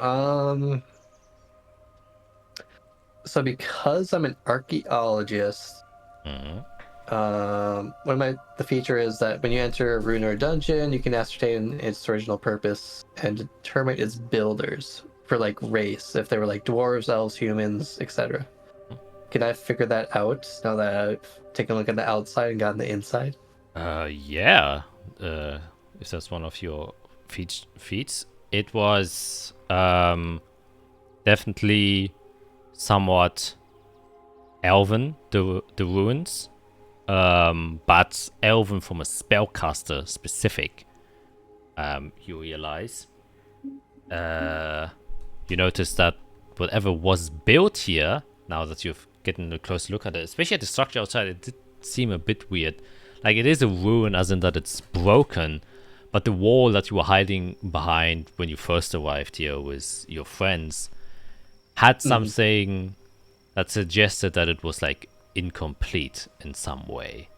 And the other cracks that you see, like the broken archway and stuff like that, it looks like it was still under construction before it started to break down. So whatever ruin here lays here is a ruin from a building that was never finished. And Can actually make an Arcana check. Gonna- An 18, yeah. And now with, you know, this weird doorway that leads down, and with all the hints that you've seen, you kind of get the suspicion that this might be akin to a magical, well, the saying magical building is a bit weird, or that this might have been something similar to a mage tower once that was still under construction for some reason. Ooh. Oh. Yeah, and you would assume it was like not super old, like, you know, the Draconic ruins and stuff like that. It's like maybe between 500 and 600 years old.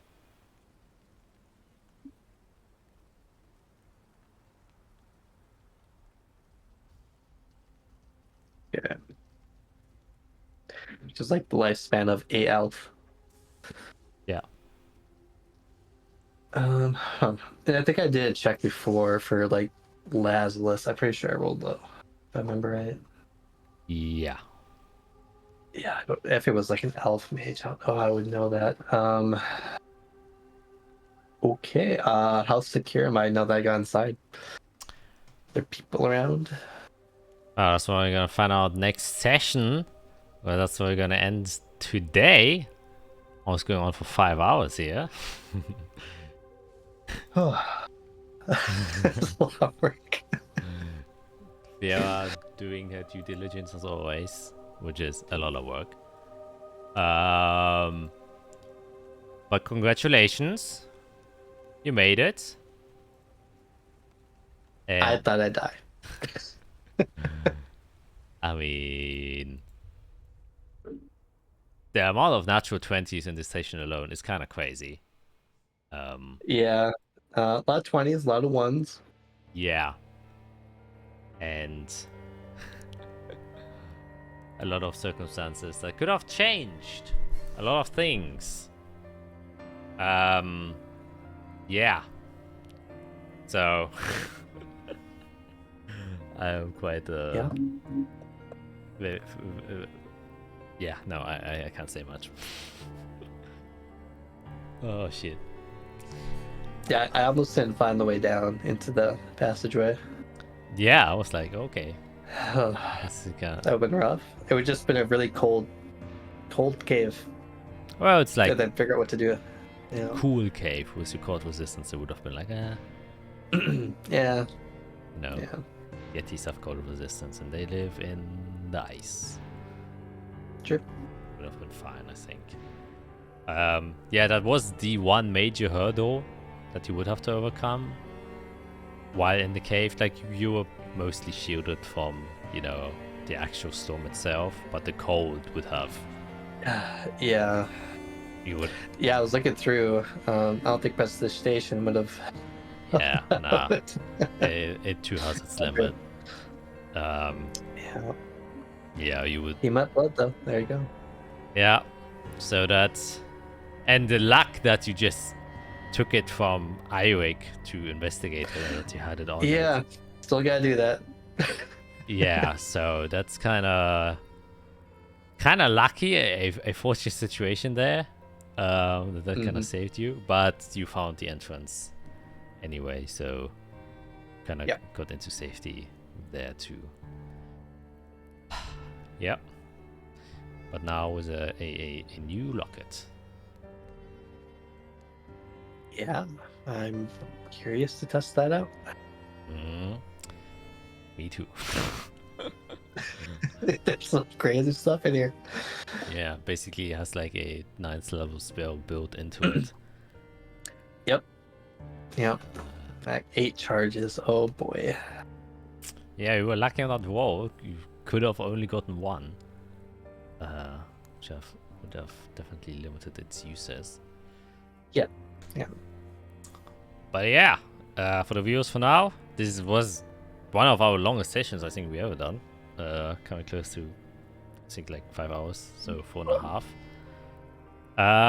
And for next session, you will be there, Matt. since you are in close Yeah. proximity to your other people. And we'll see how the others are doing. I'm really curious. Well, They're all gonna be like 1 HP, tied up. yeah, what about Eirik? Where has he gone? Where is Eirik? Where is That's a great Eirik? question. Yeah. Well, gotta find that out when the time comes. So until then, we're gonna say bye. Bye.